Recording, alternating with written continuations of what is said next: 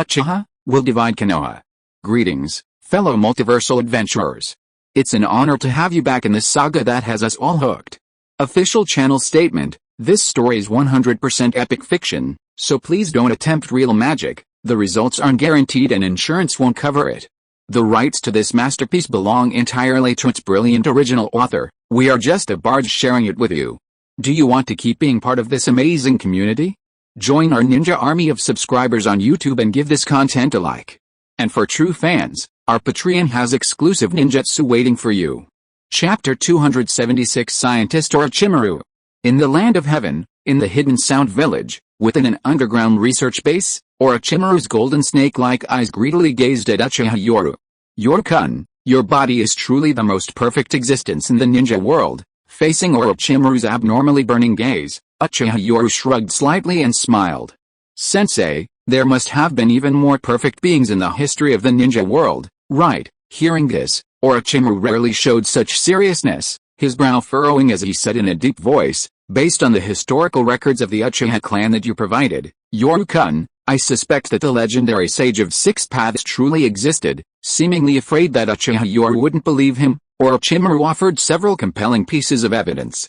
I've investigated the most detailed historical records of various daimyo prefectures in the ninja world, and almost all of them point to one issue. Before the Sage of Six Paths appeared, there was no chakra in the ninja world. Orochimaru's expression was one of excitement at discovering a new world, and he couldn't help but lick his lips, as if someone could finally listen to his tale. Uchiha Yoru nodded in agreement, a smile also appearing on his face. Orochimaru-sensei, I thought I was the only one in the ninja world who had this suspicion. Yoru-kun, you? Orochimaru's eyes lit up with excitement, as if he had found a kindred spirit. Uchiha Yoru smiled and nodded. Others might think I'm crazy, but from the Uchiha clan's historical records, and the historical documents we once plundered, I discovered this, and even speculated about it. Before the Sage of Six Paths, the ninja world was rife with samurai, and the mysterious onmyaji were few in number. But according to the records, it seems that the samurai and onmyaji at the top of the pyramid possessed a mysterious and powerful force, a force very similar to sage art. At this point, Uchiha Yoru's expression became even more excited. The records of sage art training at the fire temple mention it. Powerful samurai, monks, and onmyaji all possessed this power called sage art. Some even called them the sage race. Haha. Orochimaru's excited laughter echoed from the terrifying research room, tears welling in his eyes. Orochimaru knew he was an outcast, especially since his thoughts were misunderstood even by Jiraiya, Tsunade, and his teacher. But today, he had finally found a like-minded confidant. Night Lord, as expected of someone who can influence the future of the entire ninja world, Orochimaru revealed a strange excitement. Indeed, I also found this information. Even the summoning beasts of the past were called demonic beasts. Back then, there was no chakra. Powerful demonic beasts also possessed sage mode power, like those in Raichi Cave, but after the Sage of Six Paths, the world underwent a dramatic change. The sudden appearance of chakra led to the emergence of ninjas. Moreover, compared to sage mode, chakra is easier to learn, and even teenagers who mastered chakra were stronger than adult samurai. Like a wave of the times, in historical records, ninjas spread throughout the world like a virus, and even the continent was named the Ninja Continent. Chakra was brought by the Sage of Six Paths? Then how did the Sage of Six Paths master chakra? And what exactly is chakra? This power seems to have appeared suddenly. Uchiha Knight looked at Orochimaru, who was gradually descending into madness, and couldn't help but show admiration. He was standing on the shoulders of giants. Orochimaru was merely digging out everything from the information he provided. This long and tedious process of uncovering historical truths and tracing origins was like a treasure trove in Orochimaru's eyes. He excitedly peeled back the layers of mystery, revealing the truth of the world. This thirst for knowledge had a captivating, addictive quality to him. Looking at the replica of the Gato-mazo before him, which had been cultivated, Uchiha Yoru smiled. Orochimaru truly lived up to his reputation as the only scientist in the ninja world. He was indeed formidable. He had almost found a breakthrough. If he continued his research, the previously hidden history would likely be revealed to Orochimaru.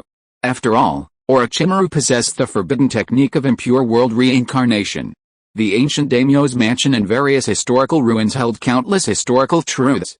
Orochimaru could summon you simply by finding a bone or a handful of ashes in the ruins using this forbidden technique. Yoru-kun, do you know what interesting thing I've discovered? At this moment, Orochimaru's face revealed a very interesting smile as he looked at the monster in the huge cultivation vessel before him, his golden snake eyes gleaming with excitement and fervor. I've discovered that almost everyone in the ninja world carries this monster's genetic material in their genes. No. It should be said that all creatures in the ninja world are incomplete, more importantly, the Uchiha clan. And some other powerful bloodline families in the ninja world, you've inherited even more of this monster's genetic material. It seems the more you inherit, the stronger you become. In other words, the origin of the ninja world might be related to this monster. Good heavens! At this moment, Uchiha Yoru stared at Orochimaru in shock. He had already deduced this much? Could he say that he truly lived up to his reputation as the ninja world's scientist, Orochimaru? Impressive.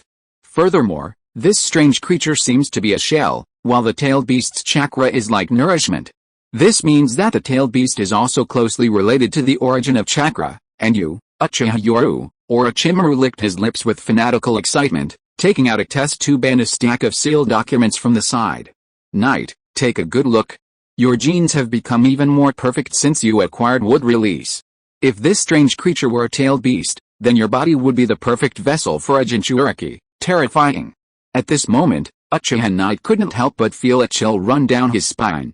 Looking at the fanatical Orochimaru before him, and the documents in his hand, he knew Orochimaru occasionally demanded some of his flesh and blood for research. But he truly hadn't expected it to go this far. Knight-kun, you seem to know something. Driven by his keen intuition, Orochimaru suddenly turned around, his snake-like eyes revealing a greedy glint. Uchiha Yoru nodded calmly, admitting, Orochimaru-sensei, I do know some secrets, but I only deduced them recently from the information I gathered. I also have some guesses about the secrets of the ninja world. After all, as you know, Orochimaru-sensei, the daimyo's mansions in the land of water and the land of fire are under my surveillance. Knowing some ancient information is relatively easier. Uchiha Yoru's meaningful smile made Orochimaru laugh even louder. Haha, I knew I hadn't misjudged you, Yoru-kun. You and I are the same kind of people. No. I'm fake, you're the real one. Uchiha Yoru muttered to himself. Orochimaru has gone a bit mad, but it's also clear he's veered onto the right path. Originally, the Orochimaru in the timeline was obsessed with the Sharingan and went astray. Now, having skipped that, Orochimaru is back on track, searching for his initial dream, the true meaning of life, immortality. The secrets of chakra, the origin of ninjas, the secrets of the world. Yoru-kun, though we are the same, I can see the obsession with power in your eyes. You need power, and I need the secrets of the world. Orochimaru was unusually excited at this moment, just like the later Orochimaru who began to study the power of the Otsutsuki clan. Now, Uchiha Yoru was leading Orochimaru in that direction. In the original timeline, Orochimaru's obsession with the Sharingan stemmed from his desire to explore the source of the Uchiha clan's power. But now, standing on the main Gekkai Sharingan, Orochimaru saw a farther and broader sky. Uchiha Yoru also smiled, standing on the shoulders of giants to see further. The ninja world was merely his goal, the future enemy was the Otsutsuki clan. Orochimaru's power was indispensable. Orochimaru-sensei, it's a pleasure to cooperate. Yoru-kun, it's a pleasure to cooperate. As they shook hands, Uchiha Yoru's face was full of sunny smiles, while Orochimaru licked his lips, revealing an evil smile. The two seemed like good and evil, yet at this moment, they were a perfect match. Orochimaru-sensei, I've made some deductions about the secrets of the ninja world based on the information I've gathered, but so far I only have some clues. Uchiha Yoru's face was grave as he asked in a deep voice, Orochimaru-sensei, have you ever heard the myth of the Sage of Six Paths battling monsters? Seeing Orochimaru's puzzled expression, Uchiha Yoru's expression turned serious as he said in a deep voice, perhaps this myth is true, but who knows? However, based on my investigation of all the information, I've discovered that at that time, almost all the sources were in the land of ancestors, which once existed, the land of ancestors. Hearing about a country that had long since vanished into the dust of history, Orochimaru revealed an excited smile. Having a target makes things easier. Leave this to me. However, seeing Orochimaru's excited expression, Uchiha Yoru shook his head solemnly. Orochimaru-sensei, perhaps the Sage of Six Paths didn't die. If you investigate the land of ancestors, boom. Orochimaru's pupils contracted. The Sage of Six Paths really existed? Didn't die? Then, the Uzumaki clan's Shinigami mask records mention traces of the Sage of Six Paths being discovered in the Pure Land, but all subsequent records have been erased, seemingly intentionally. There are also the events that have occurred in the ninja world over the years, so Orochimaru-sensei, please do not investigate dangerous places likely without the necessary power. Orochimaru took Uchiha Yoru's warning very seriously, and these secrets also piqued his intense curiosity. Yoru-kun, I have some information here that might interest you, Orochimaru revealed a sinister smile. Half a year ago, I discovered through the impure world reincarnation technique that the second Hokage was summoned and then secretly investigated. The Root organization possessed this forbidden technique back then, and even researched it. As Orochimaru slowly finished recounting the information, a chill crept onto Uchiha Yoru's gentle smile. It seems our third Hokage isn't giving up yet, or perhaps he thinks that after eliminating the evil Uchiha, Konoha falling into Tsunade's hands is better than the Uchiha? So, what are Orochimaru-sensei's plans for this Chunin exams? Beneath Uchiha Yoru's gentle smile, Orochimaru revealed a hoarse, wicked grin. The rotten windmill has begun to stop turning. A grand funeral of the century is coming to an end, which is not a bad thing, and, at this point, Orochimaru looked at Uchiha Yoru meaningfully. Isn't this also a perfect opportunity to intimidate the ninja world and fulfill your ambitions? For example, to formally announce the end of the daimyo era to the ninja world. How, Orochimaru-sensei, this is an invitation to the Chunin exams. Please lead my sound village back to its former glory. After placing down an exquisite invitation, Uchiha Yoru and Orochimaru smiled in the eerie research room. The land of waves. A thick fog dissipated, revealing a figure clad in a black robe embroidered with red clouds. So it's Konoha's legendary copy ninja, Kakashi Hatake, and the hidden demon Zabuza Mamachi, along with Konoha's strongest Genjutsu ninja, Kyorna Iyuhi. As the mist dissipated, Kokuzu quickly concealed his Akatsuki uniform, as the organization had ordered him to keep a low profile, especially to avoid being discovered by Konoha ninjas. When Kokuzu's figure was revealed, Kakashi's expression turned serious. Looks like this mission was really worthwhile. I was hoping to show these kids some newfound experience after receiving the upgrade mission for Team 7, Kakashi. Zabuza Mamachi stared bloodthirstily at the figures in the distance, while Kyorna Iyuhi sighed, rubbing her forehead in exasperation. I didn't want to come. I only brought Karin along on this mission, but she sensed your chakra, Kakashi. Kyorna shrugged. Karin, standing behind her, smiled. Kyorna Nichan, I just wanted to see how strong Team 7 is. Karin wasn't part of the team system, after all. She was the Nine-Tails Jinchuriki and had been practicing mastering the Nine-Tails power since childhood, constantly under the direct control of Yoru Uchiha. She occasionally joined ninja teams on missions.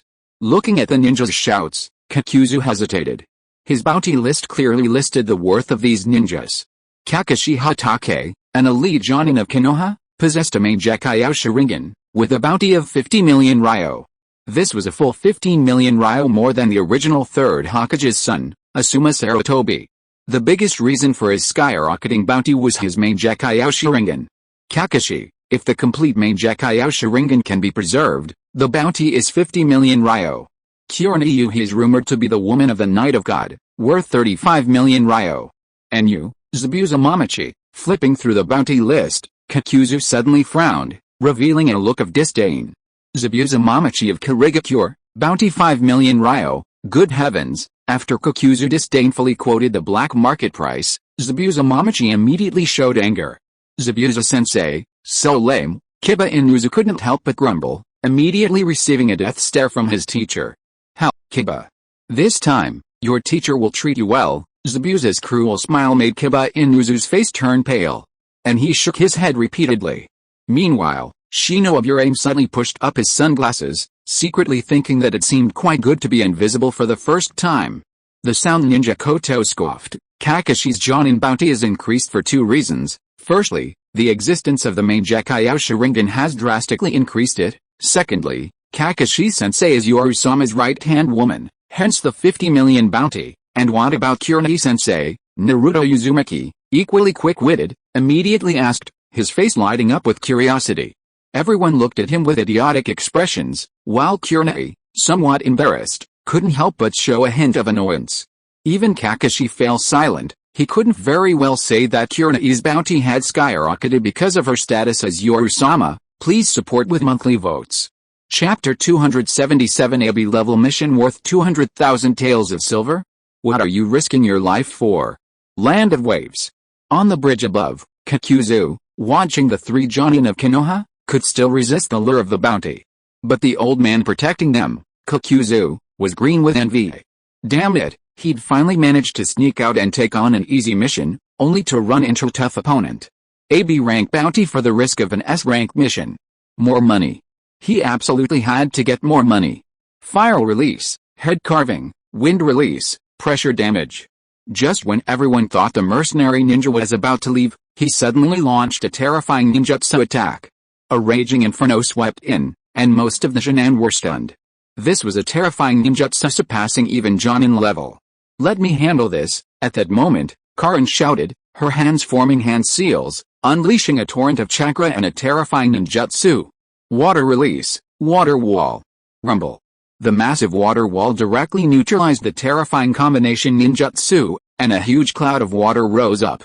Karin's water release ninjutsu wasn't particularly advanced, its strength lay in its elemental advantage and sheer quantity. Chakra was practically free. Boom, watch out for enemy attacks. Several dark figures suddenly appeared in the mist.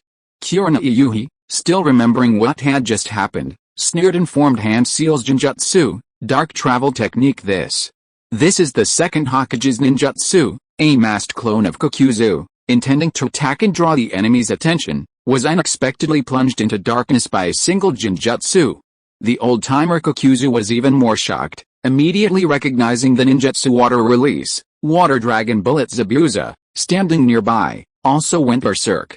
In such advantageous terrain, he unleashed a terrifying Water Dragon Bullet with just 3 hand seals.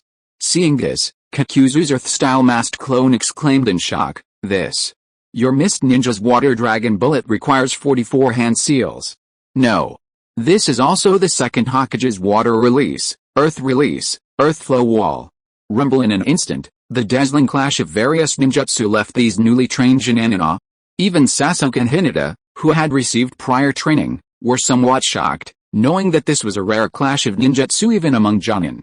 Kakuzu, a rogue ninja from Takigakure, stole the village's secret technique Earth Grudge Fear, then killed all the high-ranking members and defected.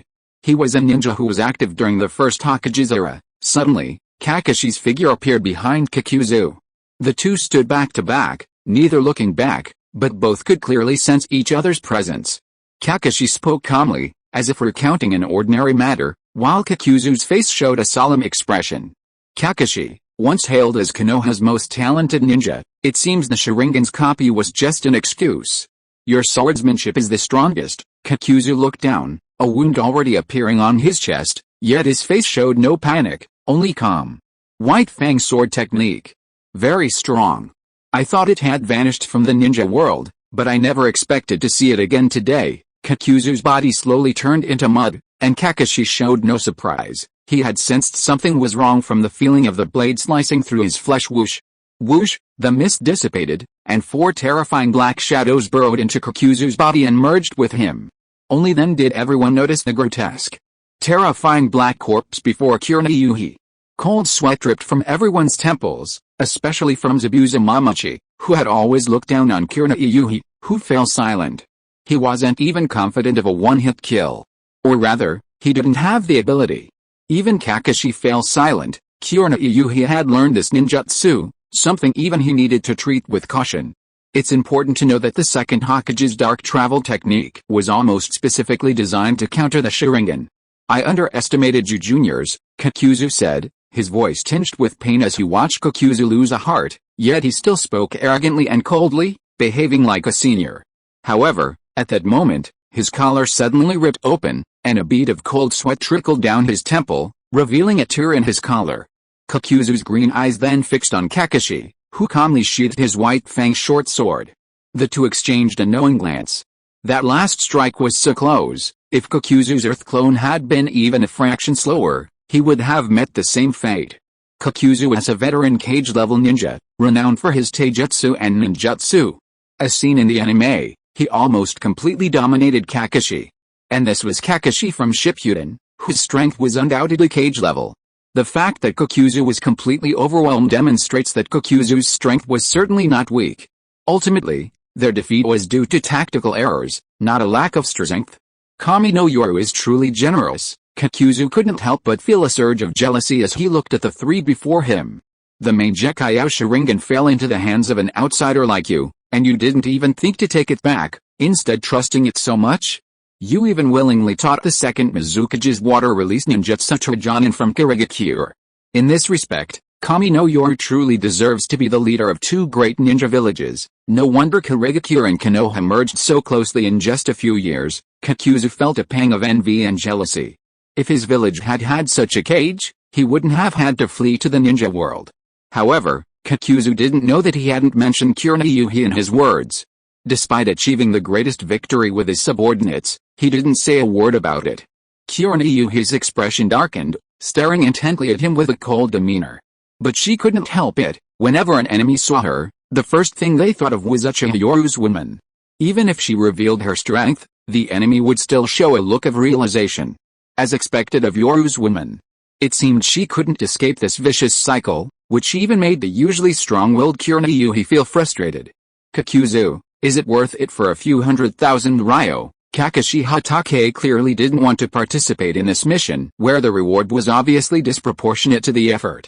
Having spent so many years with Yoru, he still possessed considerable persuasive skills. Kakashi revealed his lazy eye, shook his head, and sighed at Kokuzu. A B-rank mission is worth at most 200,000 ryo. Why are you risking your life? Kokuzu, upon hearing this, found it reasonable and nodded hoarsely. Kakashi, you're right. It's definitely not worth it for 200,000 ryo. The mission Gato had given him was only worth 200,000 ryo. He had originally planned to make some extra money. Since assassination was much more lucrative than protection, killing meant money. However, the loss of a Jonin's heart had already caused him a huge loss. Just then, the mist parted, revealing Gato's figure, along with a dense group of Ronin, samurai, and others. Kokuzu, you piece of trash. Why haven't you killed this old man yet? Bah. What kind of black market mission terminator is this?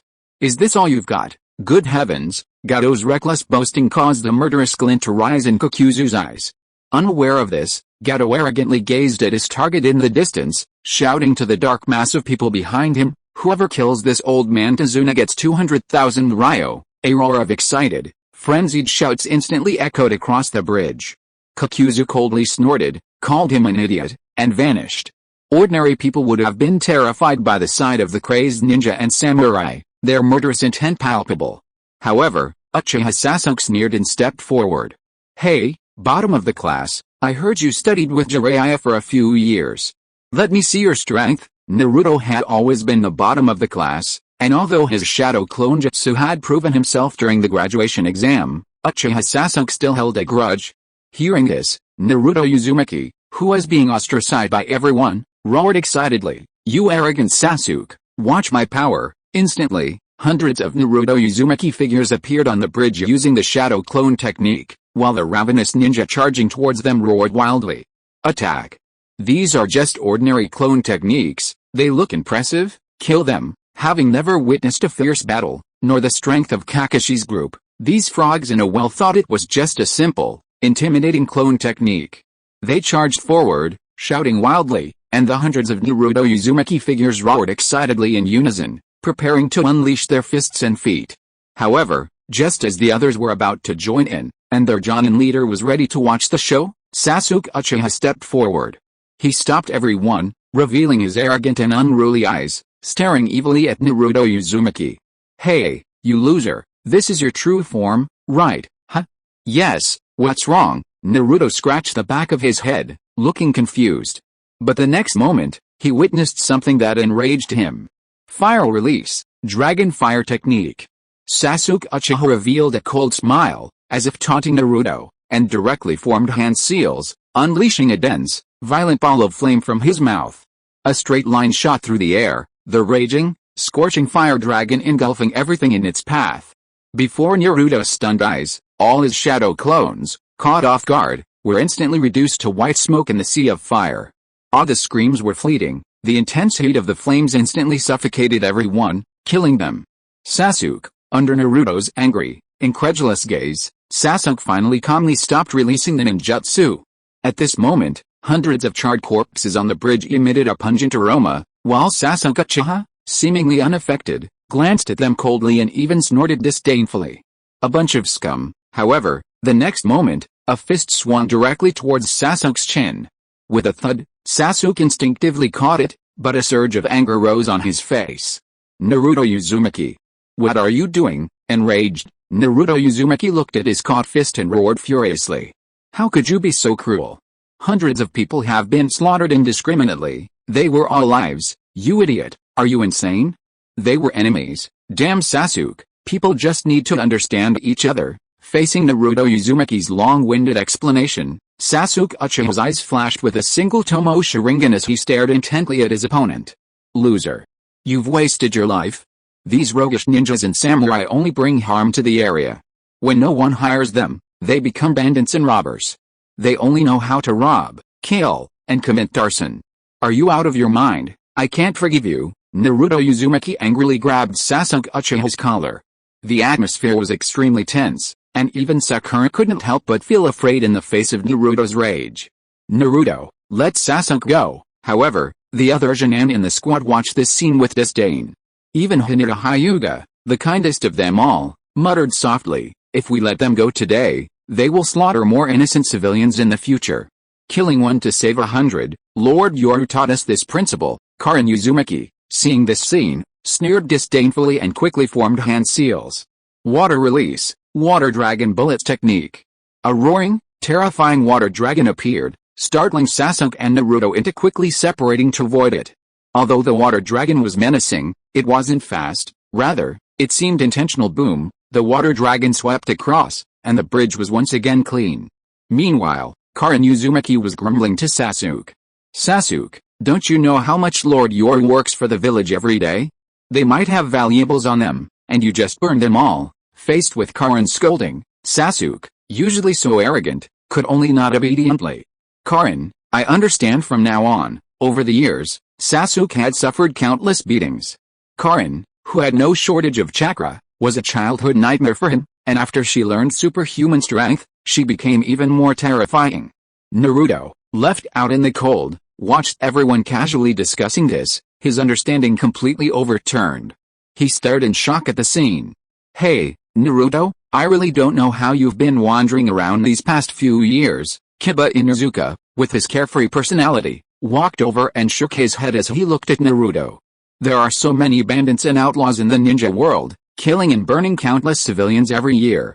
Don't you know about these things? Naruto wanted to say something, but Kiba shook his head again, saying, when you see a problem, you shouldn't just solve it, but also find its root cause. It's written in Lord Yoru's book. Take a look. When these people are employed, they are roaming ninjas, samurai, and thugs.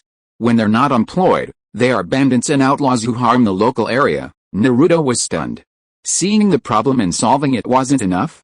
He had to find the root cause. Kiba slowly took out a red-covered book from his ninja tool pouch and gently shook it in front of Naruto. Naruto, Lord Yoru's philosophy is almost entirely in this book. Haven't you read it at all? Seeing Kiba's suspicious gaze, Naruto showed embarrassment for the first time. He seemed to remember that Jiraiya had also suggested he read it more. But Naruto Uzumaki was oblivious, especially when it came to humanities subjects. He was practically clueless on all topics. How could he possibly have looked at that? Embarrassed. Naruto scratched his head and grinned sheepishly. Kiba, I only read the Third Hokage's Will of Fire from back in the Ninja Academy. Kiba was speechless, shaking his head in disappointment. Those few thin pages were all empty promises, not a single thing was actually done. It wasn't even as substantial as a flyer. Not only was it devoid of any real substance, but it was also full of empty talk. Please support. Chapter 278 Meeting with Nagato. The Sarutobi Clan. Father, rest assured, I will lead the Sarutobi clan out of this predicament. Sarutobi Asuma, looking at his father with cloudy eyes and a dazed expression, wearily recounted the recent events and his plans. The dazed old man, Sarutobi Hiruzen, remained completely unresponsive, leaving Asuma with a bitter smile. Father, please rest well. I'll come see you again tomorrow. Facing his father in this state, Asuma had no reservations and told him almost everything. Take good care of my father, yes. Before leaving, Asuma reminded his servants, and the maidservant, an ordinary person, bowed respectfully in response. As Asuma walked away, the maidservant respectfully picked up a towel and wiped the face of the dazed Third Hokage, Sarutobi Hiruzen. Strangely, the Third Hokage, Hiruzen Sarutobi, was clearly sitting there, but the maid seemed oblivious, sitting respectfully to one side and wiping the air with the towel. It was as if an unseen and intangible figure was present. Under this bizarre scene, Hiruzen's dull, lifeless gaze gradually disappeared, replaced by cold indifference. Come out. A ripple in space revealed a mysterious figure wearing a mask, revealing only one Sharingan eye. Madman, the mysterious masked figure secretly investigated by the 5 great nations. How, the Third Hokage, who once held power in Konoha, has fallen to such a state, even his clan relegated to the margins. What are your thoughts, Third Hokage? Facing the mockery, the Third Hokage, Hiruzen Sarutobi, remained calm and unmoved. He had endured so much over the years. How could a mere word possibly provoke him? Why are you silent now? Did Asuma's words just now touch your emotions? Masked Obito continued his mocking taunts, seemingly enjoying the drama. Look at the current situation, how similar it is to the Uchiha clan back then. Both were marginalized, both clans were under surveillance, both clans experienced internal strife, but the difference is, the Sarutobi clan doesn't seem to have produced any geniuses like the Uchiha clan. Shaking his head in mockery, Masked Obito let out a sarcastic laugh. At least the Uchiha clan produced 3 main decay Sharingan geniuses, Uchiha Shisui, Uchiha Itachi, and Uchiha Yoru, under difficult circumstances, establishing the clan's stability. But what about the Sarutobi clan? Sarutobi Asuma had a lot of passion but lacked the talent of a clan leader, which led to the clan's division, and the martial arts faction began to gain the upper hand. Tisk, with your current strength, even if you launch a surprise attack, do you think you can win? Obito's laughter clearly carried a perverse desire for revenge, while the Third Hokage, Sarutobi Hiruzen, sneered. I don't care who you are, but one thing is certain. You're nothing but a rat hiding in the shadows, only good for scheming and plotting. Facing the masked man, Hiruzen Sarutobi, though wary, was mostly disdainful. He was far more wary of Uchiha Yoru. Seeing the unyielding Hiruzen, Masked Obito shrugged helplessly. Fine, since that's what you think, then we'll see. Here's the information you need. A scroll slowly appeared before them, and Hiruzen smiled upon seeing it. I'm really curious, where do you get the confidence to deal with Uchiha Yoru? Masked Obito feigned confusion, while Hiruzen inwardly sneered, calmly replying, the forbidden techniques mastered by Konoha's hidden strength are not something someone like you, hiding away, could possibly know. Hiruzen believed the other man was shallow. How could he possibly know such secrets? However, Obito, masked, sneered inwardly. Old man, I knew what you were planning the moment you started collecting things in secret. I really don't know what you're thinking. The village is now at the pinnacle of the ninja world, its military power surpassing any previous era, yet you insist on killing Uchiha Yoru. Tisk, facing Obito's mockery, Hiruzen Sarutobi coldly retorted, what do you Uchiha know? The stronger the Sharingan of the Uchiha clan, the more obsessive their minds become. The Uchiha only bring disaster. I admit, Konoha's current strength is unprecedented, but such a powerful Konoha cannot fall into the hands of the Uchiha. Furthermore, I must thank Uchiha Yoru. At this moment, Hiruzen Sarutobi's eyes flashed with cold light as he said in a deep voice, I will do everything in my power to take away these unstable elements of the Uchiha. Then, Konoha under Tsunade's rule, I can die in peace. The Uchiha clan was obsessive, and wasn't Hiruzen Sarutobi just as obsessive? This scene made Obito, wearing a mask, sneer. Old man, he thought, truly a stubborn rock. Under the second Hokage's ideology, his students not only inherited it but surpassed him. The Uchiha clan's role as an unstable element in the village was practically ingrained in their very being. Now, after experiencing so many setbacks, Hiruzen Sarutobi's thinking had become even more fanatical and obsessive. He believed that before Uchiha Yoru led Konoha down the path of destruction through war, he, as the Third Hokage, had the obligation and responsibility to resolve the matter. Eliminating the destabilizing factor in the village, and then handing Konoha over to Tsunade, would at least guarantee the village's peace. No matter what the Uchiha did, in their eyes, it was problematic. Even if they did so much for the village, that was acceptable, But the Uchiha could not hold power, that was the bottom line. If I'm not mistaken, Uchiha Yoru's guess is correct. You're not a successor of Uchiha Madara at all, but rather an experimental subject of Root. It seems that wood release and Uchiha power are quite compatible within you. Hiruzen Sarutobi possessed a wise look, as if he had seen through everything. Masked Obito smiled and nodded after seeing this. Hell, it seems that nothing can be hidden from you old folks. Not bad. Masked Obito was also a master of disguise. After failing to impersonate Uchiha Madara, he now disguised himself as someone misunderstood by everyone in the ninja world. Why should the Uchiha be high and mighty, while I have to be neither human nor ghost, hiding in the ninja world? You old folks. And Uchiha Yoru, at this moment, Masked Obito revealed resentment and jealousy in his eyes. His hatred for Konoha and his envy of Uchiha Yoru were unmistakable. However, Hiruzen Sarutobi remained silent. While the masked mysterious man was powerful, he was no match for Uchiha Yoru, and was merely a shadowy figure in the ninja world, capable only of scheming and plotting. Uchiha Yoru, on the other hand, had led the Uchiha clan to overthrow Konoha, a true threat. Moreover, with Tsunade's awakened wood release, the mysterious man, though troublesome, was nothing more than a shadowy figure lurking in the depths of the ninja world. Therefore, Hiruzen Sarutobi was far more eager to eliminate Uchiha Yoru. Third Hokage. We now have a common enemy. Masked Obito looked at the Third Hokage seductively, while Hiruzen Sarutobi sneered. He too was using him. Indeed, but my strength alone is insufficient, so I need you. No one expected that the Third Hokage, Hiruzen Sarutobi, would secretly begin to connect with the masked mysterious man, Obito. The border of the Land of Rain. Upon entering the Land of Rain, a light drizzle began to fall, truly befitting its reputation as a nation of weeping, perpetually plagued by floods.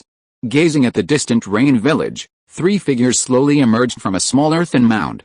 There was Nagato in a wheelchair, the stunningly beautiful Konan standing beside him, and the other figure was none other than the now renowned god of war, Yoru. As the three gazed upon Rain Village, Yoru remarked with a touch of melancholy, "It seems Rain Village is about to witness the fall of a demigod." Despite Yoru's light-hearted tone, Nagato beside him also revealed a resolute smile.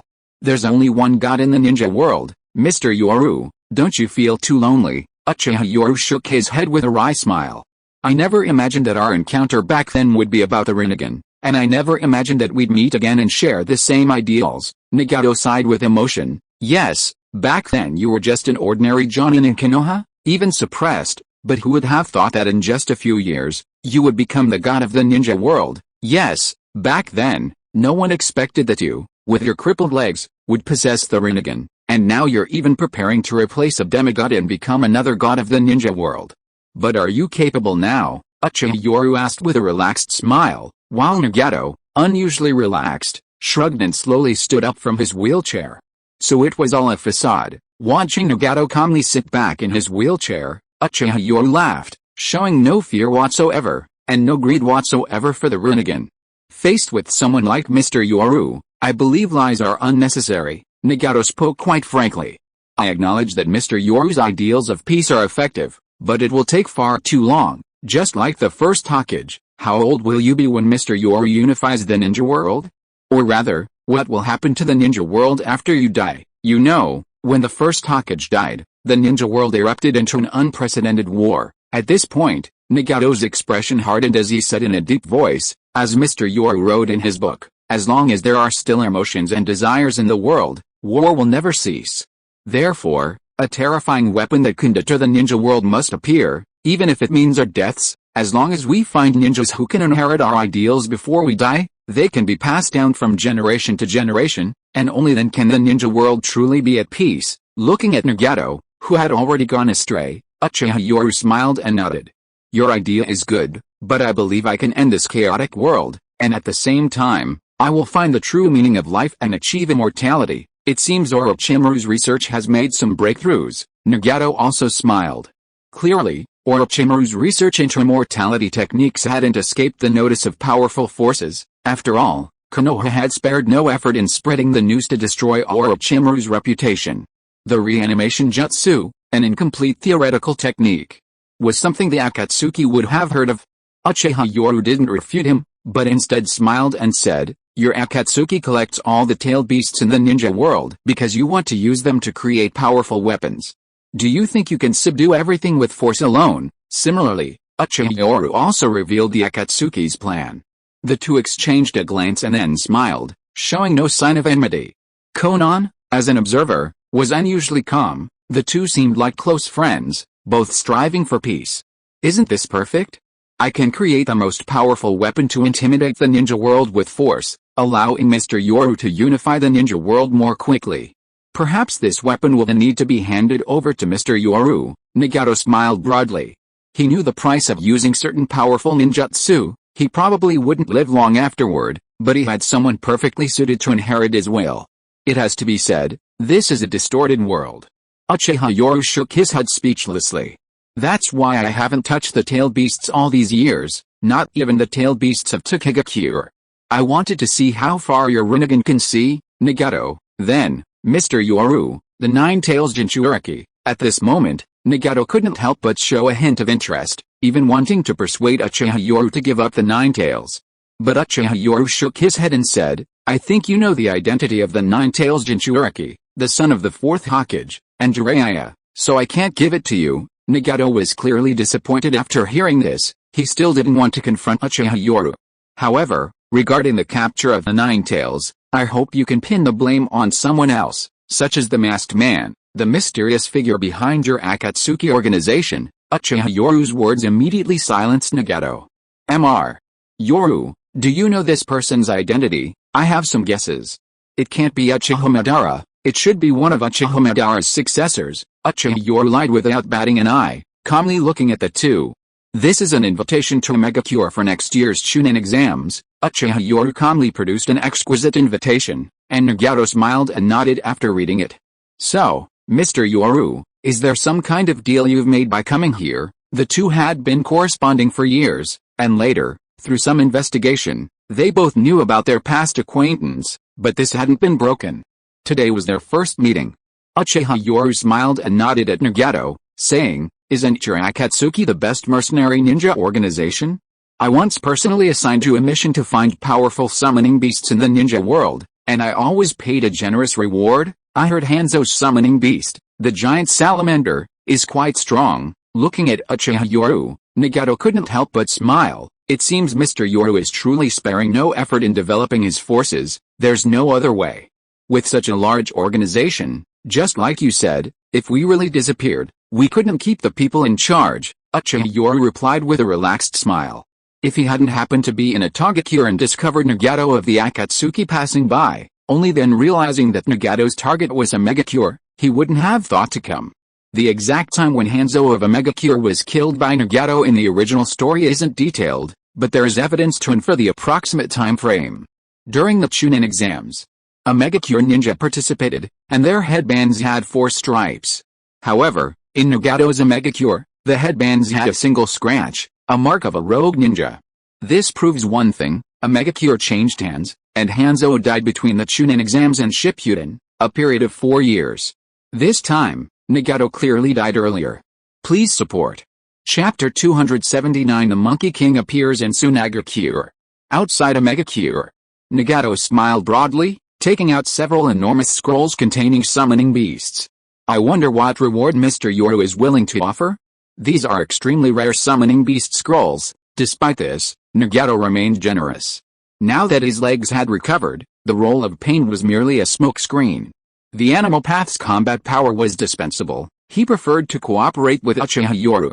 Looking at the summoning beast scrolls, Uchiha Yoru smiled with satisfaction.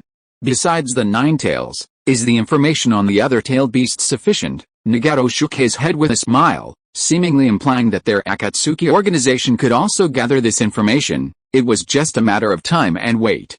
However, Uchiha Yoru's next sentence caused his expression to change drastically.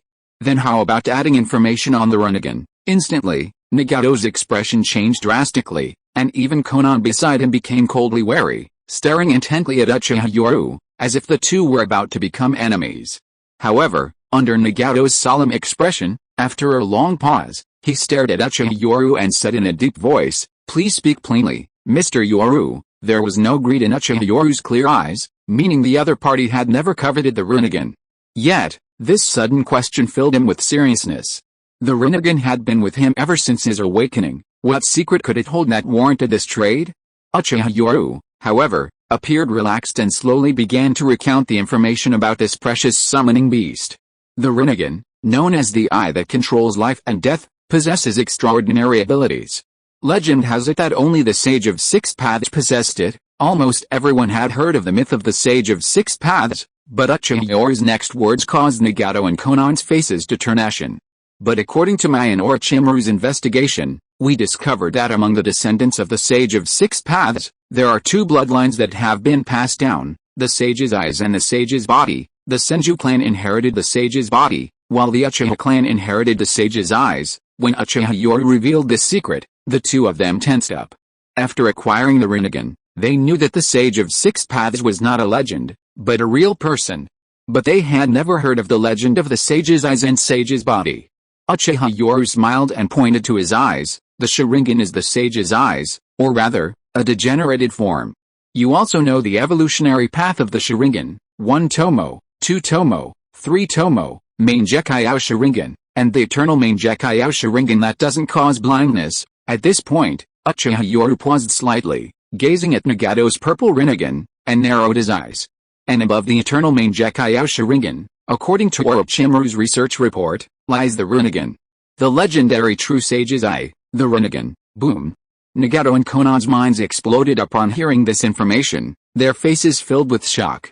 Uchiha Yoru, as if the matter wasn't serious enough, narrowed his eyes and continued, according to the Uchiha clan's historical records, only Uchiha Madara ever possessed the main Gekkyou Sharingan. Furthermore, that masked rat impersonating Uchiha Madara, my main Gekkyou Sharingan clearly sensed that his eye power wasn't at the eternal level.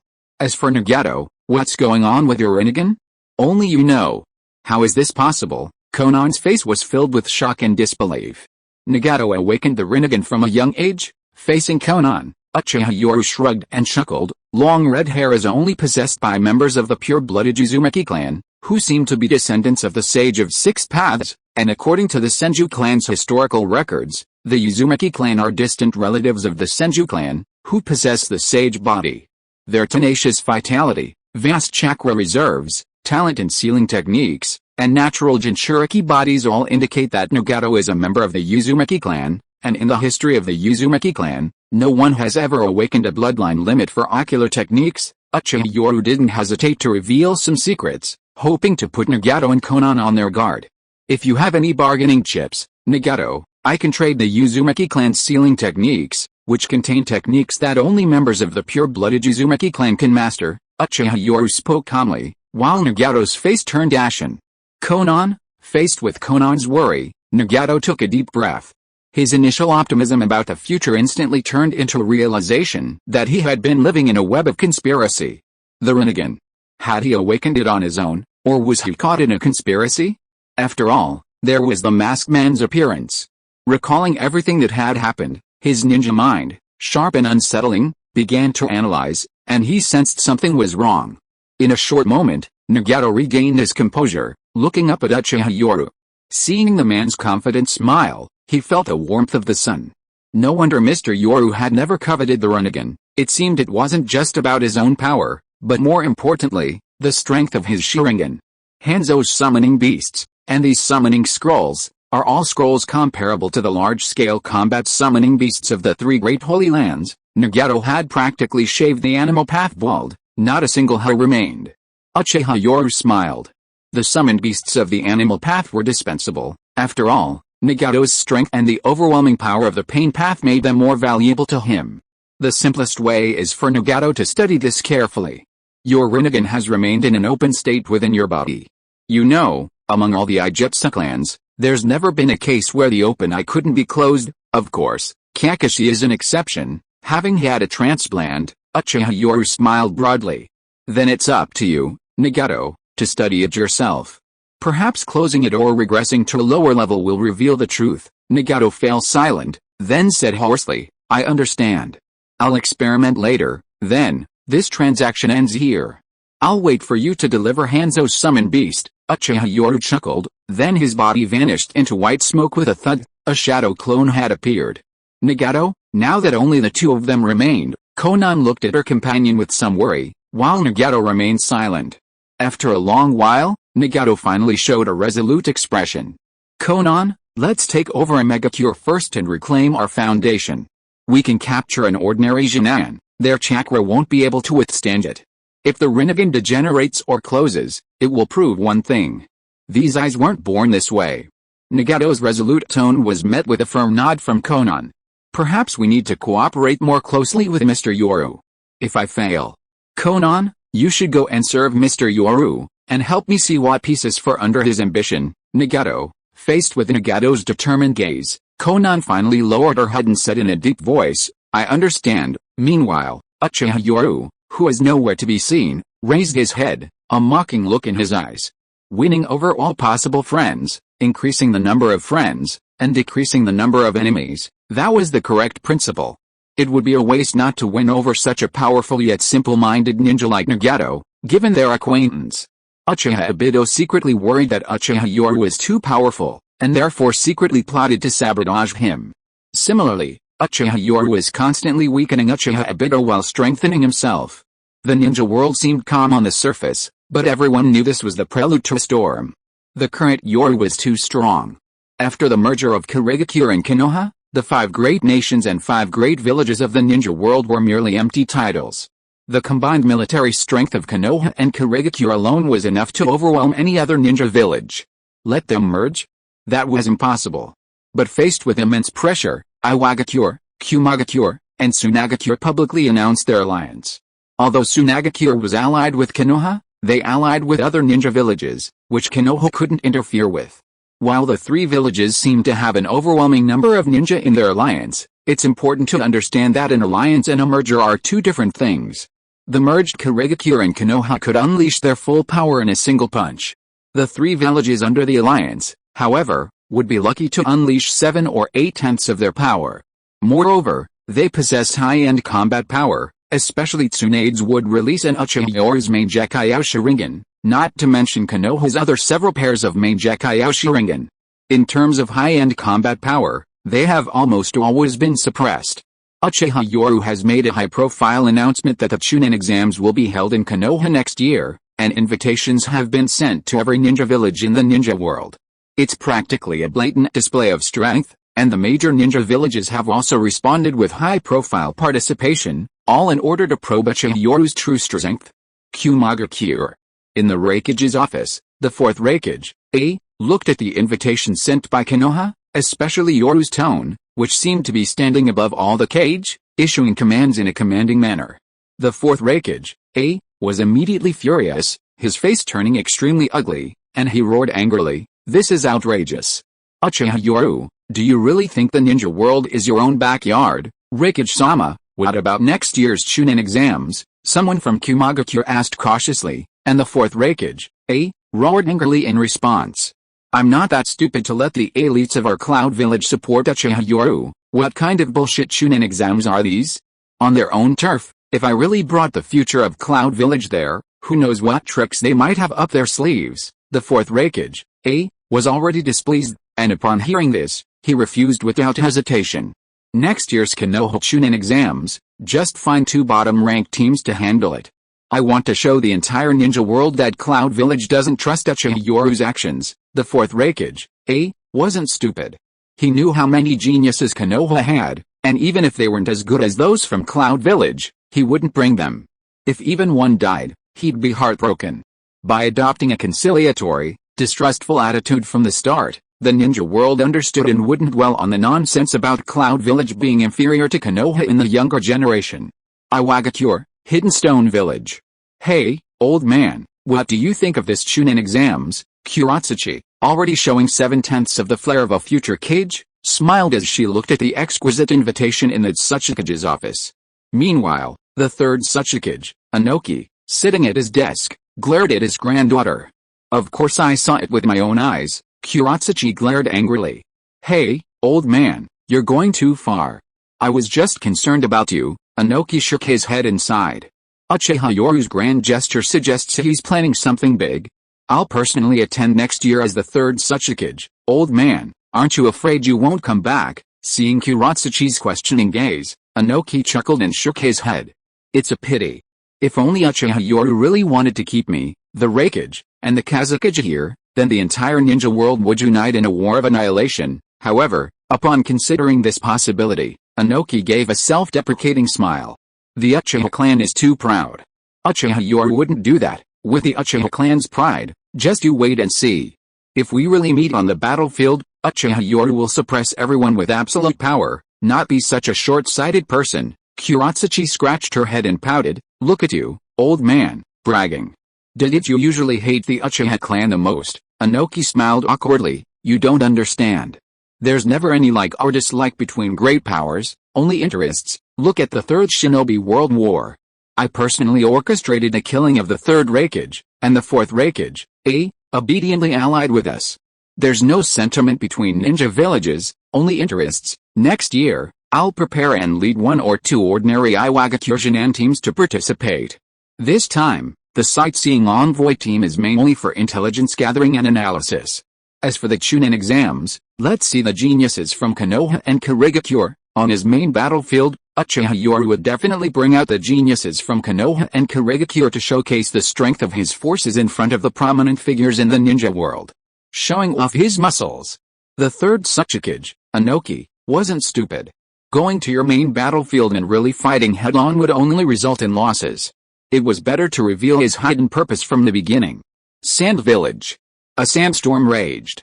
Inside the conference room of the 4th Kazekage's office building, surrounded by a protective barrier, the 3 heavyweight Sand Village elders, the 4th Kazekage Raza, Ebizo, and Shio, sat. Elders, what do you think of this plan? The 4th Kazekage Raza's face was unusually grave, while Ebizo and Shio exchanged a glance, their expressions turning somber. Sitting before them was a strong, furry figure, its wild white tiger skin appearance masking a mature and composed demeanor. I was entrusted with this intelligence. The decision is yours. The figure before them was not a human, but a giant ape. Enma, the summoning beast of the Third Hokage, Hiruzen Sarutobi, and hailed as the strongest summoning beast. Chapter 280 Yakura makes a decision. Tsunagakure. Inside the Kazekage's office conference room, some agreement was finally reached, and Enma left with the 4th Kazekage's scroll. At the same time, this secret was classified as top secret, not even revealed to Pakura, the hero of Tsunagakure and a master of the scorching release technique. No matter how great, the power structure of most ninja villages in the ninja world was already firmly established. Raza, who inherited the 3rd Kazekage's sand release secrets, became the 4th Kazekage, and the Kazekage's son remained Kazekage. Pakura, born a commoner, appeared powerful everywhere. The pie of benefits was only so big, and those who had already divided it up still felt it wasn't enough, yet she still wanted to interfere. How could that be? Pakura as an ordinary jonin wasn't a big deal, but once she crossed that line and became uncontrollable, things changed. Tsunagakure's interests couldn't tolerate anyone else taking a share, so Pakura was abandoned. Even after returning, the thorn had been planted, and even though Pakura pretended to know nothing for the sake of her beloved village. Amidst the swirling sands, some kind of top-secret agreement was reached in the Kazekage's office. Having just returned from a mission to Konoha, Yakura walked wearily towards his home.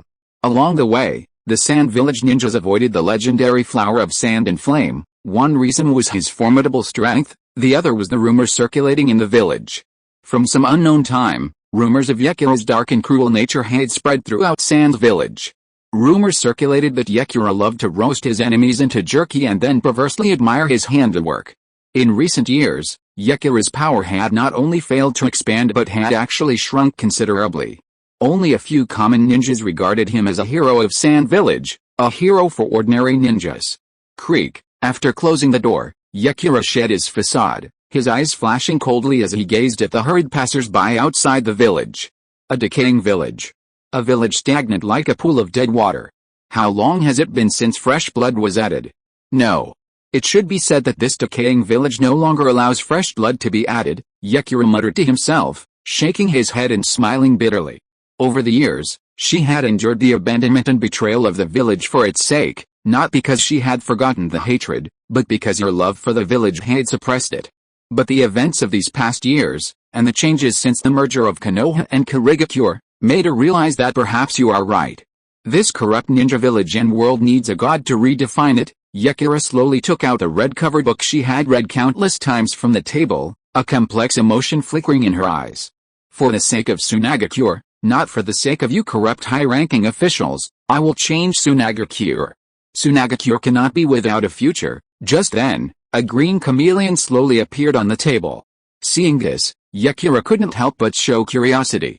Did you find anything? Looking at the summoned beast, Yakira couldn't help but feel a touch of tenderness. At least she could trust that person's promise, and this summoned beast was a gift from that person himself. The chameleon lizard slowly spoke in human language. Because of the barrier, I could only hide outside it. However, I discovered a summoning beast in the meeting room. This is what it looks like. The chameleon lizard gestured in front of the table, finally describing a summoning beast resembling an ape wearing tiger skin. Enma, Yakira suddenly realized and exclaimed in shock, uttering the name of the summoning beast. After all, the Third Hokage, Hiruzen Sarutobi, was so famous that information about the cage of the various ninja villages would circulate throughout the ninja world. It could be said that anyone who could become the cage of the 5 great villages possessed considerable strength, so information was almost certainly leaked, but their formidable strength still made them a force to be reckoned with. Enma has come to the village, and he's even conspiring with the village. Yakira instantly sensed the atmosphere of a conspiracy, and her eyes narrowed. Go and keep an eye on things. Remember to be careful. Yes, Lady Yakira. The chameleon lizard was a summoning beast that Uchiha Yoru had obtained from Pain. The summoning beast's invisibility talent is clearly described in the anime. Even Jiraiya could only rely on sensory ninjutsu after it became invisible. This shows just how strong this summoning beast's invisibility talent is, in no way inferior to Hated Gecko's transparent release. Konoha. Sasuke, what your teacher taught you is enough for you to digest. I haven't taught you much, so aside from regular missions, I won't offer any guidance on how you train. In the forest, Kakashi Hatake spoke lazily. Sasuke Uchiha nodded respectfully. Understood, thank you, Kakashi-sensei. Although Sasuke Uchiha, who hadn't experienced a massacre of his clan in this life, was proud, he was also more obedient.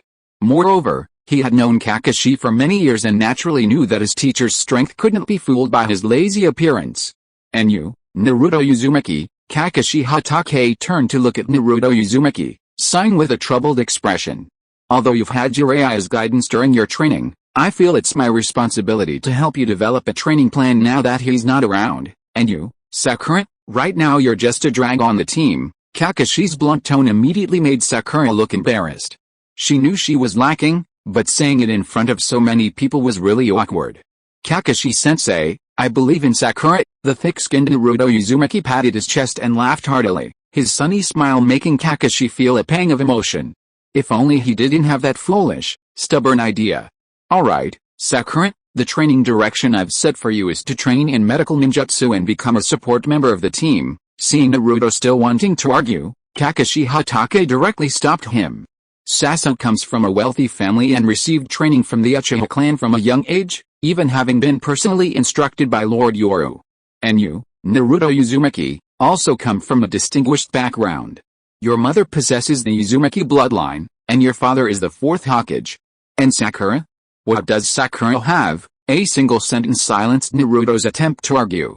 Kakashi breathed a sigh of relief, saying, Sakura hasn't received any of your training over the years, so there's no time to prepare, let alone talent. Therefore, Sakura, the support role I've assigned you in the team, would you be willing to learn medical ninjutsu? If so, I'll give you a letter of introduction so you can receive systematic training in the medical department.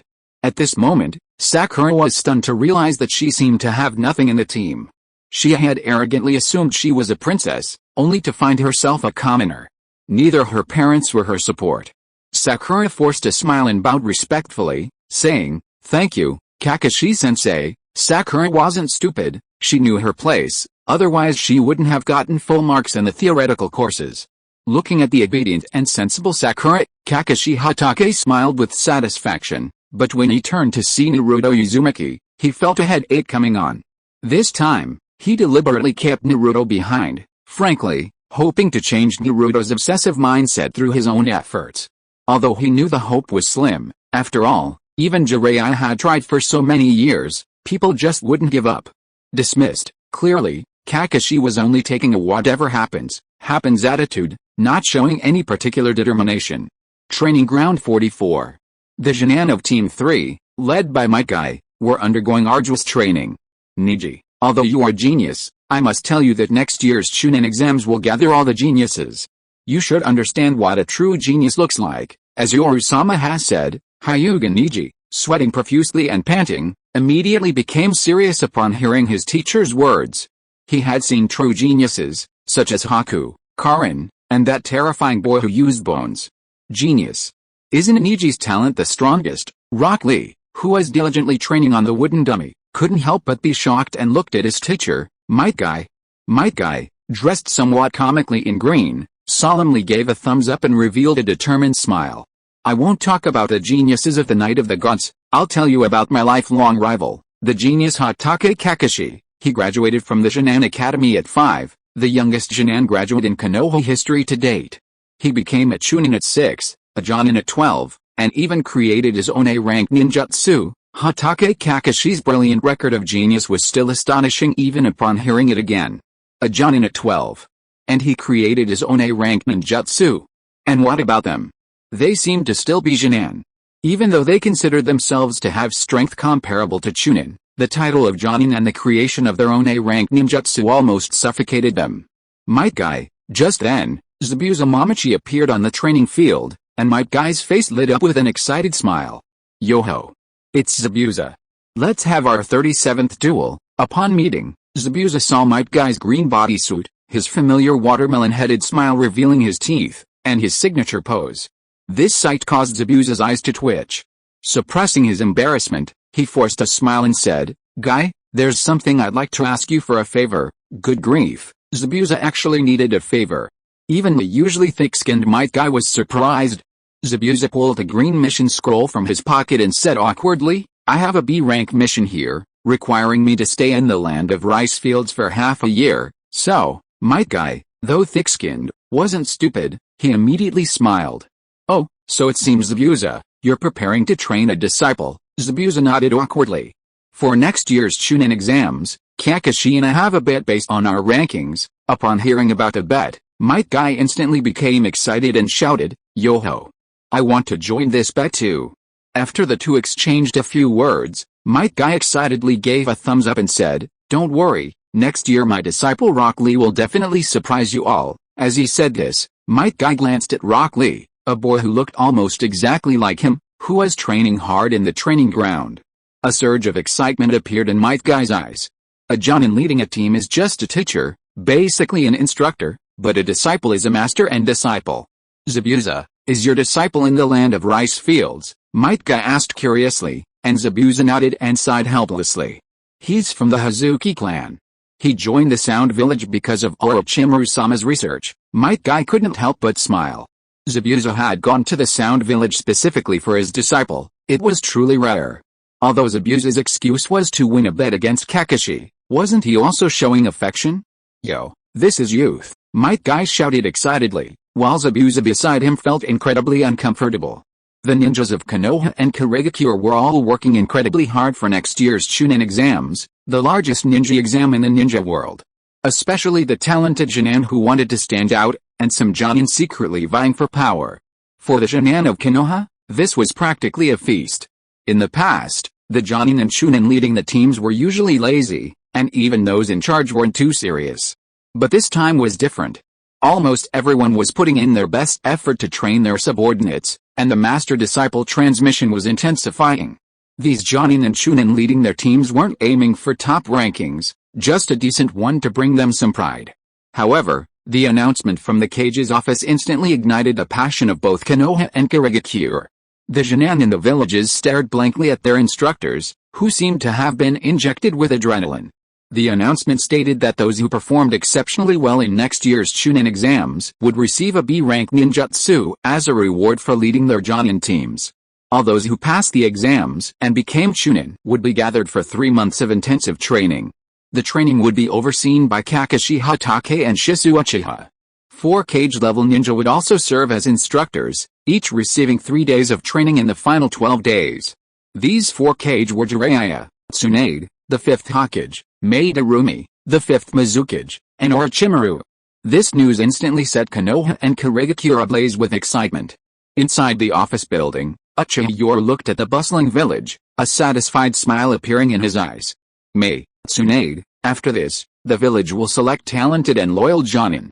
After the Chunin exams, this won't just be a feast for the Jonin, but also a feast for the Jonin. Sitting in his chair, Uchiha Yoru patted a huge scroll, the words book of sealing clearly visible.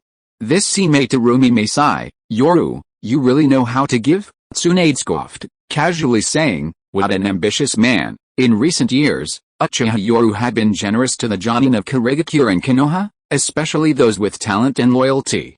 S-rank ninjutsu wasn't something ordinary Jonin could learn, but if you had the talent, he would give you the opportunity. A-rank ninjutsu as a generous reward, giving his Jonin an extra trump card. Compared to his past reluctance to hold these powerful ninjutsu, Uchiha Yoru was even more disdainful, merely fearing he wouldn't be able to control the actions of the weak. Please vote if you have any monthly tickets. Chapter 281, A Fateful Encounter. Konoha, the Cage Building. In June, Konoha was bustling with activity. Dignitaries and merchants from all over the ninja world arrived, and even daimyo and their retainers from distant small countries were coming. In July, the Chunin exams, the most grand ninja exams in history, would be held in Konoha, the Land of Fire, attracting everyone's attention. Yoru, the daimyo of the Land of Fire and the Land of Water have both arrived. Tsunade and Maida Rumi spoke solemnly, while Uchiha Yoru smiled gently and nodded slightly. They've come. Then have Root protect the two daimyo's safety. However, the plan can be slowed down. Uchiha Yoru chuckled, slowly taking out an intelligence scroll from his robes and looking at the two. This time, it seems even the heavens are on our side. Tsunade and Maida Rumi smiled after reading the intelligence. It seems you've planned everything. This is an opportunity delivered right to our doorstep. After this Chunin exam, only one voice will remain in the Land of Fire and the Land of Water. As for the daimyo, a mocking glint flashed in Uchiha Yoru's eyes as he sneered, since they're disobedient, then let's find someone more obedient. The prosperity of Konoha astonished the arriving Jonin from various ninja villages. The fertile land and springtime scenery of the Land of Fire were a stark contrast to their own harsh, cold lands. Upon entering Konoha, the patrolling guards meticulously checked everyone, each radiating a powerful aura, revealing the strength of the strongest ninja village. The first thing they encountered upon entering Konoha's gates was the most rigorous inspection, checks by the Byakugan and Sharingan, two bloodline limit ninjas, along with the insects of the Aburim clan and the dogs of the Inazuka clan. It was almost a perfect way to prevent anyone from using transformation techniques or similar ninjutsu to slip through. The hotel they were assigned to was nice, but the rooftop was guarded by Konoha's Anbu, secret police unit, and the hotel was also heavily patrolled by the police. There was absolutely no attempt to conceal their actions. It was a blatant warning, don't cause trouble, or you'll lose your life. In a secluded street in Konoha, Kankuro, wearing a Sans Village headband and sporting purple markings, playfully lifted a child with one hand. Ouch! Faced with the overwhelming aura, Konohamaru trembled and struggled. Although he had lost the honor of being the grandson of the Third Hokage, he was still a young master of the Sarutobi clan, living a life of luxury at his age. Stop, Kankuro, or you'll get a scolding. Kankuro and Temari were scrutinizing the two Konoha ninja before them, the blonde-haired Naruto Uzumaki and the pink-haired Sakura. The children from the Ninja Academy were naturally ignored. Damn it! Let go! Naruto Uzumaki roared angrily after seeing his underling being bullied, his burst of chakra causing the two opponents to freeze in shock. Temari was secretly alarmed. This blonde brat had such a massive amount of chakra snap. Just then, a crisp sound rang out, and Kankuro groaned. At that moment, everyone saw the stone lying on the ground and a figure appearing in the tree. Another brat with empty words, Kankuro, interrupted, revealed a sinister smile. The figure in the tree was none other than Sasuke. Kankuro, stop! Just then, a cold voice suddenly rang out, instantly shocking everyone present. Kankuro tensed up at the sound of the voice. And Temari anxiously said, stop, Kankuro. In the tree, a figure had appeared upside down, seemingly out of nowhere. Beneath his red hair, a blood-red love character was etched on his forehead, and he exuded a cold, murderous aura. This is Sunagakure. This area is under police jurisdiction. If you go any further north, all that's left are corpses. Sasuke Uchiha spoke calmly to the suddenly appearing figure, yet his voice came from behind Gaara. Sasuke was nowhere to be seen on the treetops directly ahead. In the brief exchange, a look of seriousness appeared in Gaara's eyes, and his body dissolved into sand and vanished in the wind. As Gaara's figure landed, Sasuke Uchiha appeared at the same time. Watch out! In that instant, Temari and Kankuro tense up, on guard. Sasuke's move, though lacking any outward display of power, proved everything through his actions. I'm somewhat interested in you. What's your name? The usually aloof Gaara showed a rare hint of interest as he spoke to Sasuke, who had appeared behind him. Uchiha Sasuke. Upon hearing this name, Temari and Kankuro were visibly taken aback, their faces turning serious. The Uchiha clan was currently the most powerful force in the ninja world, especially with so many Mangekyou Sharingan users emerging in this generation. I am Gaara of the Sand. Gaara also introduced himself, and Sasuke, upon hearing this, felt a chill run down his spine, secretly alarmed. He was the son of the fourth Hokage, and also the Jinchuriki of the one-tailed beast. The current Sasuke was not like the one in the original story. With the Uchiha clan's strength and the tutelage of Uchiha Yoru, his perspective was far broader than in the original story, and he also knew a great deal of information. Clearly, both sides recognized each other's identities, and their expressions turned serious. My name is Uzumaki Naruto. Uzumaki Naruto, who had been overlooked, shouted out his name, while Sasuke looked at everyone indifferently. Stop to the north. No one is allowed to go to the Sarutobi clan during the Chunin exams. Hey, Sasuke, what do you mean?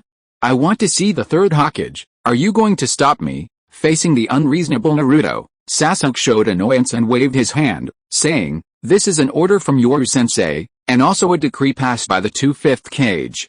Anyone who disobeys will be considered a rogue ninja and executed without exception. What? Naruto shouted in shock, while Konohamaru, who had been rescued, stared at Sasuke with hatred. Why?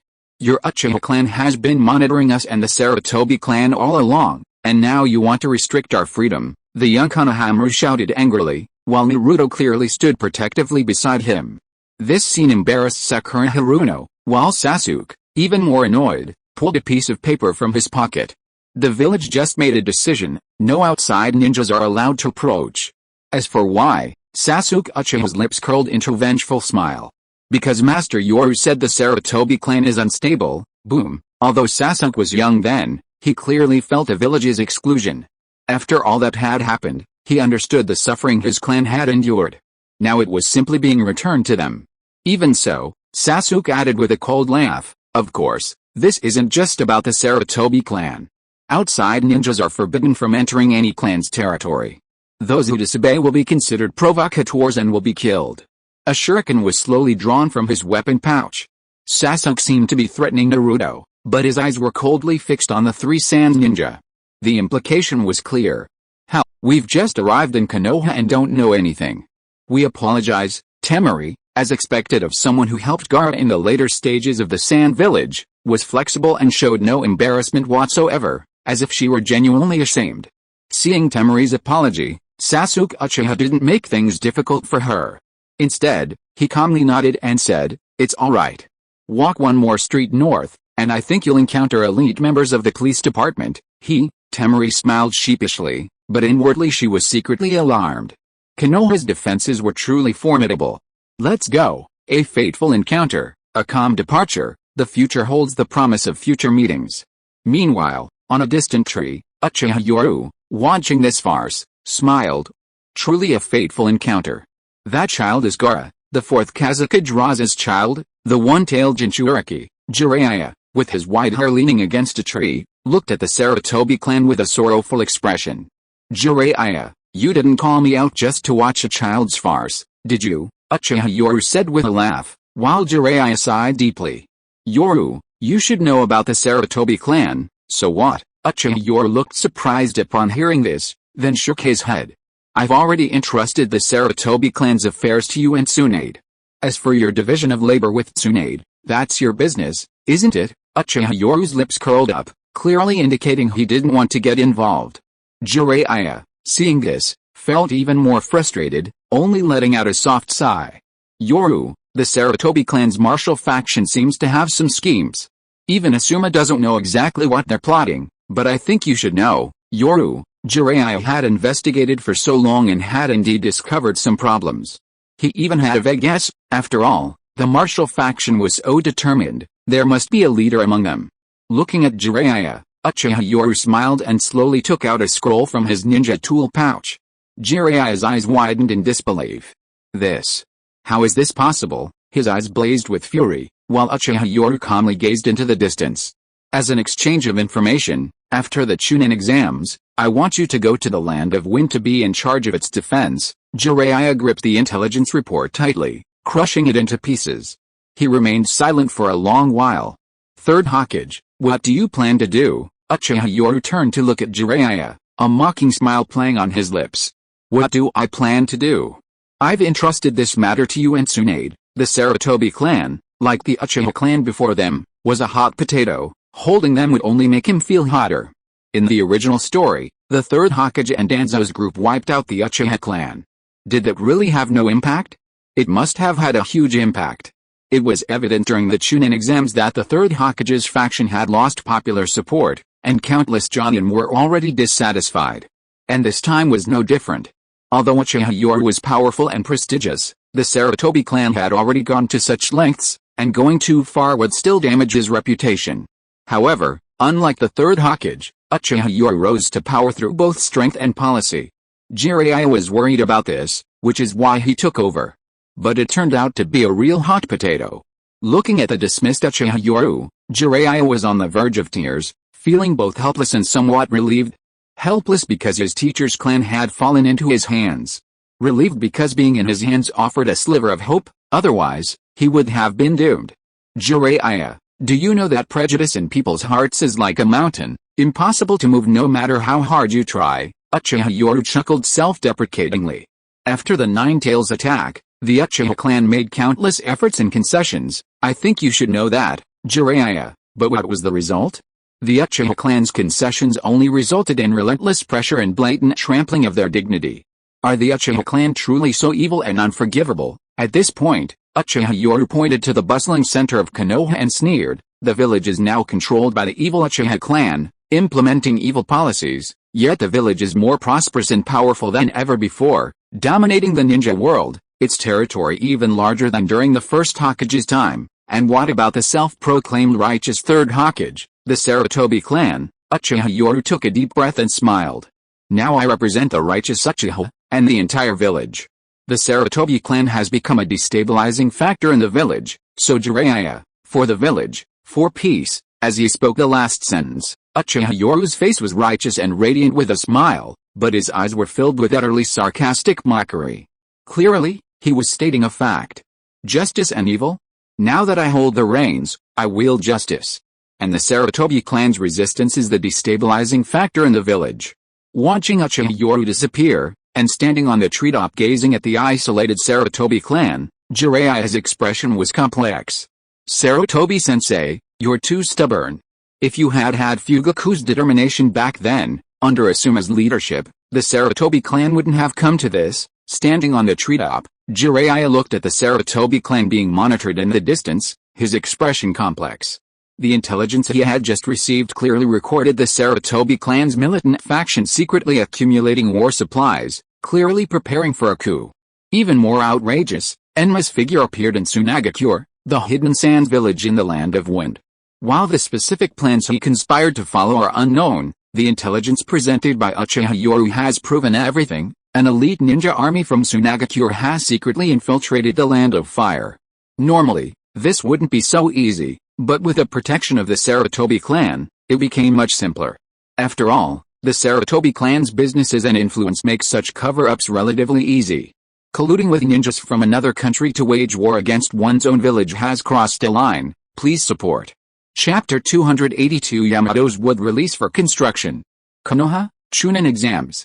This year's exams were unprecedented in the ninja world, with over 600 Jonin from various countries participating, 6 times more than the original story's 100 plus. Therefore, the first exam was held near the Forest of Death. The training ground was vast, filled with a dense, dark mass of Jonin. When Naruto Uzumaki, Sasuke Uchiha, and Sakura Haruno arrived, all they saw was a sea of black. Gulp. Sakura Haruno, inexperienced in such situations, nervously swallowed. At that moment, the Konoha ninja also arrived. However, The 600-plus examinee stared intently at the headbands of the Konoha and Mist Ninja, their eyes filled with envy, jealousy, and even murderous intent. It was clear that Konoha and Mist Ninja were being targeted. Outside the training ground, each Shin'an team leader, either a Jonin or Chunin, stood by. The Konoha and Mist Ninja were relatively calm, but those from other countries were filled with suspicion. TCH, they call themselves the strongest ninja village, and this is all they are, the crowd murmured amongst themselves, especially the Shin'an who had witnessed the prosperity and pleasant climate of Konoha in the Land of Fire, filled with envy and greed. That's human nature. Hey, stop looking around. Team 8, Hinata Hyuga, Ino Yamanaka, and Haku Mizuki. Team 9, Shino Aburaim, Kiba Inuzuka, and Koto. Team 10, Hikaru Yamanaka, Shikamaru Nara, and Shaji Akimichi. And a large group from Team 3, Rock Lee, Niji, and Tenten. At this moment, the Konoha ninjas swarmed around, people always congregating. Haha, looks like not many people participated this time, probably to prevent anyone from dragging their feet. Just then, a group of ninjas wearing Mist Ninja headbands arrived. Kimimaro, Sujetsu Hazuki, and Karin Uzumaki, Karin wearing a Konoha headband. There were a total of 6 teams from Konoha and Mist Ninja, a total of 18 Shin'an participating in the Chunin exams. The one speaking in a boisterous manner was Hazuki Sujetsu, carrying a large sword on his back, laughing heartily with an air of familiarity. Kimimaro, on the other hand, was noticeably more reserved and reserved, nodding to everyone upon seeing him. Almost no one knew Hazuki Sujetsu or Kimimaro, except for Uchiha Sasuke, who showed a defiant look upon seeing Kimimaro. I didn't expect a monster like you to come, Uchiha Sasuke said with a hint of bitterness, his eyes filled with fighting spirit. Everyone secretly began to analyze the situation. Kimimaro, facing Sasuke, merely nodded indifferently. As Lord Yoru's disciple, your strength is far too weak. Good heavens, one sentence revealed a problem. Kimimaro's strength surpassed Uchiha Sasuke's. Facing the gazes of the crowd, Uchiha Sasuke rarely let out a frustrated snort, which was tantamount to an admission, but his defiant nature still made him utter a harsh remark in a low voice. I've awakened the Sharingan. Oh?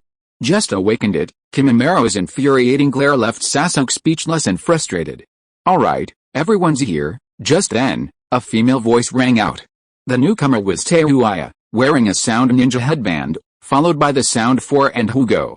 At this moment, there were 8 teams from Konoha, Kirigakure, and Sound Ninja, totaling 22 Shin'an. The Sound 4 formed one team, while Hugo, clearly following Kimimaro, was essentially in a separate team. The group began to mingle and form groups. Nara Shikamaru secretly observed this scene, thinking to himself, how confident is Uchiha Yoru? He only has so few people participating. Clearly, these are all elite teams. The 600-plus foreign ninjas almost all harbored hostility and jealousy in their eyes. It was clear that given the chance, these people wouldn't let it pass by to vent their frustrations. Knowing this, Konoha, Kirigakure, and Itagakure didn't choose to recruit more ninjas from their own villages. After all, many ants can kill an elephant. No matter how they gathered together, facing over 600 ninjas from other countries was still incredibly stressful. If anything were to happen, the combined strength of them fighting 600 would be overwhelming for some. Alright, these are the ninjas we've investigated that we need to pay attention to.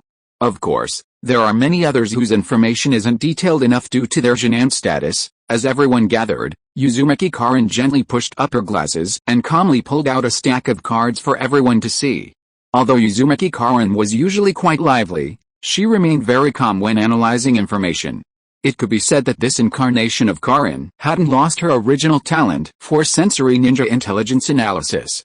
The characters we need to pay attention to are marked. Uzumaki Karin calmly pushed up her glasses, but secretly, she had already memorized all the powerful chakra ninjas in the entire examination hall using her sensory ninja abilities. Especially Gaara from Tsunagakure, whose chakra was terrifying. At this moment, Uzumaki Karin revealed a strange smile. It seems this is the one-tailed Jinchuriki the teacher Yoru mentioned. Hey, you arrogant brats, all you're yelling about, I really want to kill you. Head, Konoha, Kirigakure, and Itagakure, so arrogant, only sending about 20 people, looks down on us, a bunch of brats. I don't believe they were that strong. As time passed, with these foreign ninjas targeting them, and some even secretly instigating provocation, The pressure suddenly fell entirely on Konoha, Kirigakure, and Itagakure.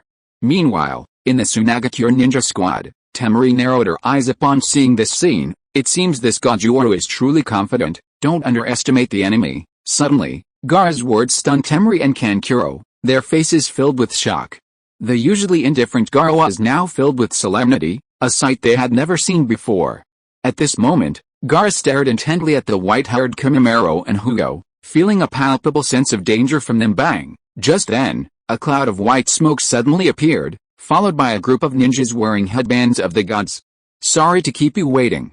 I am Yamato Senju, Ao, and Kabuto Yakushi, the examiners for the first Chunin exams. Everyone was shocked by this sight. As the smoke dissipated, it became clear that the examiners this time were three individuals in charge, and many recognized them. Ao, a Jonin with a Byakugan from Kirigakure, was a veteran Jonin who had even stolen a Byakugan from the Hyuga clan during the Third Shinobi World War. Kabuto Yakushi, a Jonin from Itagakure, was now wearing a headband of the gods. Clearly, everyone fell silent. Although there had been rumors that Itagakure was founded by Orochimaru and was actually part of Konoha, the fact that it had actually happened still filled some with solemnity. Such a merger of ninja villages had never occurred before in the history of the ninja world. As for the most mysterious ninjas, Yamato and the others were unfamiliar with them, but the surname Senju filled everyone with astonishment. Meanwhile, a dense array of ninjas appeared behind the three examiners, some of whom even flashed vengeful smiles as they shook the exam papers in their hands. Many people's eyes widened upon seeing the papers in the examiner's hands. Holy crap! A written exam. Listen up, everyone. Anyone who dares to act recklessly before the exam will be eliminated immediately. Byakugan Blue coldly surveyed all the Jonin, speaking in a chilling tone. The killing intent emanating from the mist ninja chilled many Jonin to the bone. Meanwhile, Kabuto Yakushi smiled gently and pointed to the exam papers brought by the examiners behind him. Don't worry, the first round, as you can see, is a written exam. Do your best. Byakugan Blue and Kabuto Yakushi presented completely different images. Kabuto then smiled and began explaining the rules of the exam. Now that everyone is here, let me explain the rules first. No fighting without the examiner's permission. Kabuto, pushing up his glasses, slowly explained the rules to everyone. However, at this moment, someone raised their hand in confusion. Examiner, are we going to take the exam here? Do we have to lie on the ground to take the exam? Or, the crowd buzzed with discussion. Even the Jonin and Chunin leading teams from various ninja villages outside the training grounds showed curiosity. At this moment, Kabuto Yakushi and Byakugan Blue slowly turned their heads to look at Yamato Senju. The Senju surname was bestowed upon Yamato by Tsunade, and it also served as proof of Yamato's loyalty. Yamato, whose face was as rigid as a mannequin, stepped forward with a forced smile, looking at everyone and saying, "Don't worry, I'll prepare the exam room for you right away." With a broad smile, Yamato's hands suddenly formed hand seals. Wood release, linked pillars technique.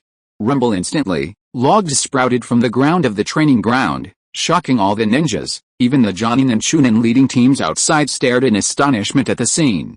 Wood release, it's wood release, damn it, the Senju clan has gained another wood release ninja. Rumble in the blink of an eye, after consuming a large amount of chakra, Yamato's face turned pale, and a huge wooden classroom appeared. The classroom that appeared directly enveloped all 600 examinees. At the same time, wood release also created tables and chairs. Under the shocked and bewildered eyes of the examinees, a classroom appeared. As expected of Captain Yamato, he has mastered wood release to this extent, Kabuto Yakushi said with a smile, while Yamato, who created this ninjutsu, pretended to be calm and unaffected. In fact, he was almost exhausted. Not only was the examination room so huge, but he also needed to have exquisite control to create the chairs and tables without harming more than 600 Jonin. He could still withstand the chakra consumption, but it was mainly mentally exhausting. All examinees, take your seats immediately. I hereby declare the exam open. Yamato's loud shout echoed, and at this moment, no one dared to underestimate the seemingly dull-looking Yamato Senju. He truly was 1,000 hands. The Jonin and Chunin leading the teams outside the examination hall also showed expressions of shock. Sit down, Yamato, you've really thought this through? Kakashi Hatake lazily glanced at the crowd, gesturing for them to take their seats. It turned out that outside the examination hall, There were also some wood roots, providing chairs under parasols, truly a very thoughtful arrangement. At this moment, the ninja leading the teams from other villages looked at the Konoha ninjas with more awe and fear. Power is the fundamental way to subdue all greed. In the cage's office building, beneath a giant water sphere, with ripples, the scenes from the examination hall were directly displayed before everyone's eyes. Almost all the jonin who were free in the village gathered around, their eyes wide open as they watched this scene. Lord Knight really knows how to play games. He actually pulled off something like this. Facing the admiring gazes of the crowd, Uchiha Yoru smiled broadly, though some had already secretly guessed what was going on. Given the ninja's habitual practice of recording intelligence, this event likely included ninjas from almost every major ninja village in the ninja world, and various special ninjutsu might be on display.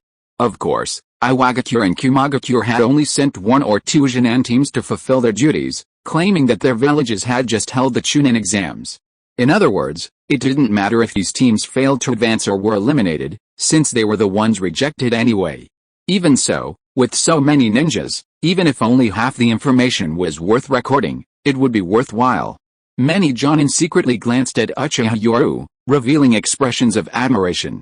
Such a large-scale Chunin exam wasn't just a show of force, it was also for intelligence gathering, to minimize casualties in future battles and attacks on the ninja world. Look! It's wood release, how terrifying this is. It's the 5th Hokage's Anbu. Yamato had just emerged from the Anbu, and since no one recognized him, all eyes immediately turned to the 5th Hokage behind him, given that the Senju clan also used wood release. Facing the crowd's gazes, the 5th Hokage, Tsunade, readily nodded and said, Yamato does indeed use wood release, but he was previously en route in Anbu. Later, he was assigned to my command and officially became a jonin of Konoha 2 days ago. Tsunade's statement essentially acknowledged Yamato's wood release, causing a stir among the crowd. Konoha had produced another wood release user. Some jonin instantly realized what was happening and looked towards Uchiha Yoru. Uchiha Yoru clapped in satisfaction. Yamato's control is quite good, but his chakra reserves are a bit low. He needs to work on that in the future. By the way, with so many candidates in the second exam, to avoid accusations of cheating, have the Intelligence Department and the Barrier Department jointly perform this ninjutsu. The goal is to ensure that the team leaders from each country can clearly see the actual arena, right here in the newly built arena. Let everyone see what true national grandeur looks like. Charge high admission fees, set up betting pools, and invite daimyo, high-ranking officials, and merchants from various countries to attend. Yes, sir. Uchiha Yoru's goal this time was to make the competition completely transparent and fair, leaving no room for criticism in the ninja world. In short, it was a live broadcast, allowing him not only to showcase his village's strength but also to rake in revenue. A bet. Upon hearing this, Tsunade slammed her hand on the table excitedly, laughing loudly. Finally, we can have a proper bet. Meidarumi's eyes also gleamed with anticipation. This was the first time in years since the merger of Konoha and Kurigakure that they had publicly displayed themselves. They couldn't afford to lose face. Please support. Chapter 283 Asuma, make your decision. The first written exam was almost identical to the original story. Examiners were mixed among the candidates, and these examiners would write down the answers they already knew. How the others copied the answers was entirely up to their individual abilities. Aside from the larger number of candidates, it was almost the same. Everyone was showcasing their unique skills. However, this time, the seemingly dull-looking Yamato put considerable pressure on the candidates. Despite his calm demeanor, they had heard plenty about the legends of wood release over the years.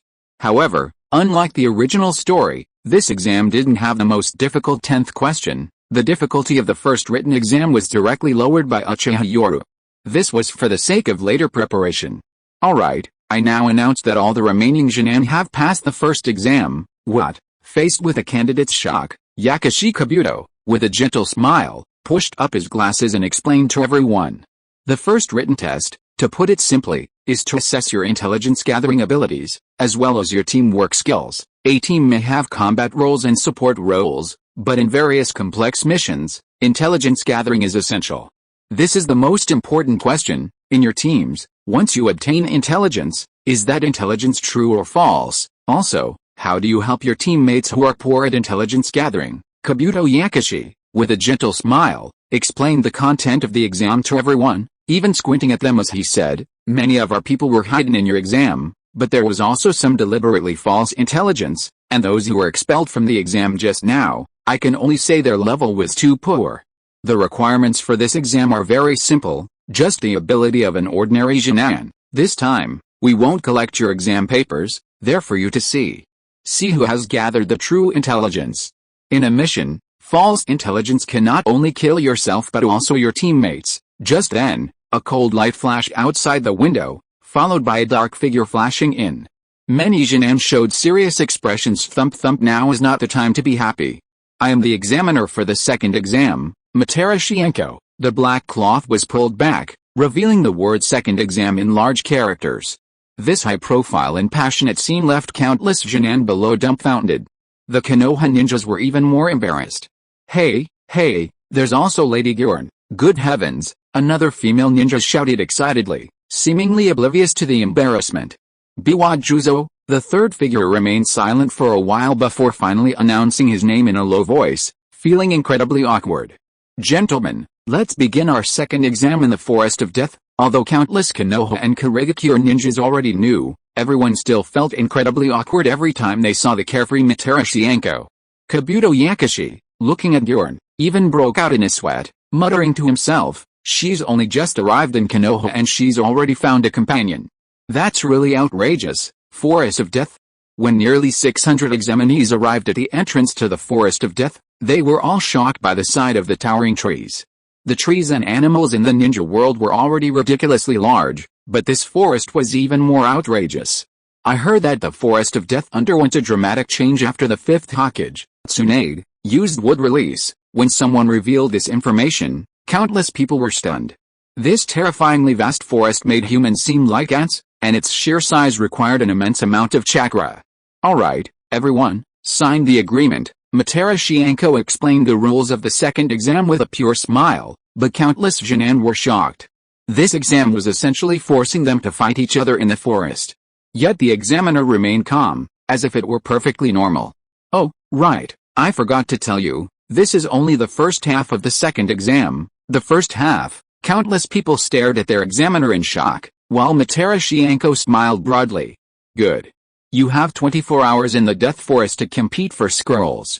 Only the team that collects both the Heaven and Earth scrolls can advance.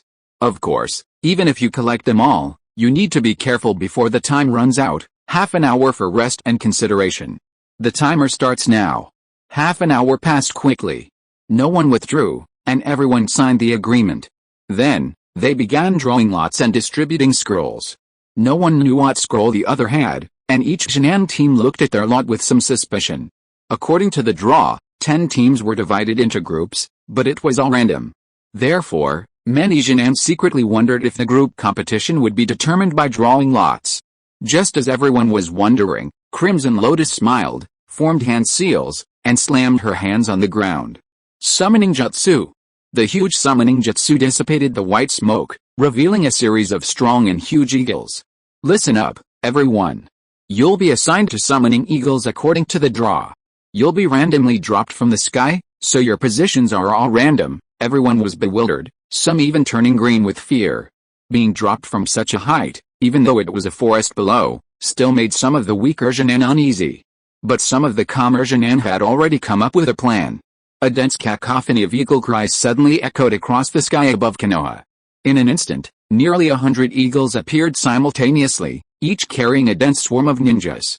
Flying in the sky, Matarashienko patted the eagle beneath her feet with a broad smile. "Gyurn, you're not leaving this time, right?" "Yes, I'm not leaving." Gyurn, also wearing a headband with a character god on it, nodded heavily with a happy and satisfied smile. Meanwhile, most of the Jinan above the Forest of Death showed signs of tension. "What do we do, Sasuke? Are they really going to throw us off the sky?" At this moment, Naruto Uzumaki's face turned green, staring at the ground in terror. He had never experienced such a height before. Not to mention Naruto, even Sakura Haruno showed signs of tension, while Sasuke Uchiha scoffed. "Think about what the Ninja Academy teachers taught us about how to slow your fall from a great height." Sasuke then removed his undershirt, creating a makeshift parachute to slow his descent. Sakura, seeing this, understood immediately and exclaimed excitedly, "I know. The teacher once said that a brief burst of chakra, filling the clothing, can create a temporary barrier. However, none of the examinees in the examination hall knew that the image of a giant water sphere appearing in Konoha's massive enclosed arena was none other than the Forest of Death. Those present were mostly dignitaries and envoys from various countries, accompanied by Jonin and Chunin, all staring intently at the water sphere. Amidst gasps of alarm, countless eagles vanished in a puff of white smoke, while simultaneously, black dots plummeted from the sky. In an instant, hundreds of ninjas began to display their unique abilities, though most used their clothes as parachutes to cushion their descent. The dense forest below also served as a perfect buffer zone. Plop plop. One by one, black dots landed and disappeared into the vast forest, while some unlucky ones landed in the wrong spots, emitting screams and sounds of fighting. As the black dots disappeared one by one, the water sphere rippled and instantly multiplied into countless water spheres, almost all recording the images of each team. This scene was achieved through the coordinated efforts of the barrier division and sensory ninjas in the open field. This unimaginable forest battle immediately excited the dignitaries, while countless other ninjas were secretly shocked. This method couldn't really be called cheating. Whether in terms of numbers or the various assessment rules, the Leaf Village, Mist Ninja, and Sound Ninja were completely outnumbered, and this was all laid bare before everyone's eyes. There was absolutely no cheating involved. This time, the Jonin leading the teams from various ninja villages frowned secretly, as everyone's information had been leaked. However, the Jonin from Konoha seemed completely unconcerned, their expressions calm. In the cage's office building, Tsunade looked suspicious. This time they're not really going to be fair, are they? The so-called fairness was just a smokescreen for outsiders. Not taking advantage of their home turf was just plain stupid. Madarumi also looked suspicious, while Yoru Uchiha shrugged and smiled. To keep the later matches exciting, the teams with potential are naturally separated. He wasn't stupid. If the strongest teams were all clustered together, that would be disastrous. By using the rules reasonably and separating the teams with potential, the later matches would be more exciting and interesting. Hearing this, Tsunade and Madarumi looked as if they knew it, while Yoru Uchiha casually shrugged. The best part is saved for last, and the second half of the second exam doesn't even begin yet. Uchiha Yoru's casual smile showed no concern for the chaotic battle involving hundreds. The stronger teams had already dispersed. If they were to meet in the Forest of Death, he could only say it was bad luck. Meanwhile, in the village, the Chunin exams were in full swing. Deep within the forest, where no one was around, two figures were having a secret conversation. Lord Jiraiya, why are you in such a hurry? Sarutobi Asuma asked suspiciously, while Jiraiya, his face ashen, gave a cold snort. Asuma, I received intelligence that the Sarutobi clan's militant faction is plotting a coup, and their momentum is growing stronger lately. Upon hearing this, Sarutobi Asuma's face stiffened, a look of disappointment appearing on his face. I didn't expect Lord Jiraiya to already know. A cigarette was slowly lit, and Sarutobi Asuma, his face weathered and weak, leaned against a large tree, exhaling smoke with a vacant look in his eyes. After a long pause, Asuma finally sighed. Lord Jiraiya, am I really useless? As the head of the Sarutobi clan, how could I not prevent all of this from happening? Jiraiya's expression was also somewhat grim. He lowered his voice and said in a deep voice, Asuma, since I am fully responsible for this matter, then the village cannot be disturbed in the slightest. The village is currently peaceful and prosperous. Although he was reluctant, that was Jiraiya's nature. He would absolutely not allow anyone to destroy the hard-won peace. Lord Jiraiya, this is the information on the Sarutobi clan's martial faction, along with a map of the clan's territory. Finally, Sarutobi Asuma silently handed over a document and a map. With these two items, the defeat of his clan was almost certain. Then, Asuma, when did the coup take place? Faced with Jiraiya's question, Sarutobi Asuma gave a bitter smile inside. Lord Jiraiya, this group forms its own faction. If it weren't for my father's remaining influence, I would have long since lost my position as clan head. Asuma, with a cigarette dangling from his lips and a full beard, looked nothing like a man in his 20s, one would mistake him for a man in his 40s. Asuma then gave a self-deprecating laugh. I used to look down on clan head Fugaku Uchiha, thinking he couldn't even control his own clan. Now I realize how remarkable clan head Fugaku was, capable of restraining his entire clan. Jiraiya, after reviewing all the information, grew increasingly grim. Asuma, how did so many people get involved? We recently eased the surveillance on your Sarutobi clan. Shouldn't things be looking up? Jiraiya was equally perplexed, while Sarutobi Asuma sighed. Lord Jiraiya, even if we've stopped surveillance, look how large the Sarutobi clan is now, and look at how much of the Sarutobi clan's industry is left. The clan's resources can no longer support such a large population. So when the surveillance was relaxed, I thought it was a good start, but then someone instigated it. As he said this, Sarutobi Asuma glanced at Jiraiya, whose face immediately darkened. He realized it was because of him. These people from the Sarutobi clan thought that as the Third Hokage's disciple, they could still win him over at this crucial moment. So, Asuma, what other moves does the Sarutobi clan have? Pretending to be nonchalant, Jiraiya asked calmly. Sarutobi Asuma frowned and shook his head. They merely want a coup to regain their former power. They haven't devised a detailed plan. However, upon hearing this, Jiraiya's eyes flashed with murderous intent as he stared intently at his opponent, preventing him from breaking out in a cold sweat. Asuma, I have received definite intelligence. The Sarutobi clan has betrayed the village. How is that possible? The Sarutobi clan, using their family power, has joined forces with the Sans village to carry out a coup. Boom. When Jiraiya uttered these words, Sarutobi Asuma's pupils constricted, his expression one of disbelief. Jiraiya, however, remained indifferent. Since he dared to tell Asuma this, he was confident he could guarantee the information wouldn't leak. Now I will place a restriction in your brain. If you have any thought of leaking information, the restriction will activate. Also, you need to make a decision regarding the Sarutobi clan. If you are listening to this novel on a channel other than Fanfic World, it means it was downloaded and re-uploaded without effort. We warmly invite you to visit our channel, Fanfic World. There you will find the original version of this story and many other novels of various genres. We look forward to seeing you dive into a world of incredible novels. Chapter 284 10 Matches to Decide the Outcome. The Central Tower of the Death Forest. A magnificent and colossal structure stands within the ancient forest. Squads of disheveled ninja enter, handing over the scrolls they have collected. Besides the vying ninja squads, the harsh environment of the forest also hinders their entry, making it rare for unscathed ninjas to enter. Squads continue to arrive, only to be met with an even more brutal second round of the exam. The second half of the Chunin selection exam begins. Girn, with a haughty air of a powerful older sister, surveys everyone and coldly begins to explain the rules. There are 10 arenas here. As you can see, there are over 200 of you here, but only 10 will qualify for the third exam. Of course, it's not only those who participate in the third exam who will become Chunin. You've now entered the Chunin selection phase. Elite ninjas from various fields will secretly assess each of your abilities.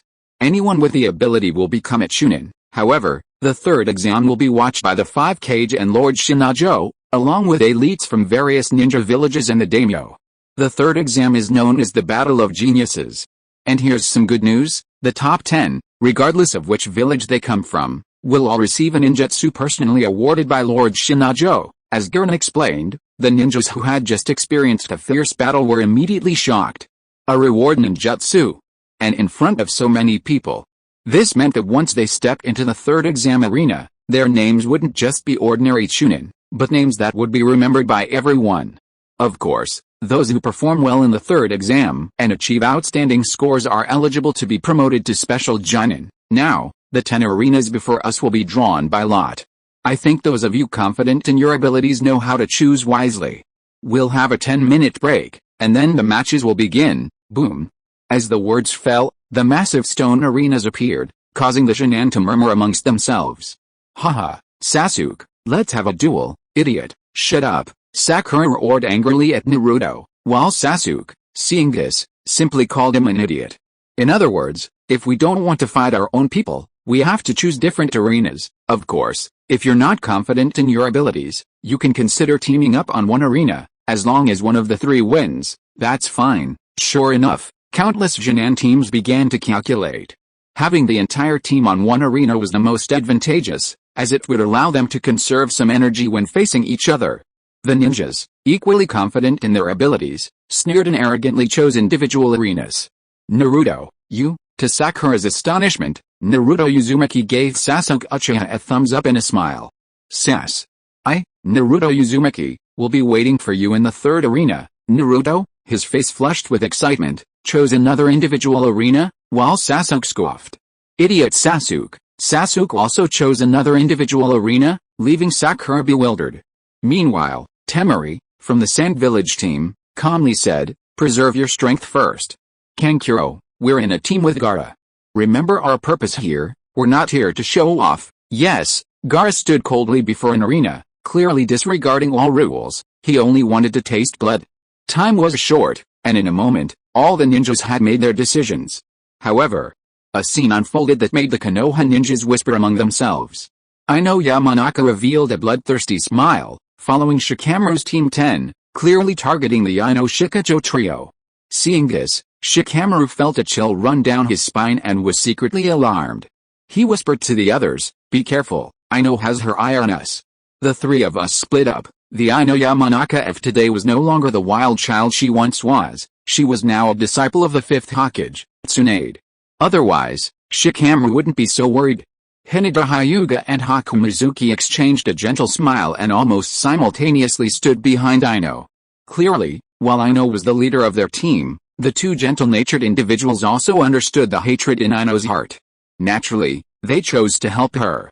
Meanwhile, outside the arena, figures cheered, watching the exciting match about to begin, and even started betting. "Yo, Kakashi, Lee is my personal disciple. I'm definitely going to beat you this time, HMPH. Kakashi, Sujetsu is my personally trained disciple. I'll definitely win this time." Might Guy and Zabuza Mamachi flanked Kakashi, one with fiery enthusiasm, the other with a death stare, leaving Kakashi incredibly embarrassed. Helpless, he raised his deadpan eye and looked at the two in confusion. "Guy, Zabuza, what's going on?" Seeing Kakashi's puzzled look, Zabuza Mamachi sneered, "Kakashi, have you forgotten last year's bet?" The bet. Seeing Kakashi's blank look, Might Guy and Zabuza Mamachi immediately sensed something was wrong. Sure enough, the next moment Kakashi slapped his forehead, a look of sudden realization on his face. "Oh, I see, I forgot, holy crap." Zabuza Mamachi and Might Guy's eyes widened instantly. They had been preparing for this match for a whole year. Especially Zabuza Mamachi, who had made a solemn promise to let Sujetsu Ozuki inherit the Executioner's blade for this match, all to deceive that brat. Suddenly, all the Konoha Jonin turned their gazes towards him. Kakashi, facing their stares, gave an awkward smile and waved his hand, saying, "How about I admit defeat this time, Kakashi? You look down on me, then how about we make Naruto and Sasuke my disciples? Kakashi, you're cheating." Meanwhile, the battles on the 10 arenas had begun. With a draw for the matches, exciting Jonin battles began, and each arena had professional Jonin judges providing scores and evaluations. After each battle, there were professional commentators who assessed the fighters' combat abilities and overall skills. Simultaneously, betting was also being offered, earning Uchiha Yoru a large sum of money from each match. Furthermore, peripheral betting was also being offered outside Konoha, attracting a large number of participants. The 10 final winners, in particular, motivated countless people to place bets. However, relatively speaking, the greater the fame, the less money they earn. For example, Uchiha Sasuke, a disciple of the God of Night, had a 1-to-1 bet, making him no profit at all. This incredibly lucrative betting activity has made the envoys of various ninja villages and the daimyo's prefecture extremely envious. This single betting operation alone is enough to make them incredibly wealthy. On the 10th arena, after the first round, the competition resumed. Yamanaka Ino vs Akimachi Chaji. Wow, this time it instantly attracted a lot of attention, as there are always plenty of onlookers. Looking at the duelist, Nara Shikamaru's face was solemn as he solemnly instructed Akimachi Chaji beside him, "Chaji, Ino's hatred for the Ino Shikajo trio is unlike that of ordinary people. Go up there without holding back, and if you're outmatched, immediately admit defeat." Although Akimachi Chaji is usually a bit simple-minded, he was very serious about this matter of life and death. "Hey, you perverted fatpig, get up here." The dashing Yamanaka Ino stepped forward, tossing her proud blonde hair, her eyes filled with disgust as she looked at her opponent. Akimachi Chaji, hearing the word fatpig, blushed deeply and stammered, "I know, I'm not a fatpig. And I'm not a pervert." Hearing this, Yamanaka Ino gave a mocking smile. "Whether I'm a fatpig or not, I don't know, but with a pair of briefs on your head, you say you're not a pervert." Yamanaka Ino's sarcastic words immediately drew a burst of laughter. The other Jonin all noticed the design on Akimichi Chaji's forehead. It really was a pair of dark blue briefs on his head, along with a headband. Tisk, this scene unequivocally confirmed his pervert status. I know. How could you do this? Akimichi Chaji was truly enraged now, his eyes filled with unprecedented fury. No. Don't try to get close to me. Although my surname is Yamanaka, I'm not a member of your Ino Shikacho clan. Yamanaka Ino, with her blonde hair, coldly stared at Akimichi Chaji, her slender, beautiful hands clenching into a fist that cracked loudly. Fat pig of the Akimichi clan, prepare to receive my fist. Yamanaka Ino didn't care about the Ino Shikacho's revenge. Forget revenge, they were too busy taking care of themselves. Because of their allegiance, the Ino Shikacho clan had also been ostracized and suppressed, living a miserable life. Begin, with the referee's command, Ino shouted coldly, seemingly about to charge forward with her fist, but the next moment, several flashes of cold light appeared. Thud, it was a senbei needle. Akimichi Chaji, unable to dodge in time, was directly stabbed in the arm. He panicked and was about to admit defeat, but the next moment, his mouth went numb. At the same time, he saw Narashikamaru's anxious eyes below. Those outside the arena are not allowed to make noise and disrupt the match. A ninja wearing a Konoha headband coldly glanced at Narashikamaru, which served as a warning. Chaji, Narashikamaru below the arena felt utterly powerless. He saw Akimichi Chaji's face, grazed by the senbei needles, turn completely green, this time, a real green. His lips were green, his tongue was numb, and his arms were also covered in a greenish hue that began to spread. Dedicated, his numb tongue made it impossible to hear what he was saying. At that moment, Ino shouted and charged forward, swinging her slender fists and beginning to smash. Bang! Bang! The sound of fists hitting flesh echoed across the arena, shocking many onlookers. Meanwhile, some ninjas from other countries secretly began to analyze the situation. Yamanaka Ino, a disciple of the Fifth Hokage Tsunade, seemed to be skilled in using poison. Hiruno Sakura, who was also in this group, was filled with worry when she saw this scene. Could she really win against Ino? At this moment, a shocking scene unfolded on arena number 5. Kaguya Kimimaro wins. With the referee's announcement, Kimimaro, who should have been resting after his victory, instead calmly looked at all the contestants. Referee. There can only be one winner in a single arena, right? Faced with Kimimaro's composed expression, the referee seemed to have guessed something and nervously swallowed, saying, yes. That's right, alright. Kimimaro stood calmly on arena number 5, surveying all the contestants and saying indifferently, come up here all at once, I'm fed up. What? Everyone was shocked by the white-haired brat's arrogance, then erupted in angry shouts. You brat, don't underestimate us, the Kaguya clan is too arrogant, I won't hold back. Just as all the contestants showed their anger, Kimimaro calmly stretched his shoulders, alright, I won't hold back either. At this moment, an exclamation also erupted from arena number 7, and the referees shouted in shock. Barrier team, quick, water release, great waterfall technique. To everyone's astonishment, a torrent of seawater suddenly appeared within the massive barrier of the arena. Even many Jonin witnessing this from the outside were filled with shock. To be able to unleash such a terrifying water release technique in a place without water, impressive. Such immense chakra, this girl has incredibly strong chakra. As the seawater around Arena 7 gradually stabilized, Karin Uzumaki stood on the surface. She calmly said, I don't want to play house with you anymore. Either admit defeat, or come at me all at once, and I'll take you all down in one go. A surge of violent, pale blue chakra materialized outside her body, a sight that terrified everyone present. Not only them, but even the Jonin were shocked by Karin Uzumaki's terrifying chakra reserves. And this was Karin Uzumaki's own chakra, without any aid from a tailed beast. I concede, forfeit, me too. The ninjas on Arena 7 all forfeited in frustration. It wasn't that they were incapable, but rather that Karin Uzumaki's information was too terrifying.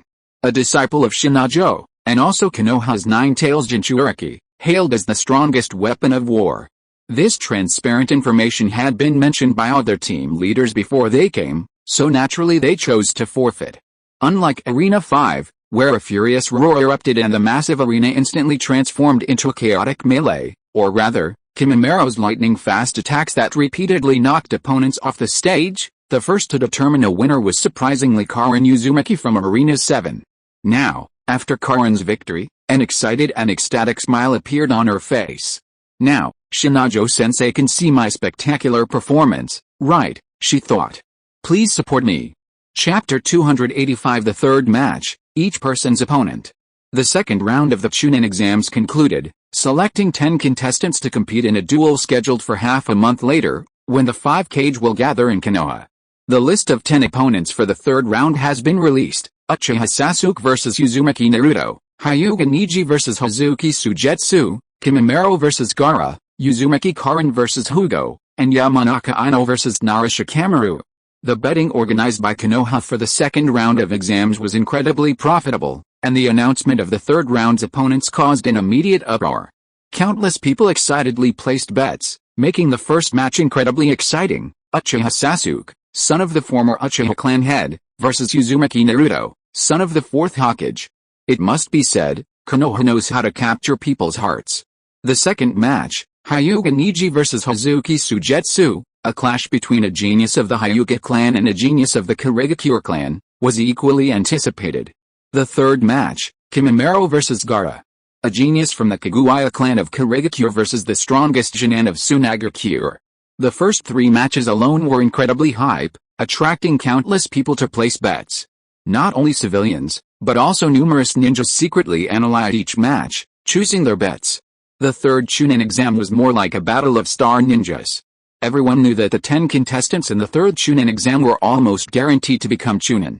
Especially after it was revealed that the third Tsuchikage of Iwagakure, Inoki, the fourth Raikage of Kumagakure, and the fourth Kazakage of Sunagakure would all be present. Instantly, the anticipation for Konoha's Chunin exam reached its peak, generating immense hype, with even ninjas from other villages secretly placing bets. At a Senju clan training ground, Hakyun, and Hinata too, Yamanaka Ino apologized to her 2 teammates, her face full of embarrassment. In the second round of the exam, her 2 teammates, Hinata Hyuga and Haku Mizuki, both forfeited, causing her to be eliminated. She understood the implications. The contestant on the 10th arena was Shikamaru Nara. "I know, it's okay," Hinata said shyly. Haku Mizuki smiled gently. "I know, you should know that with our scores, becoming a Chunin shouldn't be a problem after this. We're counting on you for the third exam. We've bet a lot of money." Seeing her teammates' support, I know Yamanaka smiled brightly. She was never that kind of person. "Thank you," she remembered the gratitude and would repay it later, not just say it. "But I know, Tsunade-sensei said there will be special training for a month, so good luck." Ino smiled broadly and gave a thumbs up. "Don't worry, with Haku and Hinata, the 3 of us will be the strongest female ninja team." While Ino wasn't the strongest among the 3, she was the team leader.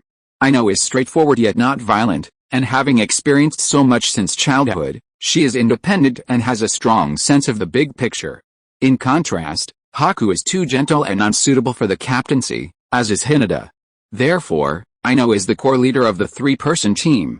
On the rooftop of the Kage's office building, "Yoru-sensei, please give me special training." Having not experienced the night of the clan massacre, Uchiha Sasuke's personality is much better than in the original story. His manners are impeccable, and even his eyes radiate determination.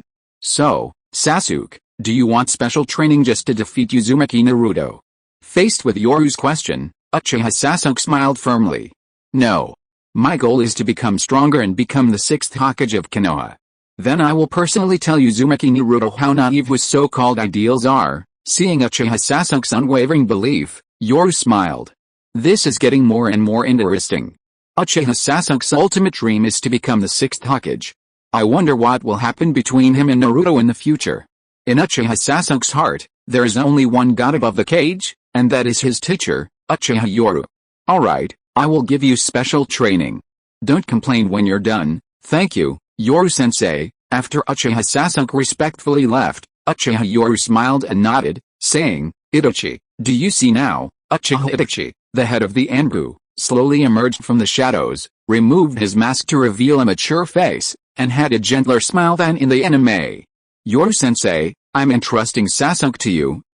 Itachi, "I'm talking about Sasuke's dream, and this dream is not simple." Uchiha Yoru shrugged and said with a relaxed smile, while Uchiha Itachi smiled happily. "I'll look forward to seeing Sasuke become the 6th Hokage." Sure enough, Uchiha Itachi, being a brother complex, was full of blind confidence in his Sasuke. Uchiha Yoru chuckled and waved his hand. Then you, as the older brother, will have to train Sasuke properly from now on. Yes, Uchiha Itachi watched the figure leaving the Hokage building with a gentle smile. He could only support his younger brother's dream. At the other end of the waterfall. Perverted sage, please train me.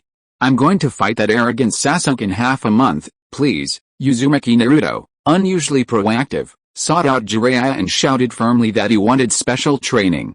At this moment, Jiraiya, who was interrupted from his research, sighed with a look of utter despair. He squatted in front of the waterfall, looking at the determined Naruto, and couldn't help but ask curiously, "So Naruto, why do you have to defeat Uchiha Sasuke? Is it just to defeat him?" Seeing the perverted sage Jiraiya's question, Uzumaki Naruto smiled, a smile that made Jiraiya even more curious. Because I want to defeat Uchiha Sasuke and prove my ninja way is right. I need to change Sasuke's mindset first, to make him clearly understand that peace in this world isn't achieved through sheer force. That's not true peace. True peace is mutual understanding. Naruto Uzumaki spoke with unwavering conviction, as if Uchiha Sasuke had become the first person he wanted to influence. Hearing this, Jiraiya stared blankly. Sure enough, Naruto was still Naruto, his stubborn nature unchanged. However, suddenly, a mischievous smile appeared on Jiraiya's face. It seemed that Naruto having a goal was a good thing. Haha, Naruto, from now on, I'll begin your special training. I support your dream, but don't disappoint your teacher. Let your teacher see how you influence the first person you understand. Never before had the perverted sage Jiraiya agreed with his philosophy, and Naruto Uzumaki immediately showed excitement. Perverted sage, no. Naruto, don't think like that. I don't agree with your ideology, it's just that this is the first step you've taken. Jiraiya's face was full of smiles, with a seductive smirk. Naruto, your path to your ideology is extremely difficult. As for right or wrong, I won't comment, but you need to prove yourself. First, influence Sasuke Uchiha. Tell everyone that you're not wrong, and then join forces to influence even more people. Let me calculate for you. After you influence Sasuke, the two of you, understanding each other, will continue to influence others. 2 becomes 4, 4 becomes 8, 8 becomes 16. In the end, Naruto's 10 fingers were constantly calculating, and his eyes revealed excitement. I understand, perverted sage. You want me to take the first step first, and then there will be the second step. Then everyone will agree with me. Well, seeing that Naruto had taken the bait, Jiraiya's lips curled into a smile, as if he had found a good way to deal with Naruto. Good, so keep it up. Let your teacher see if your ideology is correct, or if Shinju's ideology is correct. Your first step is to get Uchiha Sasuke to agree with you. Yay. I'll definitely succeed. Looking at the energetic and excited Uzumaki Naruto, Jiraiya smiled broadly, secretly relieved. Although he didn't know much about Uchiha Sasuke, Uchiha Yoru had spoken, saying that Sasuke had enormous potential and might even surpass the Hokage someday. As a disciple of Uchiha Yoru, Jiraiya was already silently lamenting Sasuke's desire to accept Naruto's ideology. But this was also for the best. At least Sasuke could keep Naruto in check, preventing him from having all sorts of wild thoughts. It has to be said that Jiraiya's little scheme was shrewd, and this was also the destiny between Sasuke and Naruto. Hyuga clan training ground. Hyuga Neji and his father, Hyuga Hisashi, were constantly sparring and training. Neji, control your breathing, don't panic. Hisashi, usually so stern, rarely showed a smile of relief. His son had grown up, matured, the fledgling eagle was about to soar into the vast sky. Neji, what is your dream? To become the strongest shield under Yoru-sensei. Neji knew from childhood that without Yoru's help, he would have lost his father long ago, and even his freedom. Looking at his father, the panting Hyuga Neji rarely showed a hint of doubt. Father, Yoru-sensei once said that people shouldn't lie for others, but for themselves. He told me to see the world with my own eyes and find its mistakes. It must be said that Yoru's methods were extremely sophisticated. He never told his students, friends, or any jonin to firmly adhere to his ideals. Instead, he often told everyone, as written on the last page of the book, even gods make mistakes, so find the mistakes gods have made, tell them, and correct them. As a mature person, Hisashi naturally understood Yoru's methods, yet even knowing this, he couldn't help but admire such a being. Uchiha Yoru is called a god not only because he can rival the former god of shinobi, Senju Hashirama, but also because of his magnanimity. Niji, this time your opponent is Hazuki Sujetsu, a member of the Kurigakure clan's bloodline limit. I heard he's been taken in as a disciple by Jonin Momochi's Zabuza, and the Hazuki clan's water transformation technique is almost immune to most physical attacks. Hisashi was filled with pride for his outstanding son. The main and branch families would end with Niji's generation, and Niji would prove one thing, the branch family. They were no less powerful than the main family. Niji, while the Hazuki clan's water transformation technique is powerful, our Hyuga clan's gentle fist is no joke. Ordinary physical attacks are immune. But our Hyuga clan's gentle fist can inject chakra into the opponent's body, into water. Hisashi carefully imparted his experience to his son.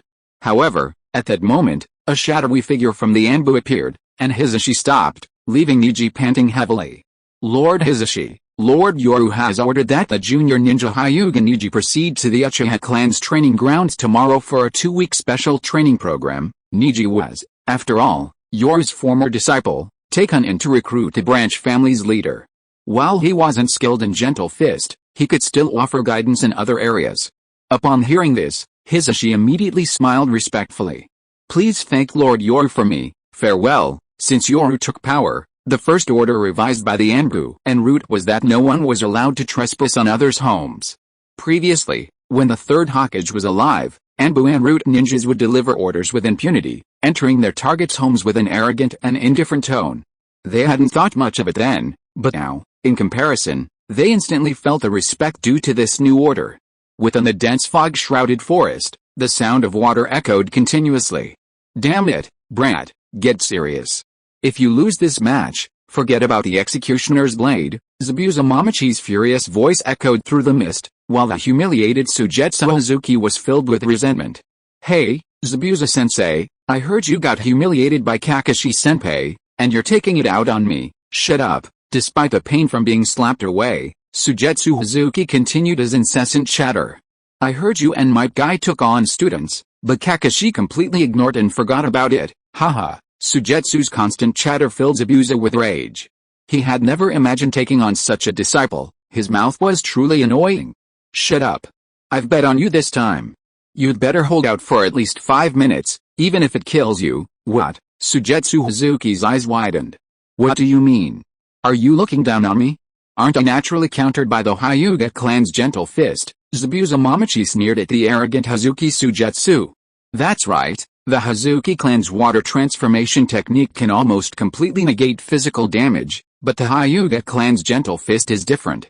They can channel chakra into the water through their palms, turning it into an offensive attack. Then, HMPH, you mean the Hyuga clan also counters water transformation technique? Hazuki Sujetsu was shocked. Damn it, he'd met a counter this time. How was he supposed to play? Not necessarily. It depends on who has better chakra control and who has more chakra, Zabuza Momochi said with a sneer. If this guy wasn't his chosen disciple, he wouldn't care. Now he could only give him some special training, just to make sure he didn't lose too quickly and embarrass him. Now I will teach you the hidden mist assassination technique. Combined with the hidden mist technique, it is a perfect assassination method. Once you master it, you will have a chance to win, no matter what. He was still his disciple. Zabuza couldn't, even if he didn't want to, bet on his disciple losing. So, he was secretly gambling that as long as he learned this ninjutsu, victory wasn't impossible. Please support, please vote. Chapter 286 Asuma's Request. Konoha. Naruto Uzumaki was training energetically in front of the waterfall, thanks to Jiraiya's tutelage several years earlier.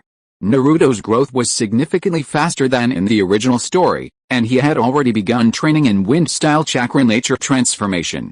Meanwhile, Jiraiya, who had been enjoying a leisurely time by the waterfall in the distance, suddenly opened his eyes, a complex expression on his face.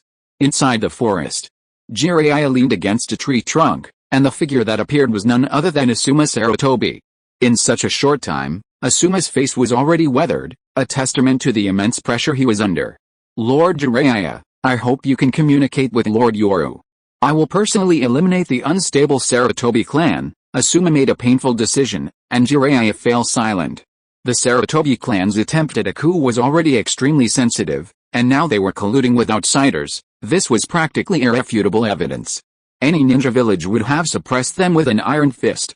Asuma, what are your demands? Finally, Jiraiya accepted the reality and asked silently. Asuma gave a bitter smile. I only beg Lord Jiraiya to spare my elder brother's child, Konohamaru. He's still young and knows nothing. Jiraiya fell silent upon hearing this. The words were full of irony. Your elder brother's child is young, but what about the other family's children? People are selfish. In the end, Asuma chose his own child. He had no children of his own. Konohamaru was essentially their only remaining bloodline.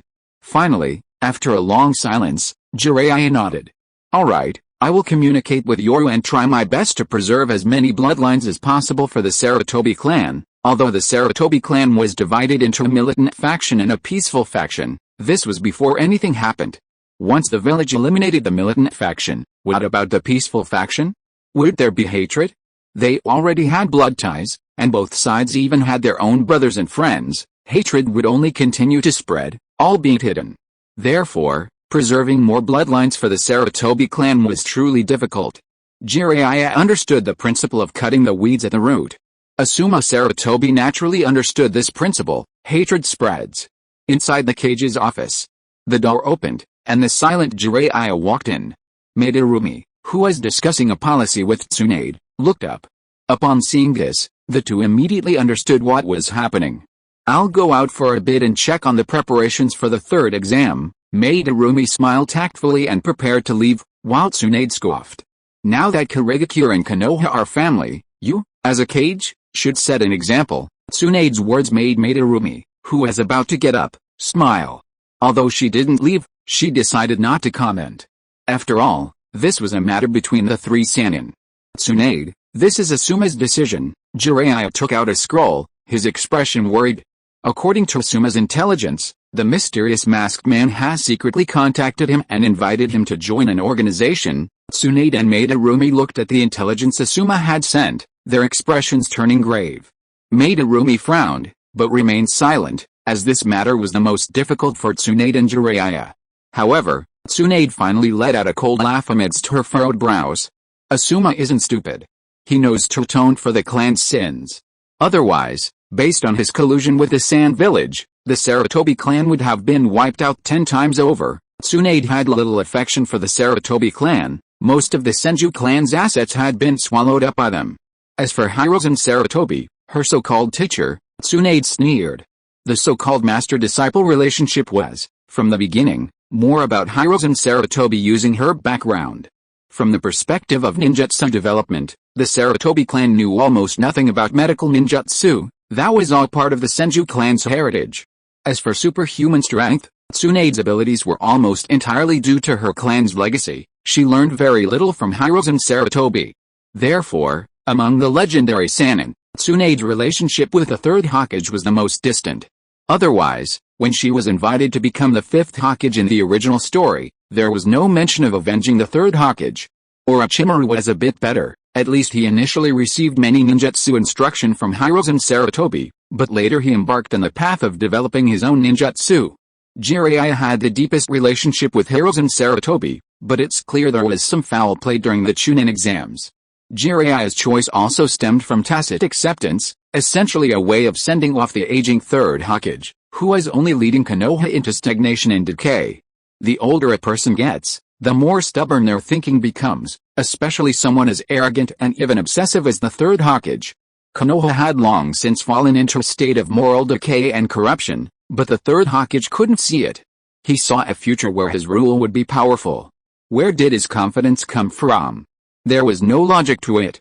If the Sage of Six Paths hadn't sided with Konoha, and if Ashura and Indra had been reincarnated in other villages, Konoha would have fallen into ruin. Asuma plans to use the masked mystery man to eliminate the Sarutobi clan, this unstable element, on the condition that Konohamaru be spared. How similar this scene was. Wasn't the Uchiha clan ultimately like that in the original story? Now, the tables have turned, and it's the Sarutobi clan's turn. Tsunade, upon seeing this information, simply snorted coldly. They really know how to pick their time. It's right around the Chunin exams. Beneath Tsunade's sarcastic smile, Jiraiya remained silent. Asuma's little scheme was naturally simple, to take advantage of this opportunity so he could leave Konoha safely. Although disdainful, Tsunade was still filled with seriousness.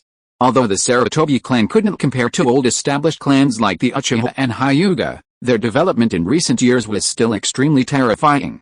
There are tons of Chunin and Jinin, and quite a few Junin too.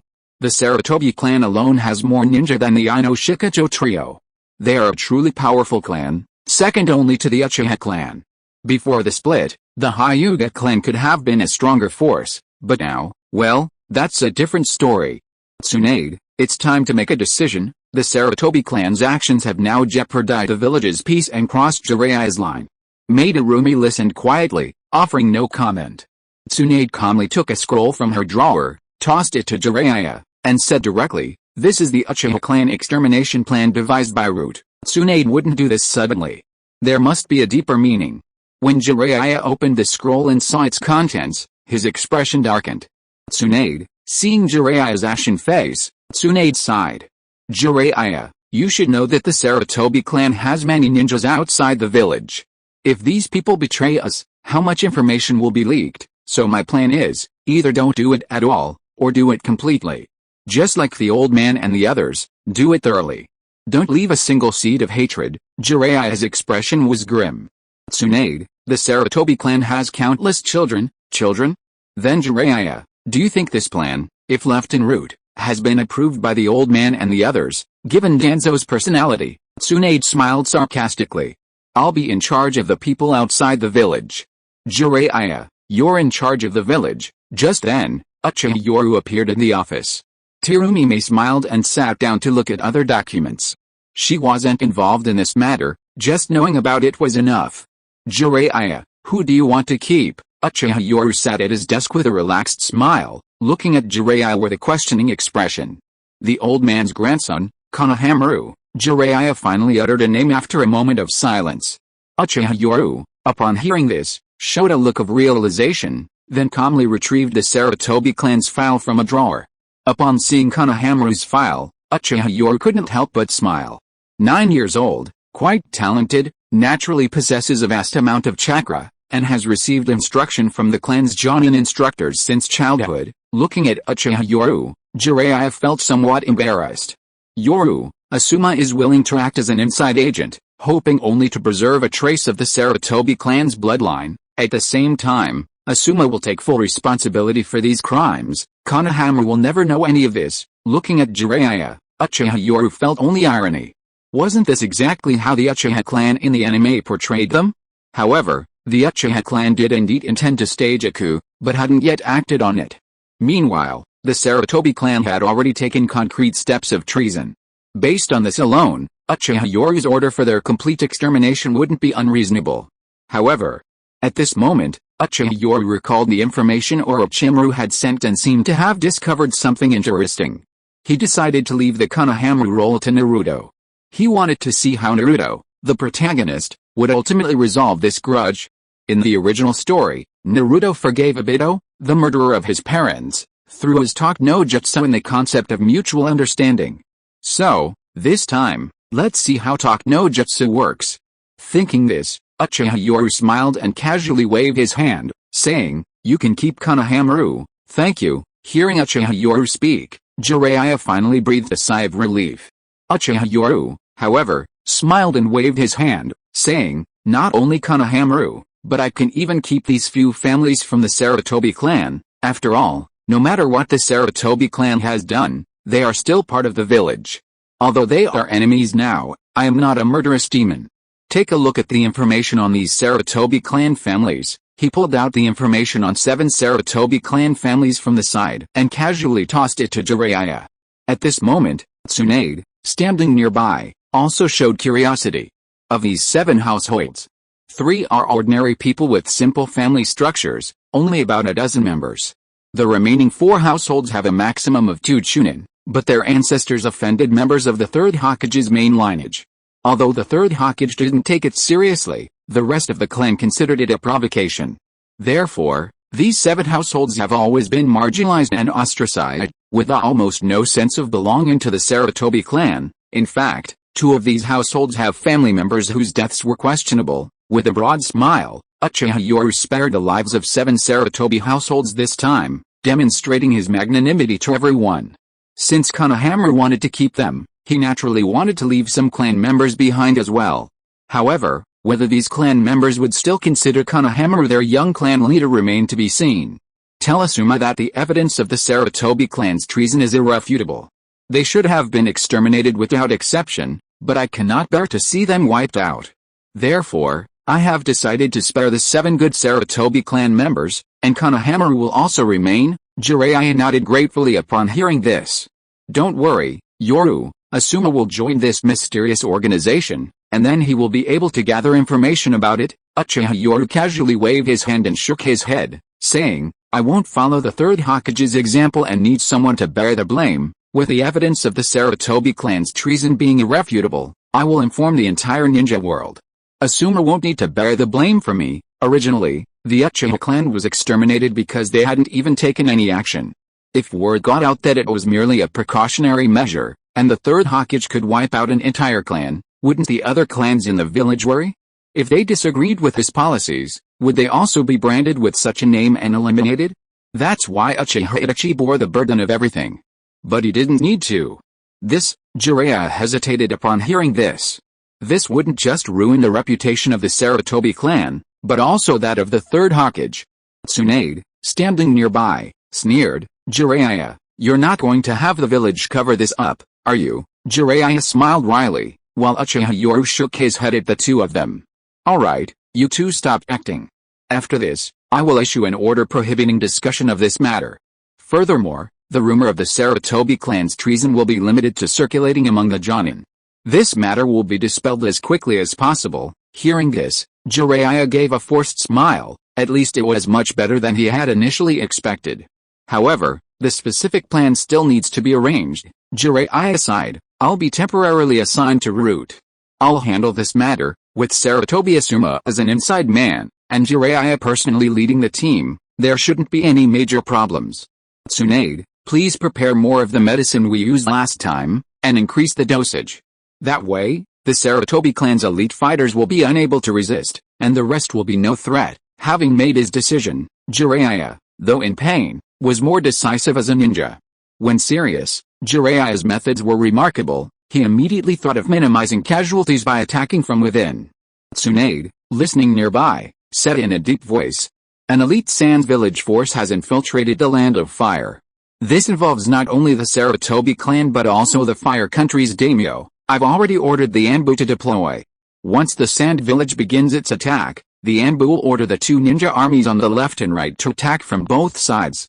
This elite Sand village force, along with the Sarutobi clan members outside, will be wiped out. As seasoned ninjas, Tsunade and Jiraiya understood what they were doing, and therefore, having made their decision, they were determined to do everything in their power. Please support, please vote. Chapter 287 5 Shadows Gather. The exam begins. The Chunin exams. A massive arena appeared, nestled near the Forest of Death.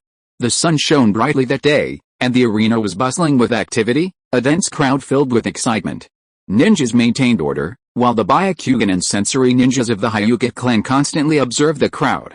Ordinary merchants and villagers without chakra gathered in one area, while those with chakra gathered in another. This perfect separation of ordinary people and those with chakra was achieved, with ninjas forming a barrier in each area. Once the seats were full, the barrier teams erected barriers to protect the audience, claiming that some ninjas in this Jinan battle had reached Jonin level, and they wanted to prevent accidental injury. High-ranking officials and nobles from various countries sat in luxurious seats, also protected by barriers, with ninjas on guard within the barriers. The guards of these nobles, possessing chakra and being outsiders, were also arranged in a separate area, similarly protected by barriers. The barrier provided a sense of security, but also served to prevent anyone from taking advantage of the situation. Even before the Chunin exams began, the massive arena was already bustling with activity. The Sarutobi clan. Sarutobi Asuma had bowed, slowly walked into his clan's residence, then tossed a medicine bottle aside. Creak, the door opened, revealing the Third Hokage, Sarutobi Hiruzen, still staring blankly at the large ninja character on the wall. Father, a hoarse voice escaped Asuma's lips as he gave a bitter laugh, slumped to his father's side, and muttered to himself. I can't handle the clan's fighting faction anymore, I really can't handle it. They've secretly colluded with the Sand Ninja, now the evidence is irrefutable. For the Sarutobi bloodline, for Konohamaru, I choose. Overwhelmed with grief, Sarutobi Asuma shed 2 tears, then tremblingly took out the chakra weapon his father had given him, the flying swallow, from his robes. Father, tears streamed down, dripping onto the wooden floor. Fian, channeling wind-style chakra, was about to pierce his father's heart. But then, his clouded, dull eyes suddenly brightened. Asuma, the sudden call startled Asuma, his eyes widening in shock as he looked up, his tear-streaked face filled with disbelief. Father, the Third Hokage, Hiruzen Sarutobi, slowly turned, his voice hoarse, the blank expression on his face vanishing. All these years had been a facade. At this moment, Asuma seemed to understand something, but it was precisely because he understood that he was even more incredulous. If all this was true, then who is the leader of the martial arts faction within the clan? And who is colluding with the Sand Village? This was the last thing Asuma wanted to see. Asuma, you've grown. Hiruzen Sarutobi's hoarse yet familiar voice brought a smile of relief to his face. Asuma's blank gaze was filled with disbelief the next moment. Father. Did you do all this? Why did you collude with the Sand Village? Why? Seeing his son's incredulous stares, the Third Hokage, Hiruzen Sarutobi, fell silent, his eyes finally hardening with resolve. Asuma, Konoha cannot fall into the hands of the evil Uchiha, just for this. Is this why you colluded with the Sand Village? At this moment, Asuma Sarutobi roared furiously. In his mind, no matter how despicable his father was, he would never be associated with traitors colluding with the Sand Village, but now. Asuma's heart was breaking, while Hiruzen Sarutobi coldly snorted at the sight. Asuma, for Konoha? For the village? Father, what about the clan? Asuma shouted. Facing his son's question, the Third Hokage, Hiruzen Sarutobi, remained resolute. Asuma, rest assured, everything I did was for the village. What you call colluding with the Sand Village ninja was actually a tactic your father used to divert the Uchiha's attention, a deliberate act of deception. With Hiruzen Sarutobi's hoarse explanation, Asuma finally understood. But understanding didn't change his mind. Asuma stared at his father in anguish, almost unable to recognize him. Father, for what you believe to be the will of fire, you used the entire clan as bait. Do you know what will become of the clan? Hiruzen Sarutobi remained silent for a long time before speaking hoarsely. I know. But for the village, for the will of fire, I'm willing to sacrifice the Sarutobi clan. The village cannot fall into the hands of the evil Uchiha.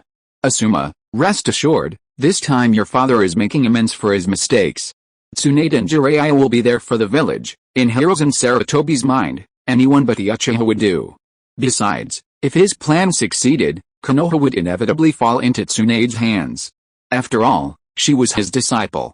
As long as it wasn't an Uchiha, everyone else was better than an Uchiha. That was the Third Hokage's mindset. Thud. Just as Hiruzen Sarutobi was explaining, a voice suddenly rang out, and the precious chakra metal weapon, Flying Swallow, emanating wind-style chakra, pierced his chest. Asuma, finally, a smile appeared on Hiruzen Sarutobi's face. Well done, Asuma. With a bang, Hiruzen Sarutobi turned into a puff of white smoke, while Asuma, his eyes glazed over, was shocked. Father. You've gone mad.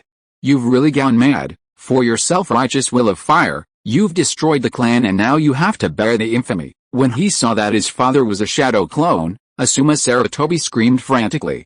He knew it was too late, everything was too late. His father had used the Sarutobi clan as bait, he must be at the Chunin exams now, and it was too late for him. Damn it, the water is poisoned. Oh no, a barrier has appeared and trapped us. At that moment, the Sarutobi clan was in utter panic, but their once powerful Jonin had vanished without a trace. Inside the Sarutobi clan's secret chamber, a group of Jonin lay on the ground in agony, pale-faced and weakly writhing. With a swishing sound, the door opened, and a tall figure walked in. Upon seeing the newcomer, the Sarutobi Jonin's eyes widened in fury. Asuma. You traitor, you dog. You'll die a horrible death, traitor, you actually slaughtered your own clan. Vicious curses echoed, but what awaited them was a brutal massacre. Blood splattered everywhere, and Asuma Sarutobi was now stained with the blood of his clansmen. He looked like a demon risen from hell. Tears streamed down his face, but his hands never stopped, and his eyes went from pain to numbness. As the last man was slaughtered, Sarutobi Asuma, looking at the carnage and blood-soaked ground, broke down in a maniacal laugh. Haha, a sinful clan, they all deserve to die. They all deserve to die, haha. His eyes, filled with madness and savagery, blazed with rage. He had lost all reason and was now insane. After bursting out of the clan's secret chamber, Asuma killed indiscriminately, like a tiger among sheep in the clan's territory devoid of Jonin. Old people and children alike were slaughtered without mercy. Hidden in the shadows, Obito's Sharingan gleamed with a sinister light, and he laughed at the sight, his twisted laughter growing louder and louder. Haha, kill. Once you regain your senses, there will be no turning back. Asuma's mind teetered on the brink of collapse. Obito seized the opportunity, using his Sharingan's powerful Jinjutsu to draw out Asuma's evil and bloodlust. Meanwhile, the surrounding barrier had completely sealed off the Sarutobi clan. Upon sensing the presence of those outside, Masked Obito smiled. Looks like I'll need to help Asuma. At least until Jiraiya and his men storm in, Asuma needs to complete his masterpiece. Meanwhile, on another front in Konoha, the Chunin exams were in full swing. At the Chunin exams venue, the atmosphere reached its peak with the arrival of the 4th Kazekage Raza, the 4th Raikage, and the 3rd Tsuchikage Inoki. Loud cheers filled the air, with excited people shouting everywhere. Welcome, the 5th Hokage Tsunade and the 5th Mizukage Madarumi, the only 2 women among the current 5 Kage, stood up gracefully to greet the 3 Kage. The gathering of the 5 Kage in public was practically a grand event in the ninja world. How, as expected of Konoha, the cunning 3rd Tsuchikage Inoki chuckled, his words dripping with provocation. Tsunade, of course, understood and laughed heartily. That's Jiraiya. Now Konoha and Kurigakure are one family, so naturally, we're the strongest village. Their conversation was completely irrelevant. However, Tsunade wasn't one to back down. Looking at the guards brought by the 3rd Tsuchikage, Inoki, she shook her head and said, at this age, Iwagakure really doesn't even have a single decent person. As the saying goes, you don't insult someone by pointing out their weaknesses, but Tsunade went straight for the point. Inoki's face stiffened, filled with resentment, but he had to force himself to remain calm, feigning a relaxed demeanor and laughing loudly. This old man's body can easily work for another 10 years or so. Madarumi, seeing this, chuckled, Tsunade, our village has quite a few rising stars. I feel like I'm getting old, damn it, I know you guys have a lot of geniuses, but you can't be this smug. Inoki, who was practically cursing under his breath, had to maintain a smile in front of so many people. As the 5 Kage took their seats, a deafening cheer erupted once again throughout the hall. The 5 Kage, their hats gleaming, gathered together, and just then, a voice slowly rose from behind. They've all arrived, though softly spoken, it carried throughout the entire hall, causing the Tsuchikage, Rikage, and Kazekage to simultaneously change their expressions, a flicker of apprehension flashing in their eyes. They hadn't even noticed. Suddenly, Uchiha Yoru had appeared. On the chair beneath the 5 Kage's seats, under the inscription God, Uchiha Yoru appeared. Instantly, the Chunin exams erupted in a frenzy of cheers, countless people cheering wildly. God Yoru, amidst the massive cheers, mostly from ordinary ninja and commoners, the faces of the high-ranking officials and those from the daimyo's residence were rather grim. In recent years, God Yoru's weakening influence on the daimyo's residence couldn't be explained in a few words. With Uchiha Yoru's arrival, many ninja in the hall bowed respectfully, many even displaying fervent worship. This scene secretly terrified the ninjas from various villages who came to observe. Such terrifying charisma. They could understand it from the expressions of the Konoha and Kurigakure ninjas. The Chunin exams can begin now. Uchiha Yoru's casual words were immediately understood by the ninjas already prepared in the arena. The Chunin exams selection tournament, the first match, begins now. Contestants, please come forward. Uchiha Sasuke vs Uzumaki Naruto. Son of the former Uchiha clan head vs 4th Hokage's posthumous son.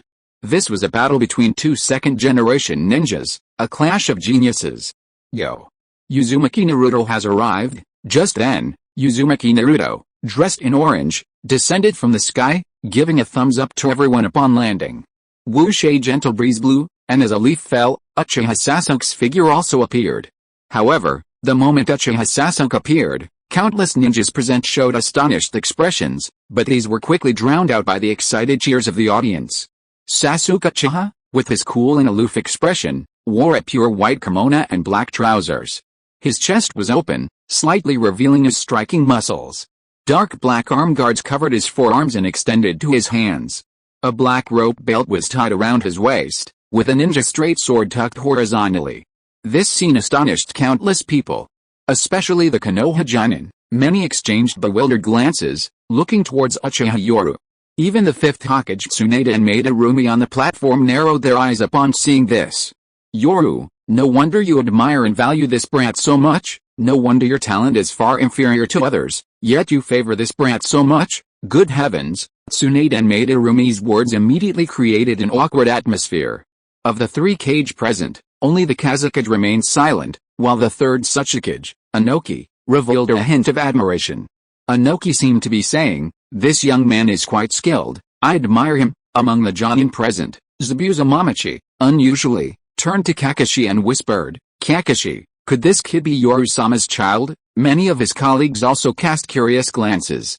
Kakashi Hatake, Yoru's classmate and current right-hand man, sighed helplessly, rubbing his forehead. It was too much of a coincidence. Sasuke Uchiha and Yoru Uchiha looked almost identical in their youth, especially their attire. If it weren't for Yoru's current hairstyle, which differed slightly, they would practically be cut from the same mold. Well, I can't really say, although Kakashi wanted to say no, looking at Sasuke, he became suspicious and fell silent. Sasuke was born the year of the Nine Tails attack. Kakashi and Yoru were both 14 years old then, meaning Sasuke's birthday was in July. Going back further, Yoru would have been 13 years old by then. Thinking of this, Kakashi shook his head awkwardly. Considering the number of women Uchiha Yoru has had, it seems quite plausible. He already possessed this ability at 13, not to mention the even faster development in the ninja world. However, Uchiha Sasuke appeared in the arena, radiating arrogance. In his heart, Yoru-sensei was his idol, and his attire was solely to prove himself. Arrogant Sasuke, Naruto Uzumaki, seeing Sasuke's outfit, glared and pointed, shouting resentfully. He should have changed into a new outfit to show off too. TCH, loser, Uchiha Sasuke sneered arrogantly. This time, he would prove himself in front of everyone. He, Uchiha Sasuke, had the ability and talent to become Yoru-sensei's disciple. The referee, after his initial shock, smiled at Sasuke, secretly resolving that he couldn't afford any mishaps and would keep a close eye on him throughout. The first duel begins. Chapter 288 The Konoha Collapse Plan? Uchiha Sasuke vs Uzumaki Naruto. The intense duel showcased the terrifying combat abilities of Konoha's genius Sharingan. Naruto, having trained with Jiraiya for years and undergone this special training, had far surpassed the strength of an ordinary Chunin. Shadow clone technique, Naruto shouted, instantly creating hundreds of clones that launched coordinated attacks from all directions. Meanwhile, Sasuke calmly drew the chakra metal sword his teacher had rewarded him with. Boom! The dazzling taijutsu clash dazzled the audience.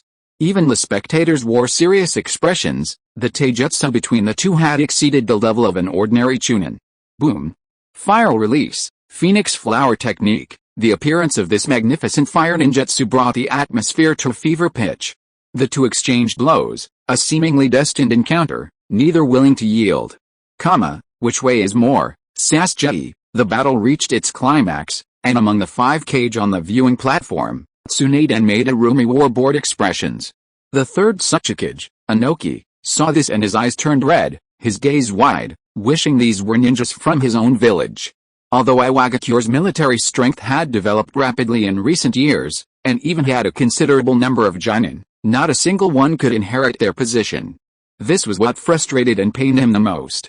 Hell, it seems Konoha really has a lot of geniuses. Inoki, driven by jealousy, resorted to his schemes to sow discord.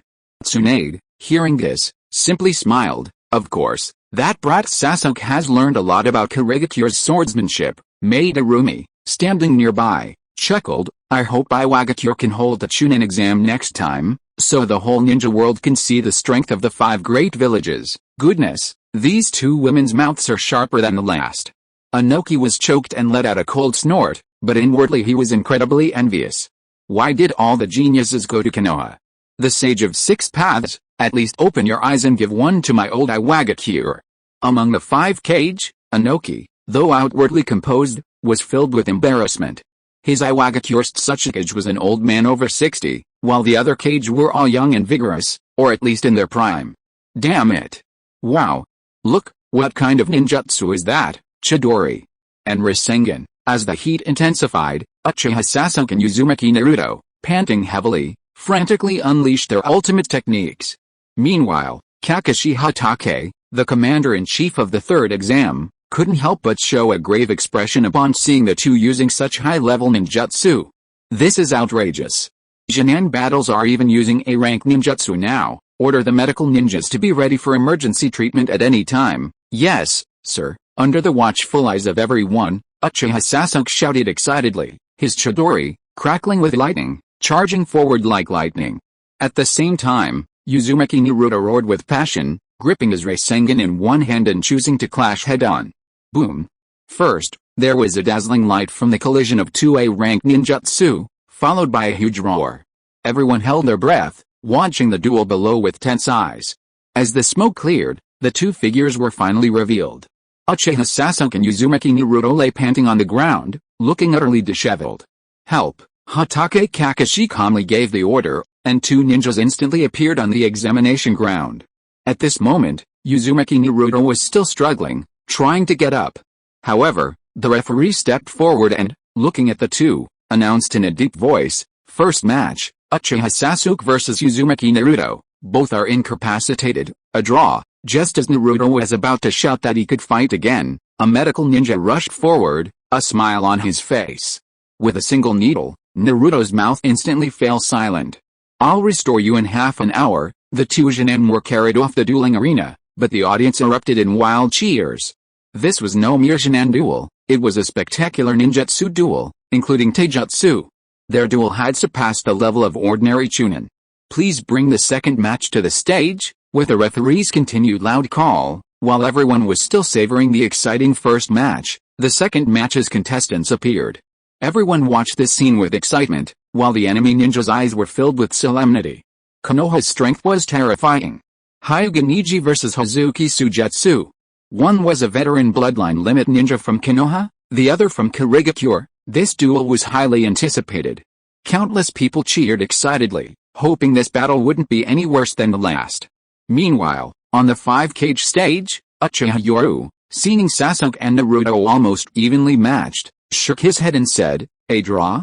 Truly fate. How? It seems Sasuke's talent is only so-so." The fourth Hokage, added with a sarcastic remark, but actually trying to sow discord between Uchiha Yoru and Jiraiya. "You call yourself the god of shinobi, yet your student didn't win." A draw was a defeat for Uchiha Yoru's status. However, Uchiha Yoru laughed heartily. "Haha, having too many geniuses in the village is a headache." Inoki, watching this, gritted his teeth in hatred. "What were you showing off for? Iwagakure will have geniuses in the future, definitely." The mutual mockery among the 5-cage caused the surrounding guards to awkwardly keep their distance, lest they overhear something they shouldn't. The second exam was about to begin, reaching its climax. Hazuki Suigetsu's water release talent was undeniable, captivating the audience, while Hyuga Neji also displayed his own talent. The two were a perfect match, their battle intense and back-to-back. Hazuki Suigetsu wasn't foolish, using the hidden miss technique against the Byakugan was utterly pointless. While the hidden miss technique did have its assassination methods, the Byakugan's all-around perception left him with almost no openings. But Zabuza wasn't one to be trifled with, he had his reasons for training this ninjutsu. Using water clone technique, 5 or 6 figures simultaneously executed assassination techniques, constantly depleting the opponent's chakra, waiting for them to tire before seizing an opportunity. Boom, haha, just admit defeat. I've already won. Looking at Hyuga Neji's panting and disheveled state, Hazuki Suigetsu grinned like an idiot. Although his chakra was also depleted, he clearly held the advantage. However, Momochi Zabuza, watching from the sidelines, was incredibly embarrassed and muttered under his breath, "Idiot." On the battlefield, a panting Hyuga Neji looked at his opponent's arrogant demeanor and sneered, "Idiot, who are you calling an idiot?" Hazuki Suigetsu reflexively retorted, then suddenly his face froze.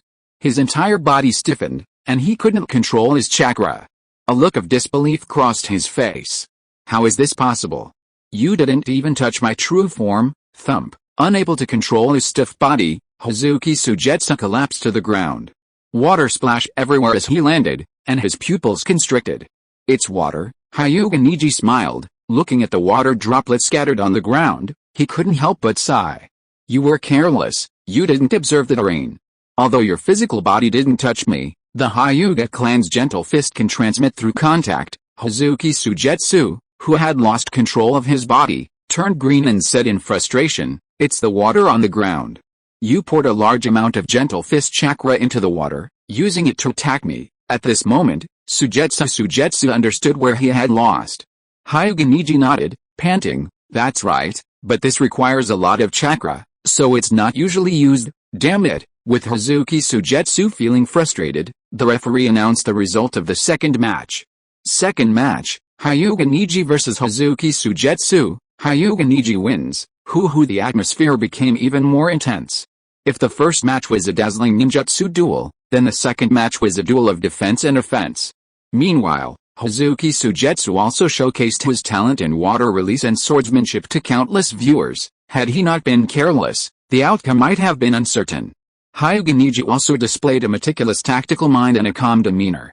Third match, Kaguya Kimimaro vs Gaara. Please come to the stage. The audience was enthusiastic, but didn't expect the third match to be as exciting as the first two. After all, it's impossible for two geniuses to compete consecutively. However, the third match, with a referee start, instantly delivered a devastating blow to everyone. Boom! Kaguya Kimimaro, as fast as lightning, instantly appeared in front of Gaara, shattering Gaara's absolute defense with a single whip kick. He was sent flying, crashing into the wall behind him, leaving a large crater. Rumble Kimimaro's attack was like a storm, leaving tens of thousands of spectators stunned. What a terrifying battle! Roar! Gaara erupted in fury, unleashing a massive sandstorm. Shikatsu Myaku, 10-finger piercing bullet. The instant Kimimaro was sent flying by the sand bullet, he reacted swiftly. Shikatsu Myaku. Experienced ninjas in the audience watched this scene in shock, many exclaiming, "It was Shikatsu Myaku." Sand burial, Shikatsu Myaku, Tangpine dance. The spectacular duel was beyond the comprehension of ordinary spectators, but some ninjas were utterly astonished. Is this really Jinin level strength? The one who spoke in shock was a veteran Chunin, who knew clearly that the level of their battle had surpassed Chunin. Special Jonin? These two kids are already Jonin level. Kakashi, watching the spectacular duel, frowned and muttered something under his breath.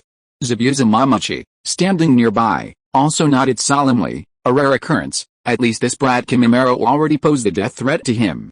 Damn it, he's so strong. Hazuki Sujetsu, who was receiving treatment from a medical ninja to restore his chakra, couldn't help but mutter a complaint.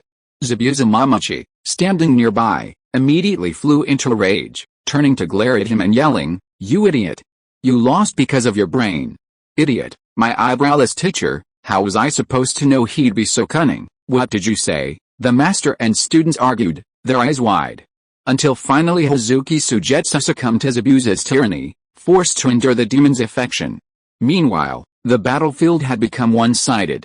Kimimaro clearly hadn't used his full strength, but he was already beating Gaara so badly he was on the verge of a berserk rage. Just then, hidden among the Konoha crowd, 3 Jonin from the Sarutobi clan, who had somehow concealed themselves, suddenly formed hand seals and unleashed a ninjutsu, Nirvana abode technique. Instantly, white feathers floated in the sky, and just as countless people were about to be hypnotized, a sharp shout rang out. Jinjutsu. Dispel, Kyorna Iyuhi, known as the strongest female Jinjutsu user, shouted, her voice echoing throughout the hall, instantly dispelling the Jinjutsu. Lord Yoru. At the same time, a gasp rippled through the hall. The 4th Kazekage had appeared behind Uchiha Yoru, a kunai already pressed against his neck. Amidst the gasps of the crowd, the other 4 Kage remained remarkably calm. Anoki, seeing this, feigned surprise and exclaimed, 4th Kazekage, what are you doing? 4th Kazekage, you're disrupting peace. The 4th Raikage, roared furiously, his eyes betraying genuine schadenfreude, making him appear genuinely worried that such Kage and Raikage were putting on a show, but remained calmly seated, watching the spectacle. Tsunade and Madarumi, standing nearby, wore serious expressions, both wary of that such Kage and Raikage.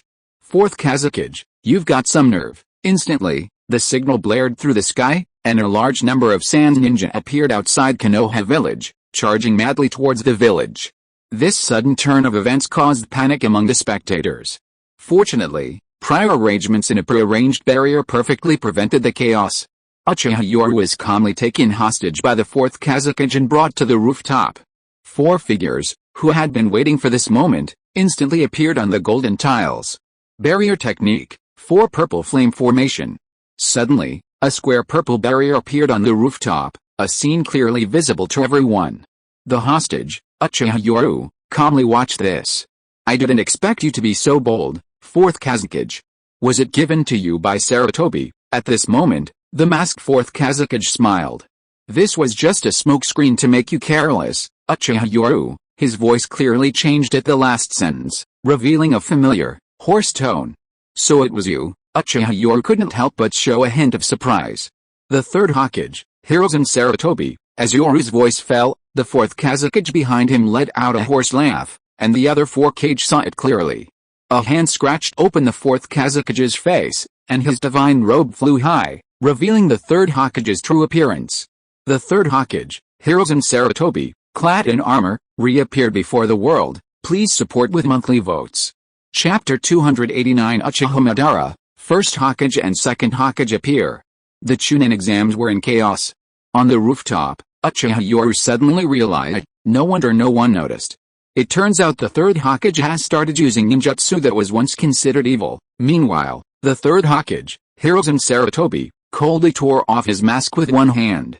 For Konoha, even if I fall into eternal hell, I will never let the village fall into the hands of the evil Uchiha. Is that so? With a contemptuous smile, Uchiha Yoru's figure turned into mud, and at the same time, his opponent appeared.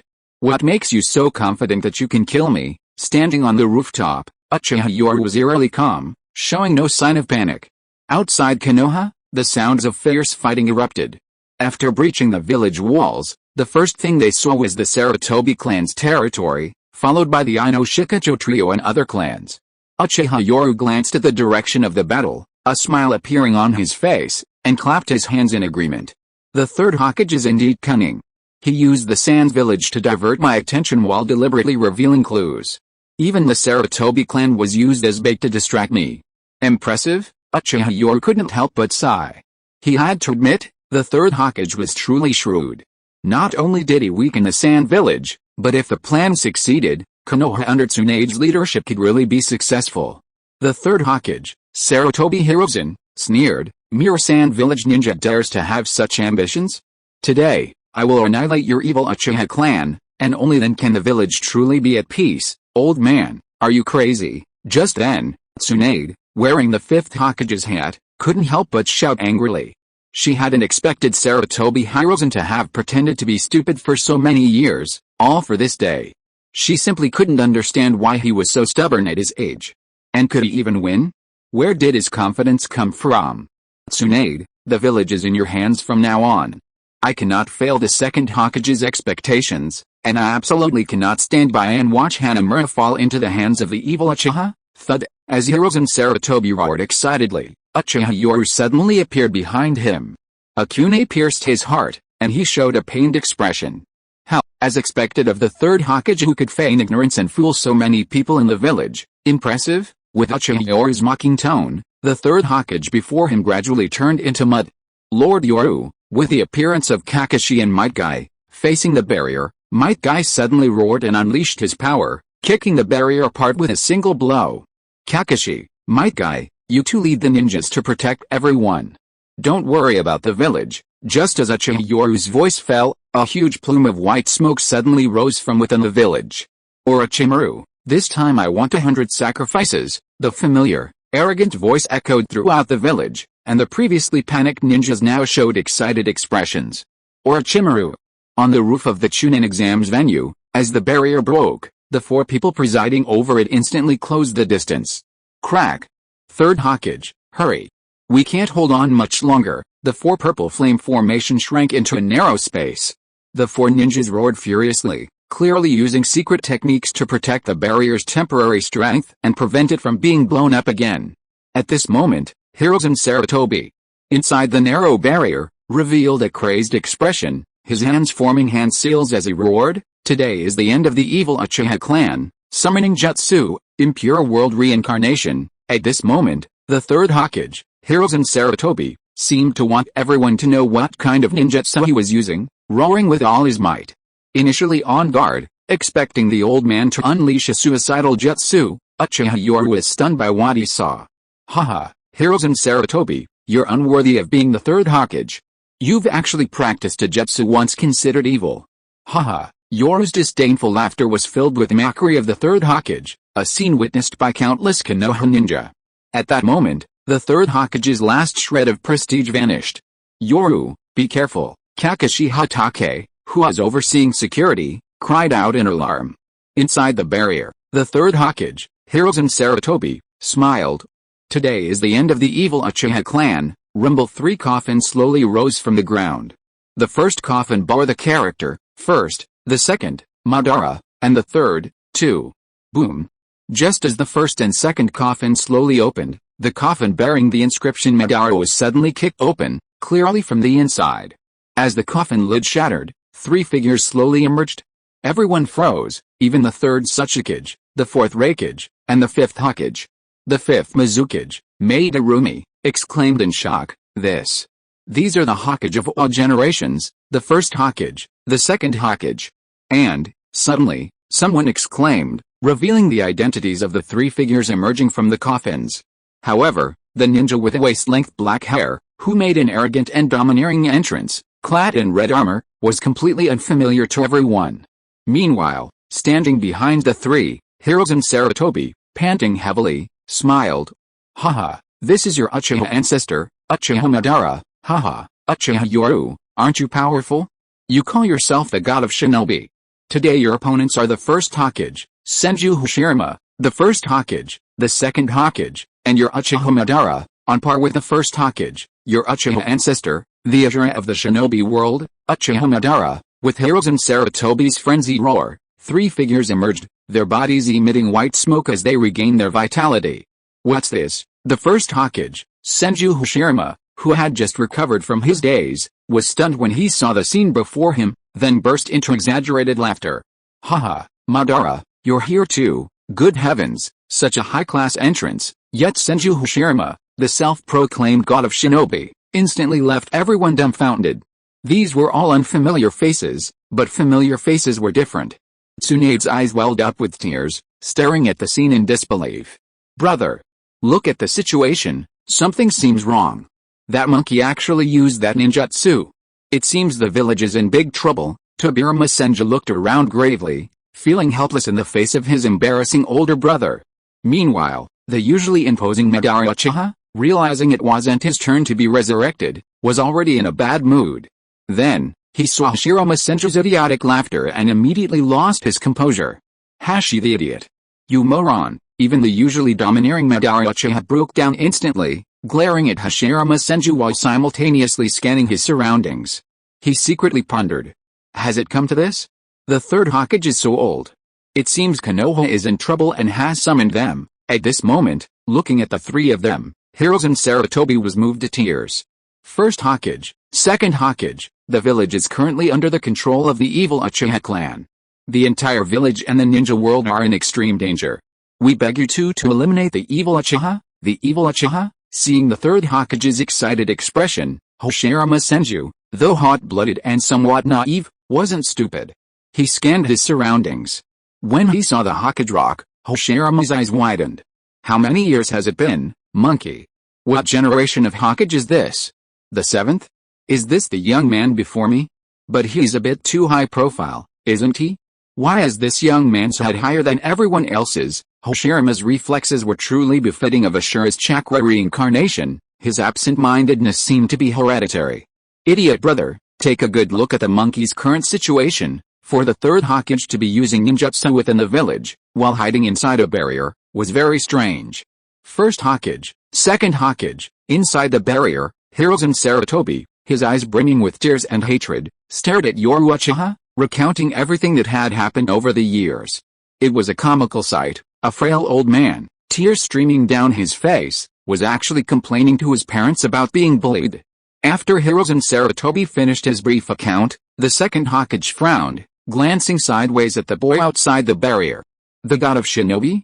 As expected, The Uchiha are arrogant and ignorant. This was the second Hokage, Tobirama Senju's, first reaction, while the first Hokage, Hoshirama Senju, laughed heartily, patting Madara Uchiha on the shoulder, filled with excitement at the sight of his close friend. Madara, did you see that? My granddaughter Tsunade became Hokage. Madara glanced disdainfully at Hoshirama Senju and sneered, the Uchiha clan has seduced the Senju princess. Madara, what do you mean? This young Uchiha has seduced your granddaughter, the fifth Hokage. Hoshirama looked bewildered, not yet reacting, while Tobirama Senju, the second Hokage, couldn't help but shout, Big brother, the Uchiha actually married Tsunade. Unforgivable, what? Hoshirama finally reacted, his face showing shock. He turned to look at the young man opposite him, then at Tsunade in the distance wearing the Hokage hat. The next moment. Haha, Madara, look how happy they are. The Senju and Uchiha are finally family. Good heavens, Hoshirama's reaction filled Madara with frustration, as if he had unleashed a powerful attack, only to have his opponent completely oblivious. Idiot, Madara Uchiha sneered, while Tobirama Senju was even more aggrieved. Big brother, there are so many people here, mind your image. Haha, Tobirama, look, Madara's descendant married Tsunade. What? I'm so happy. If Madara had been a woman like Tsunade back then, none of this would have happened, the first Hokage shouted excitedly, tears welling up in his eyes, while Madara Uchiha's face turned green upon hearing this. Ha ha ha. You should be the woman. Despite being a cool and aloof jerk, Madara Uchiha seemed to be a natural nemesis to Hoshirama Senju after meeting him, and Madara even lost his usual composure. Haha, don't take it so seriously, Madara. Hoshirama Senju's thick skin left Tobirama Senju speechless. Meanwhile, Yoru Uchiha stopped all the ninjas who were about to come forward to help him, and smiled as he looked at the three who appeared. There were three people, and it was obvious that Hirozen Sarutobi's ninjutsu couldn't unleash their full power, though he didn't know the exact extent. However, Madara Uchiha would never reveal his trump card. And the first Hokage? Hell, he wasn't necessarily afraid. The first Hokage, the second Hokage, and Madara Uchiha, it's a pity they weren't at their peak. Yoru Uchiha shook his head and sighed with a look of melancholy and disappointment. This scene was truly exuding confidence. Hey, I heard from the monkey that you, this brat, want to unify the entire ninja world, and even end the shared rule between the daimyo and the ninja villages. Hoshirama Senju, after realizing what was happening, looked directly at the young man before him, filled with curiosity. Facing the first Hokage, Yoru Uchiha nodded easily. Indeed, history has proven that your ideals as the first Hokage were wrong. No sooner had you died than the devastating shinobi world war erupted across the entire ninja world. Facts prove that your ideals were only half right. While powerful forces can indeed bring peace when suppressing the ninja world, once that power disappears, the will of the people will turn to war again, only this time evolving from clan wars like those of the Warring States period to wars between nations and ninja villages. Uchiha Yoru calmly stated a fact, while Senju Hoshirama listened with a thoughtful expression, stroking his chin and nodding. What you said seems to make a lot of sense, big brother. Senju Tobirama, standing to the side, was nearly bursting with anger, his eyes widening in fury. Big brother, this brat led the Uchiha clan to control Konoha and Karigakure, and even married Tsunade. Facing the furious second Hokage, the first Hokage, Hoshirama Senju, scratched his head and laughed. Yeah, this brat seems to be only in his 20s. Tsunade is really taking advantage of this situation. We're actually getting a good deal. Good heavens, this train of thought. Tobirama Senju's eyes widened. He could tolerate everything else, but not this. Besides, listen to the monkey. Tsunade still has the Senju surname, and any children she has can also have the Senju surname. As he said this, Hoshirama Senju waved excitedly and shouted to Tsunade's granddaughter in the distance. Tsunade, have a few more kids with this brat. With the Senju clan's constitution, 1 a year won't be a problem. The responsibility of strengthening the clan is entrusted to you. Good heavens, with such a loud shout, almost everyone heard it, and Tsunade's excited expression instantly turned dumbfounded. The next moment, Tsunade roared in embarrassment and anger. Shut up, she was furious. What did her grandfather take her for? 1 a year? And he even said in front of everyone that she was an old cow eating young grass. Disgraceful. So utterly disgraceful. Shut up. At the same time, Tobirama Senju, inside the barrier, also felt embarrassed and hurriedly shouted to stop his older brother. Meanwhile, Madara Uchiha, seeing this scene, felt as if he had drunk an ice-cold cola on a hot summer day, instantly feeling refreshed. Haha, brat, in this respect, I, Madara Uchiha, acknowledge you as the strongest. At this moment, Madara Uchiha rarely showed an expression of appreciation, and he even praised Uchiha Yoru. Please support. Chapter 290 Beating Tobirama. Madara cheers. The Chunin exams venue. A sudden scene shocked everyone. The dead had been summoned. Ninjas from other countries were stunned. First and second Hokage, now is the best time to eliminate the Uchiha. The panting Hiruzen Sarutobi revealed his excitement. Even if he exhausted his last ounce of strength, he would do it for the village. 3 kunai-bearing cursed seals pierced the back of the 3 men's heads, and the next moment, their bodies were out of their control. The difference was that all 3 still retained their senses. In the instant they were controlled, a murderous intent flashed in Madara Uchiha's eyes. If he didn't have a plan, he would have killed this old dog right now. How dare he manipulate him? My body is out of control, or rather, my fighting instincts have taken over. My target is the young grass Suna found. No, it should be little puppy. Good heavens. Hoshirama Senju showed no sign of tension about his situation, instead laughing heartily. Excuse me, I can't use this ninjutsu smoothly yet. I can only rely on the summon battle instincts to control my body. The third Hokage, Hiruzen Sarutobi, said apologetically. Madara Uchiha, however, frowned as he felt the power in his body. This body, aside from unlimited chakra, can only unleash up to 70% of its strength, Madara Uchiha said coldly, as if he were talking about something insignificant.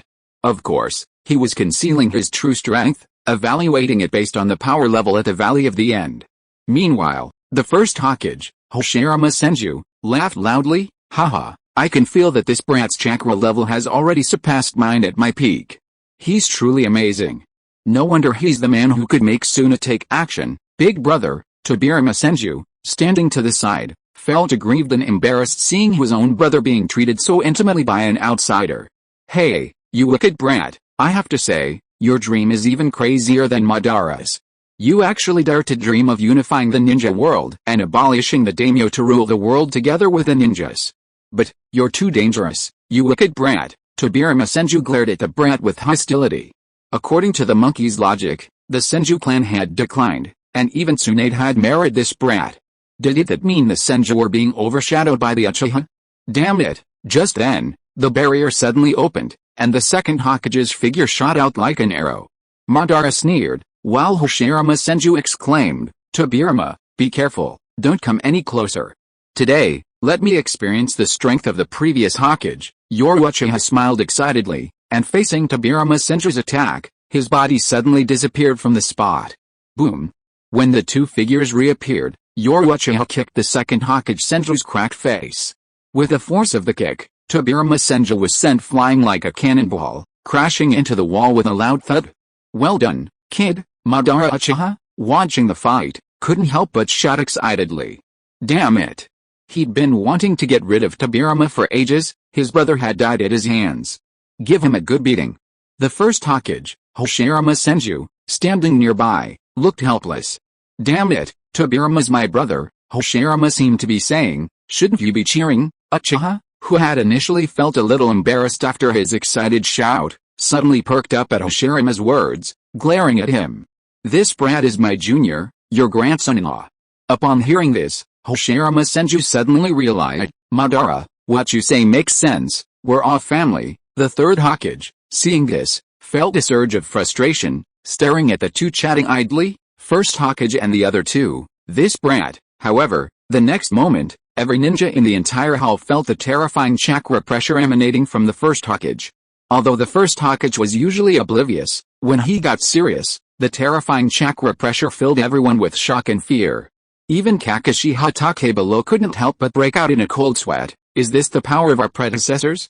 So terrifying. On the 5 Kage's viewing platform, the 4th Raikage, stared wide-eyed. This chakra pressure alone surpassed even the 8 Tails.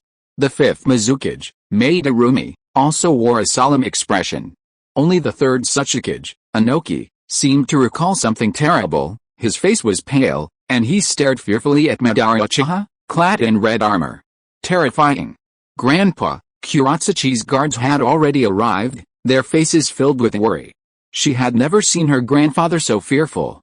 Please, everyone, do not move. We are currently suppressing the rebellion. At this moment, Maida Rumi, standing in the arena, looked at the other Cajun guards with a dangerous smile, her chakra pressure radiating outwards. Any slight movement would be met with her attack. Tsunade stepped forward with a heroic air, looking at all the ninjas and shouting in a deep voice. The Sand Village launched a surprise attack. The village had made arrangements. Everyone is forbidden to move.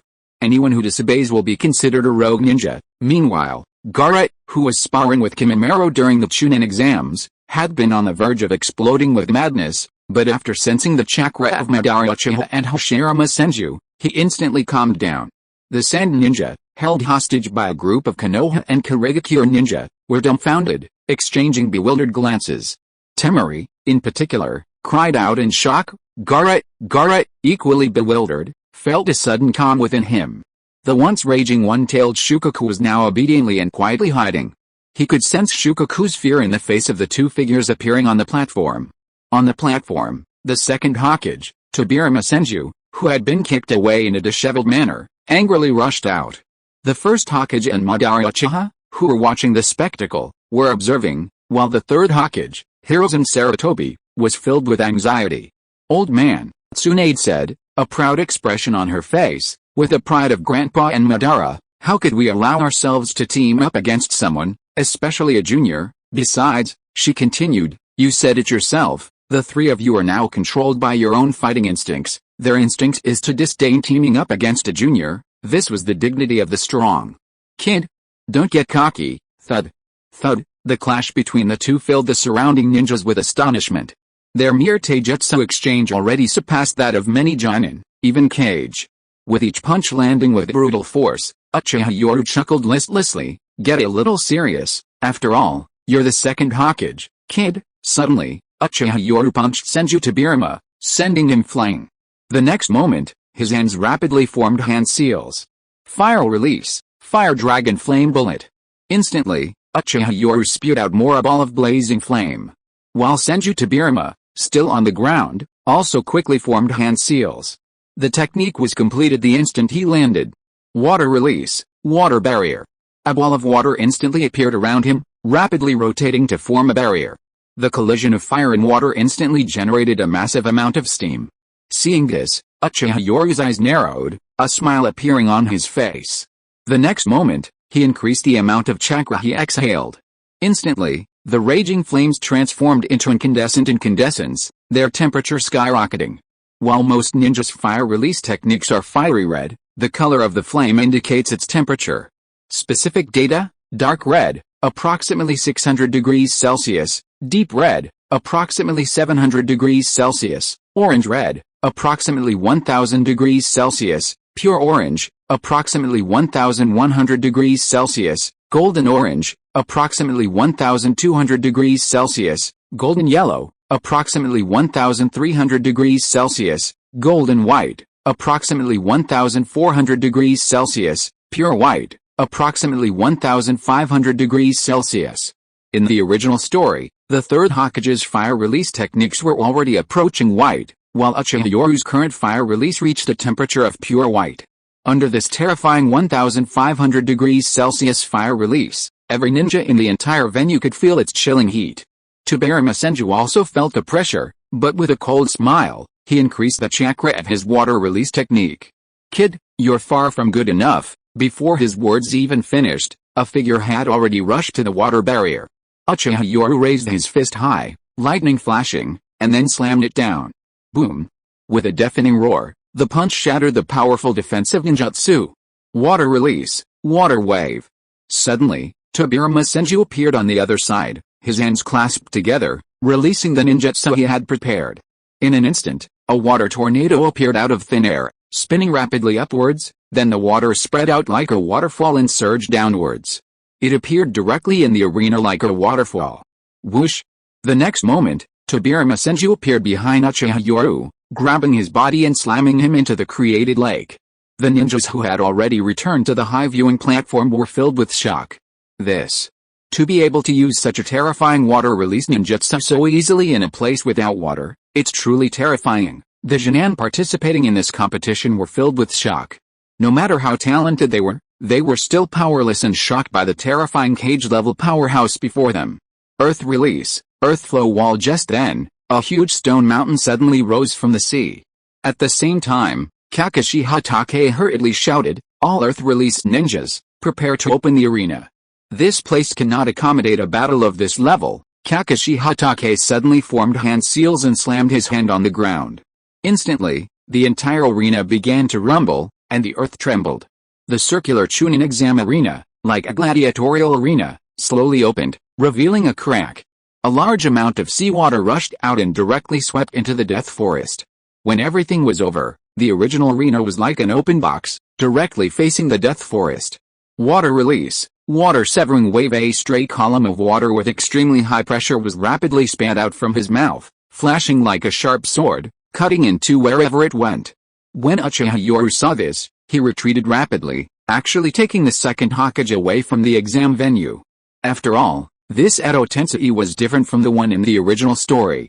In the original story, Orochimaru's Edo Tensei could only unleash about 30% of his original fighting power, but this was different. 70 to 80% of his fighting power was already extremely terrifying.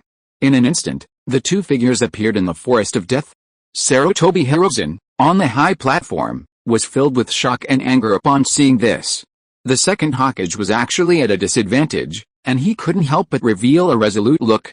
"First Hokage, I'm sorry, this is all for the village, for the burning will of fire." Just then, Sarutobi Hiruzen suddenly shouted, his hands forming a hand seal, and instantly the bodies of the first Hokage and Uchiha Madara began to move uncontrollably.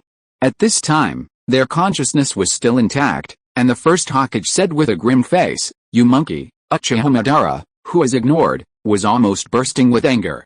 "You only say sorry to the first and second Hokage, what about him? If it weren't for this damned plan, he would have torn Konoha apart today." However, the next moment, the first Hokage, Hashirama Senju, Madara Uchiha, and Hiruzen Sarutobi shot off like 3 arrows. "Lord Yoru, be careful." The crowd in the Chunin exams arena watched this scene in shock. The Hokage had all been resurrected. It was incredibly exciting. However, when someone saw the Hokage preparing to launch a combined attack, a Jonin hurriedly shouted a warning. Bang! Bang! Instantly, traces of the main Gekkai Sharingan appeared in Yoru's pupils. He kicked away the second Hokage and, facing the 3 approaching figures, counterattacked. Bang! Bang! With each punch landing, under the watchful eyes of the crowd, the combined attack of the Hokage hadn't yielded any advantage. Damn it, he's still not proficient with the impure world reincarnation, and now he's forcibly controlling the first and second Hokage, weakening his strength even further. In the ensuing chaos, Yoru's figure was sent flying while defending against a water release technique. His body retreated over 100 meters before stopping. However, under the tense gazes of thousands of ninjas in the village, Uchiha Yoru calmly dusted off non-existent dust from his body and raised his hand to stop anyone who was about to come to his aid. Not bad, the first and second Hokage, plus Uchiha Madara, and you, the so-called strongest third Hokage, are qualified to make me take this seriously? His calm tone echoed in everyone's ears, yet it gave off a rather domineering feeling, as if no one in the ninja world could make him fight seriously except for these legendary powerhouses joining forces. Damn it, this brat. Looking at the arrogant Uchiha Yoru, Uchiha Madara couldn't help but frown, revealing a hint of anger. If it weren't for my plan, I would definitely teach this junior a lesson today. The strongest Hokage, the third Hokage, Madara Uchiha gave a mocking smile, looking at the first and second Hokage beside him. So the strongest Hokage in Konoha's history is actually the third Hokage. This old man, well then, let me wait and see the strength of the strongest Hokage. The first Hokage, Hashirama Senju, was dumbfounded, looking at Hiruzen Sarutobi beside him. Monkey, when did you become the strongest Hokage? Being questioned directly by the god of ninja who founded Konoha and pacified the chaotic world, Hiruzen Sarutobi's old face couldn't help but burn. Brother, what time is it? The quick-witted second Hokage, Tobirama Senju, instantly understood and directly interrupted the awkward conversation, requesting monthly votes. If you are listening to this novel on a channel other than Fanfic World, it means it was downloaded and re-uploaded without effort. We warmly invite you to visit our channel, Fanfic World. There you will find the original version of this story and many other novels of various genres. We look forward to seeing you dive into a world of incredible novels. Chapter 291 Susanoo Set Great Buddha vs Susanoo Set Nine Tails. Fire Release, Great Fire Annihilation. Under the watchful eyes of the crowd, Uchiha Yoru calmly brushed off some dust and slowly formed hand seals before everyone's eyes. The next moment, however, he unleashed a tsunami-like sea of fire from his mouth. Rumble. The death forest was razed to the ground by the raging inferno. Even Uchiha Madara, witnessing this incandescent fire release, couldn't help but show surprise and admiration. Truly worthy of the Uchiha bloodline. Meanwhile, everyone at the Chunin exams venue in the distance could clearly see this epic battle. Jonin stared dumbfounded at this terrifying and unparalleled ninjutsu.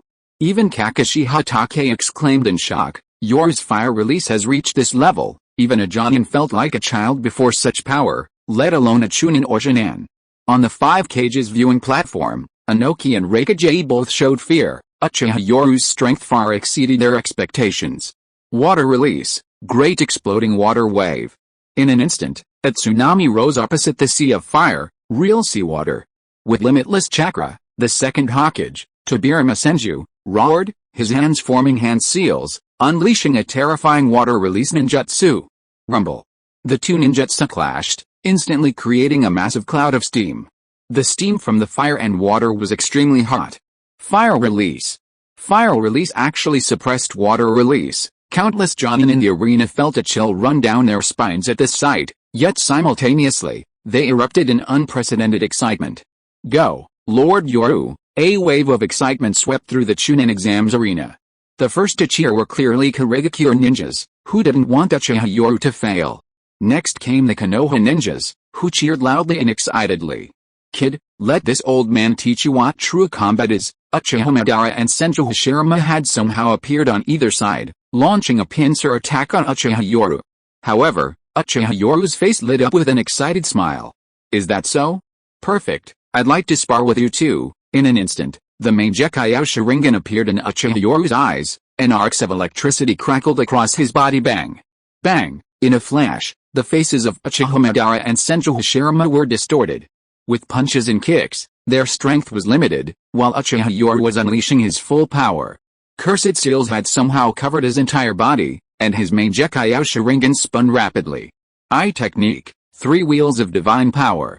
With the release of his left Mangekyou Sharingan, the eye technique Uchiha Yoru called the Sage's Eye, now at the eternal level, saw its power instantly amplified. Bang! Bang! In his Thunder God armor mode, Uchiha Yoru transformed into a bolt of lightning on the battlefield, leaving after images everywhere. For a moment, even the combined might of Senju Hashirama and Uchiha Madara was utterly routed. Damn brat! If it weren't for this body, Uchiha Madara's face turned green with rage. He was incredibly frustrated. This body could only unleash 70% of its power, while this brat Uchiha Yoru's current strength was almost comparable to his and Hashirama's at the Valley of the End. Boom! Flying Thunder God Slash. Just as the second Hokage, Senju Tobirama, was about to unleash his Flying Thunder God Slash, Uchiha Yoru suddenly grabbed his wrist. With a sudden burst of force, his arm snapped in two. So you want to dance too? A mocking, indifferent voice echoed in everyone's ears. A flash of lightning followed, and in this pure taijutsu, the second Hokage, Senju Tobirama, was left helplessly battered and bruised in midair. The resurrected body was incredibly resilient. It was riddled with dents, its arms broken, and its legs deformed. Kid, well done, Madara Uchiha shouted excitedly as he watched Tobirama Senju get brutally beaten, while Hashirama Senju's face turned green. Uchiha Clan Jr., you've gone too far. Hiruzen Sarutobi, weakened, stood on the edge of the fray. He realized that even in his prime, he couldn't participate in a battle of this level. Even more humiliating was that countless people were watching. He, the third Hokage, hailed as the strongest Hokage of all time, had utterly disgraced himself. Would release, advent of a world of trees. Seeing his younger brother being brutally beaten, the kind-hearted, brother-obsessed Hashirama Senju slammed his fists together and roared. Instantly, the earth rumbled, and to the astonishment of countless onlookers, the forest, just destroyed by a ninjutsu, sprouted countless vines and towering trees. Uchiha brat, although we are your seniors, don't blame us for being despicable. Taking advantage of a moment to catch his breath, Tobirama Senju, though frustrated, still stubbornly mocked. Hashirama Senju's terrifying wood release left Yamato, in the distance, wide-eyed. Even draining his chakra, He couldn't create such a level of wood release. Rumble instantly, the landscape changed, revealing a forest. Hearing Tobirama Senju's irritating voice, Yoru Uchiha also revealed a mocking expression. Despicable? I won't call you despicable. 4 against 1, perfect for some fun, Yoru Uchiha's arrogant voice echoed, and instantly a black giant rose from the ground. At the same time, Madara Uchiha also showed a frustrated expression. Junior, are you looking down on me? Madara Uchiha, always fiercely competitive, saw his main Gekkai Sharingan spinning wildly. He was frustrated, this brat was practically identical to him, even his words sounded like his own. But those words were infuriating. Rumble. Madara Uchiha's terrifying Susanoo appeared. The moment 2 giants, one blue and one black, appeared, they simultaneously unleashed massive flames. Fire release, great fire annihilation. The 2 fireballs, like meteors, collided violently, but clearly, Madara Uchiha, unable to unleash his full power, lost in the fire release. One was a fiery red fireball, while Uchiha Yoru spewed out a terrifying, scorching white fireball. Boom. Instantly, the newly appeared advent of the world of trees transformed into a sea of fire. Meanwhile, countless ninjas watching this scene in the original story were stunned. Under the dazed gaze of one Jonin, the kune in his hand had unknowingly fallen. This is not even in a dimension. The battle of our predecessors is so terrifying. Lord Yorukami can actually suppress the Hokage of past generations. Under the shocked and stunned gazes, even cage-level powerhouses fell silent. The 4th Raikage, and the 3rd Tsuchikage, Anoki, now had only endless fear and dread in their eyes. This enemy was no longer something that could be suppressed by numbers. The ordinary villagers on the viewing platform shouted excitedly, while the high-ranking officials, the daimyo of the Land of Fire and the Land of Water, and their respective retainers were filled with despair and terror. Such power! How could they possibly resist? Rumble. The battlefield had escalated to a terrifying level, with a single strike capable of altering the terrain. Madara, Hashirama, both of them were unusually excited. This kid was truly powerful, even in his prime, they could have a great time. Of course, Madara Uchiha's excitement stemmed more from his anticipation of having such an opponent after his resurrection. As the two exchanged a glance, Hashirama Senju's face already displayed the Sage Mode design, and he clapped his hands, shouting, Madara, as if telepathically connected, they understood each other with a single look. Madara Uchiha also excitedly clapped his hands and shouted, Hashirama, Sage Art, Wood Release, True several thousand hands. Instantly, the earth rumbled, and countless people stared in stunned silence at the scene before them. A wooden statue, even more exaggerated than a tailed beast, rose from the ground with a thunderous roar. With thousands of arms, it truly appeared like a giant mountain, resembling the thousand-armed cannon statue in a temple, but it was excessively large, and a terrifying pressure emanated from it. However, then, with a rumbling sound, armor patterns appeared on the terrifying thousand-armed cannon statue. Armored Susanoo. Susanoo-clad Buddha. The true several thousand hands clad in Susanoo. This scene stunned everyone, even Uchiha Yoru couldn't help but show a solemn expression. As the Susanoo armor was donned, and protected by the Susanoo atop the statue, Madara Uchiha and Hashirama Senju stood side by side. Is this the power of two legendary predecessors who pacified the chaotic world, so terrifying? Hashirama Senju, standing side by side, was filled with a long-lost surge of excitement, shouting excitedly, Madara, we're fighting side by side. However, Madara Uchiha scoffed, Susanoo on a Buddha statue? I just didn't want to be underestimated by a junior, haha. Seeing the stubborn Madara Uchiha, Hashirama Senju couldn't help but laugh. Meanwhile, a figure appeared on the battlefield, attracting considerable attention. Karin. Danger. Uzumaki Karin had quickly reached Uchiha Yoru, anxiously calling out, Yoru-sensei, I can do it. Seeing the girl, Senju Hashirama raised an eyebrow, a hint of curiosity in his voice.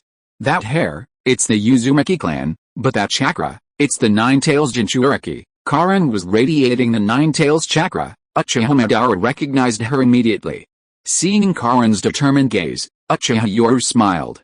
Yoru-sensei, recover your chakra first. Karin, her face flushed, extended her arm. This time, Uchiha Yoru's gaze swept over everyone. Some of his trump cards weren't meant to be revealed yet. Swoosh, his canine teeth pierced Karin's arm, leaving only two sharp wounds instead of a tooth mark. But as warm lips sucked on her, Karin's face flushed, unable to control her excitement. The feeling was so tingling. This brat's chakra is rapidly recovering. It seems to be due to this Uzumaki girl. Hashirama Senju and Madara Uchiha, both present, immediately recognized the problem. Finally, he gently licked his wound. The 2 blood spots had stopped bleeding and begun to heal, while Karin Uzumaki groaned. But then, Karin Uzumaki shouted urgently, "Kurama, rumble!" The Nine-Tails Jinchuriki fully transformed into a tailed beast. A Nine-Tails instantly appeared on the ground with a thunderous roar that resounded throughout the heavens and earth. Susanoo armor. Black armor continuously condensed, and instantly, an armored Nine-Tails appeared before the world. At this moment, the 2 giants stared at each other. The clan has long had records of the 2 fighting in the Valley of the End, but I never imagined there would be a Susanoo armored Buddha. A scene of Madara Uchiha riding the first Hokage, Uchiha Yoru, also protected by Susanoo and appearing above the Nine-Tails, spoke arrogantly. Before Hashirama Senju could say anything, Madara Uchiha smiled. "Alright, Madara Uchiha, we'll ride Hashirama to fight you, a mere junior. Although we are not at our full strength, you brat have earned my approval. You now possess the power of both of us at our peak." Hashirama Senju finally realized what was happening and his eyes widened. "Madara, when did you ride me? We fought side by side." "Shut up." Even the proud Madara Uchiha couldn't help but show excitement at finally getting the better of Hashirama. He had known Hashirama for so many years, and fought him for so many years, always coming out on the losing end. Today, he finally had the upper hand. "Hey, brat, you're riding the Nine-Tails too?" The hot-blooded, thick-skinned Hashirama Senju turned to Uchiha Yoru and said. However, the Nine-Tails beneath Uchiha Yoru, "No," revealed a disdainful voice from Karin. "I'm willing. 1,000 pieces of gold cannot buy my will." Karin was overjoyed. She could finally help her teacher fight alongside him, a long-awaited moment. "Hey, little girl, it's time to give me back my body," Kurama couldn't help but yell. In an instant, Kurama's beastly eyes contracted, and the 2 bodies had been switched. Roar, finally free, Kurama let out a long roar, as if venting the pent-up frustration of years of being sealed away. Then, Kurama's enormous beastly eyes, as large as houses, filled with ferocious bloodshot veins, staring intently at the 2 opposite it, no longer filled with fear. "Senju Hashirama. Uchiha Madara. Today, I'll beat you to pulp for both old and new grudges." With a powerful and terrifying Uchiha Yoru backing it up, Kurama roared arrogantly. It could finally stand tall in front of Senju Hashirama and Uchiha Madara. Kyuubi. Instantly, a black-tailed beast ball filled with deathly aura appeared in Kurama's mouth. Roar. A massive black-tailed beast ball hurtled towards them. Hashirama Senju, witnessing this, felt a sense of deja vu, but upon sensing Madara Uchiha's presence nearby, he broke into an excited smile. Hashirama clapped his hands excitedly and shouted, "Wood release, wood human technique, rumble." Instantly, a gigantic wooden figure rapidly grew from the trees. Facing the terrifying tailed beast ball, the wooden figure simply reached out and caught it. Catching the tailed beast ball with one hand, please support. Chapter 292 Madara. You're craving my wood release. Roar. The giant wooden figure caught a tailed beast ball with one hand, then roared and hurled it at the figure. Faced with this attack, the Nine-Tails, clad in Susanoo, roared again and charged forward without dodging. Just as the massive black-tailed beast ball struck the Nine-Tails' head, strange black patterns appeared instantly. At the same time, the Nine-Tails wasn't idle. Its second-tailed beast ball, though uncharged and less powerful, instantly destroyed half of the wooden figure's body. Flying Thunder God technique. In an instant, ripples appeared in space behind the Susanoo. The second Hokage, Tobirama Senju, who could only restrain the figure from the outside, cried out in alarm, "It's a space-time ninjutsu! Big brother, be careful!" However, the Nine-Tails, roaring wildly, tore the wooden figure apart and arrived before the Susanoo. Its exposed back was almost completely unaffected by the tailed beast ball. Boom! The entire Leaf Village trembled, and the dazzling white light instantly blinded countless people. The moment their vision returned, the deafening explosion reached their ears, accompanied by a violent shockwave that swept outwards. The shockwave alone uprooted towering trees like a hurricane, sending rocks flying. Fortunately, the Chunin exams were held on the edge of the Forest of Death, a remote area of Konoha, otherwise, the losses would have been immense. Roar. As the gust of wind swept past, Pairs of eyes stared blankly at the horrific scene before them, filled with shock. Is this really a ninja? Are you kidding me? This is a level only a god could achieve. Our predecessors were so terrifying. The strongest Third Hokage, a Konoha Jonin, looking at the disheveled Third Hokage forced to dodge on the periphery, felt nothing but irony. This Jonin had once held the Third Hokage in high esteem, and even now, he still believed that while the Third Hokage had faults, he also had merits. But at this moment, the Konoha Jonin revealed a self-deprecating smile, so Lord Yoru wasn't being sarcastic after all. The so-called strongest Hokage really is the one with the longest reign. Rumble after the explosion, the armor on the back of the Susanoo Buddha was shattered, and even the Buddha itself was riddled with splinters. At this moment, Kurama roared with unusual excitement. The debt from years ago could finally be settled, and with a crushing defeat on these two bastards. In the arena, the geniuses participating in this Chunin exams watched this battle in shock and helplessness. Was this truly something human could achieve? Yoru-sensei, Sasuke was completely stunned by the battle before him. At the same time, he finally understood what his brother had said. Yoru-sensei was the god of this era, the god of the ninja world.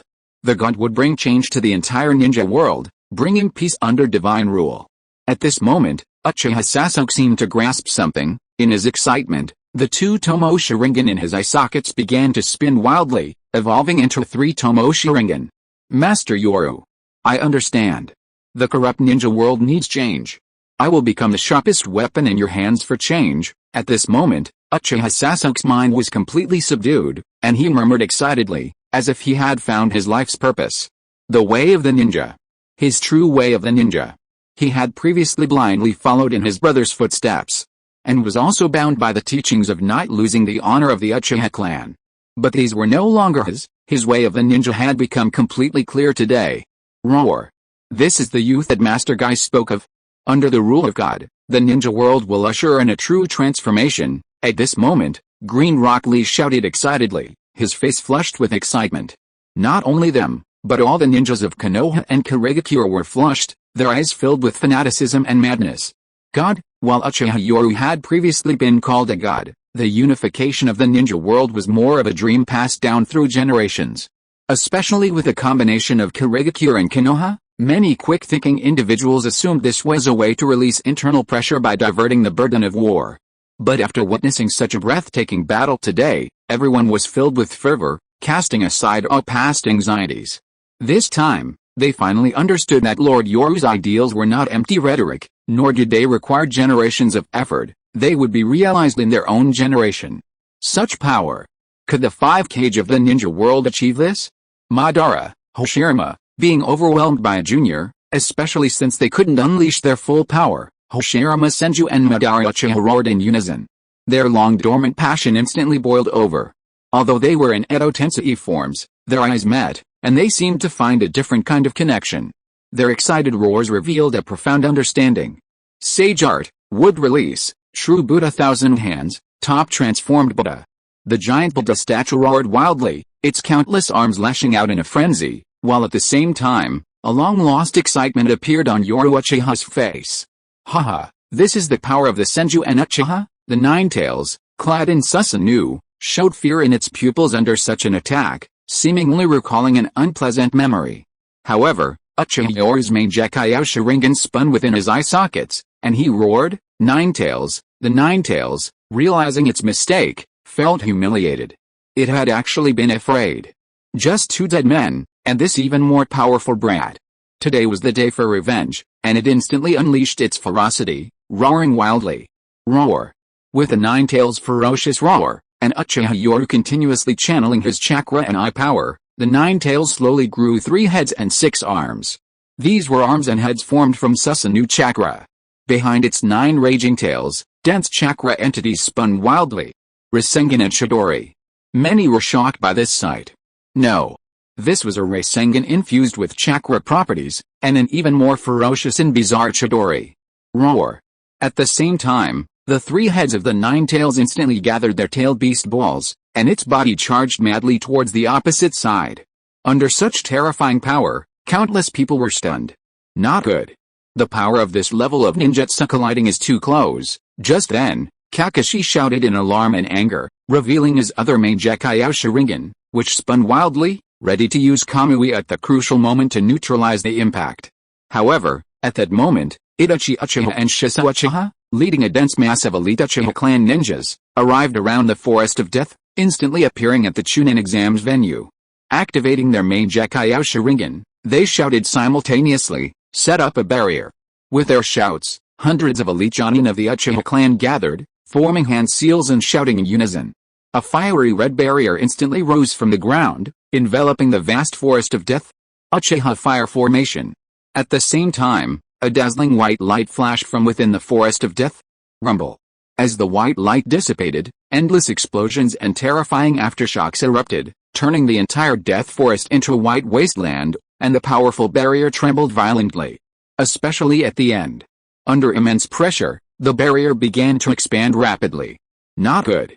The barrier can't hold on much longer. However, at this moment, Tsunade, standing on the 5-cage platform, saw the scene and her expression hardened. She immediately formed hand seals and summoned a slug. Quick! Transfer chakra to the Uchiha clan ninjas to maintain the barrier. Instantly, the slug collapsed, transforming into a small slug that possessed the Uchiha clan ninjas. In an instant, their chakra was replenished, and the barrier, which was on the verge of collapse, began to solidify. Damn it! None of them are easy to deal with. Seeing this, Tsunade couldn't help but curse, while the 4th Hokage and the 3rd Hokage, standing to the side, were pale-faced, staring in shock at the scene before them. Madarumi breathed a sigh of relief and smiled at Tsunade, saying, "There's nothing we can do.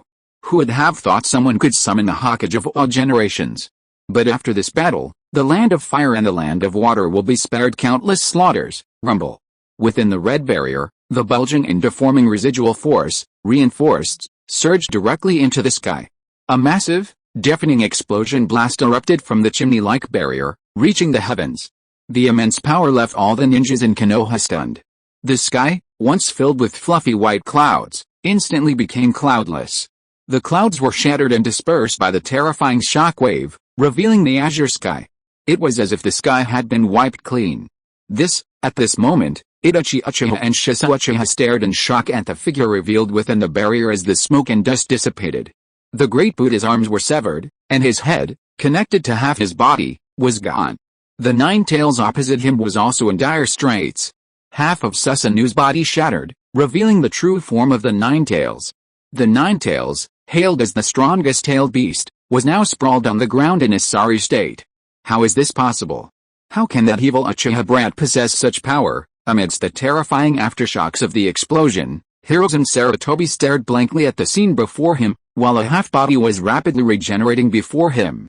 It was the 2nd Hokage, Tobirama Senju, who had protected his disciple at the last moment. As the smoke cleared, Uchiha Yoru, panting heavily above the 9 tails head, was revealed, his exhaustion impossible to conceal.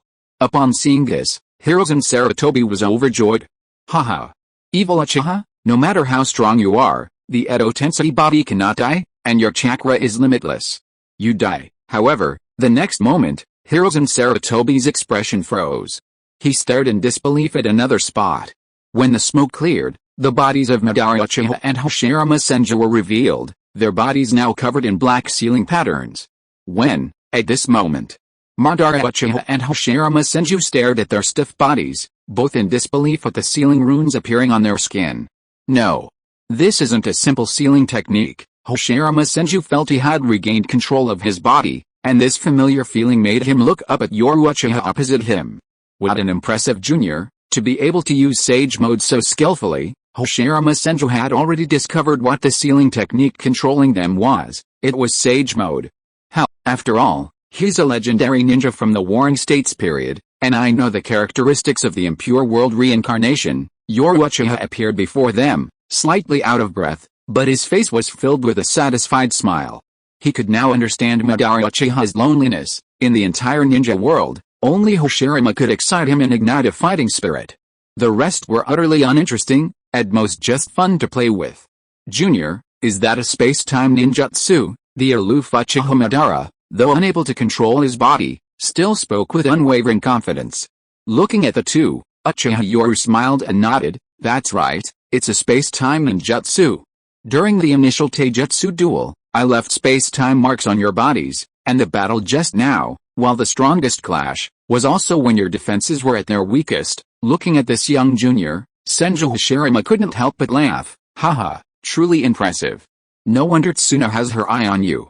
It seems you already had shadow clones. During the battle, Uchiha Yoru had secretly hidden 2 shadow clones, intending to appear behind the 2 at the perfect moment using space-time ninjutsu to activate this sealing technique. Seeing Senju Hashirama's enthusiastic, silly grin, Uchiha Madara coldly snorted, "You idiot." Although Uchiha Madara hadn't unleashed his full power, it had to be said that today's battle had rekindled his long-lost passion. "Hey, kid." Madara Uchiha couldn't stand the grinning Hashirama Senju, so he snorted and turned to Yoru Uchiha, saying, "Since you married Hashirama's descendant, then according to custom, that so-called 5th Hokage must change his surname to Uchiha?" Hashirama Senju, who was still laughing, widened his eyes upon hearing this. He was kind, not truly stupid. "Hey, Madara, you idiot. This junior has already agreed to Tsunade's surname, Senju. You and I are both dead. What are you interfering for, HMPH? Customs cannot be changed, Madara, you're being unreasonable. When I married Mito, didn't I also agree to the Uzumaki surname? Did I ask her to change her surname, TCH? That's because you're an idiot. Anyway, any woman who joins the Uchiha clan must take the Uchiha surname. Tsunade has her awakened wood release." Hashirama Senju's eyes widened at this moment. Hiruzen Sarutobi already explained the reason. This brat not only promised Tsunade the Senju surname, but also promised that their offspring could also bear the Senju surname. How could he change that? Seeing Hashirama Senju's serious expression, Madara Uchiha snorted coldly, "What's wrong with the wood release? From now on, wood release belongs to the Uchiha clan. What does it have to do with you, Senju, Madara? You're actually eyeing my wood release, idiot." At this moment, Madara Uchiha was even more pleased with himself. Everyone thought he had lost, but once his plan was launched, everyone would know that he was the winner. And this junior had truly made him proud. Not only had he taken Konoha, but he had also stolen a Senju's wood release. How satisfying. "Madara, you're just after me," Hashirama Senju glared, and Madara Uchiha retorted without backing down. Good heavens. Even though they had been sealed, the 2 of them not only showed no anger, but instead argued over this matter. However, at this moment, a sudden change occurred. Please support. Chapter 293 Forbidden Techniques Must Not Be Abused. Diamond Staff, Evil Uchiha, with a loud shout, a thick staff instantly extended amidst swirling smoke and dust, striking straight at Uchiha Yoru's back. "It's the Third Hokage," the Chunin exam ninjas exclaimed in surprise, but the next moment, Uchiha Yoru didn't even turn his head. Facing the attack from behind, a cold light flashed. The Kusanagi sword was instantly drawn, directly blocking the powerful staff, sparks flying everywhere. How is this possible? My full force attack could even provoke the Nine Tails. When the smoke cleared, revealing Hiruzen Sarutobi, his eyes widened in disbelief. He had used this very attack to force the Nine Tails out of Konoha, yet the Nine Tails hadn't moved an inch. Uchiha Yoru slowly turned his head, his indifferent gaze fixed on the Third Hokage in the distance, and sneered, "Trash." Back then, the Nine Tails was completely unprepared, but he was not only prepared, but now, lightning arcs flickered around his body. At his peak, what was a mere Hiruzen Sarutobi? Sarutobi. Quick! Just then, a pair of arms suddenly extended from the Ruai Jingu Bang, tightly gripping Uchiha Yoru's wrists, revealing the figure of Enma, who roared madly. Meanwhile, Hiruzen Sarutobi in the distance vanished into smoke with a bang. Shadow Clone Technique.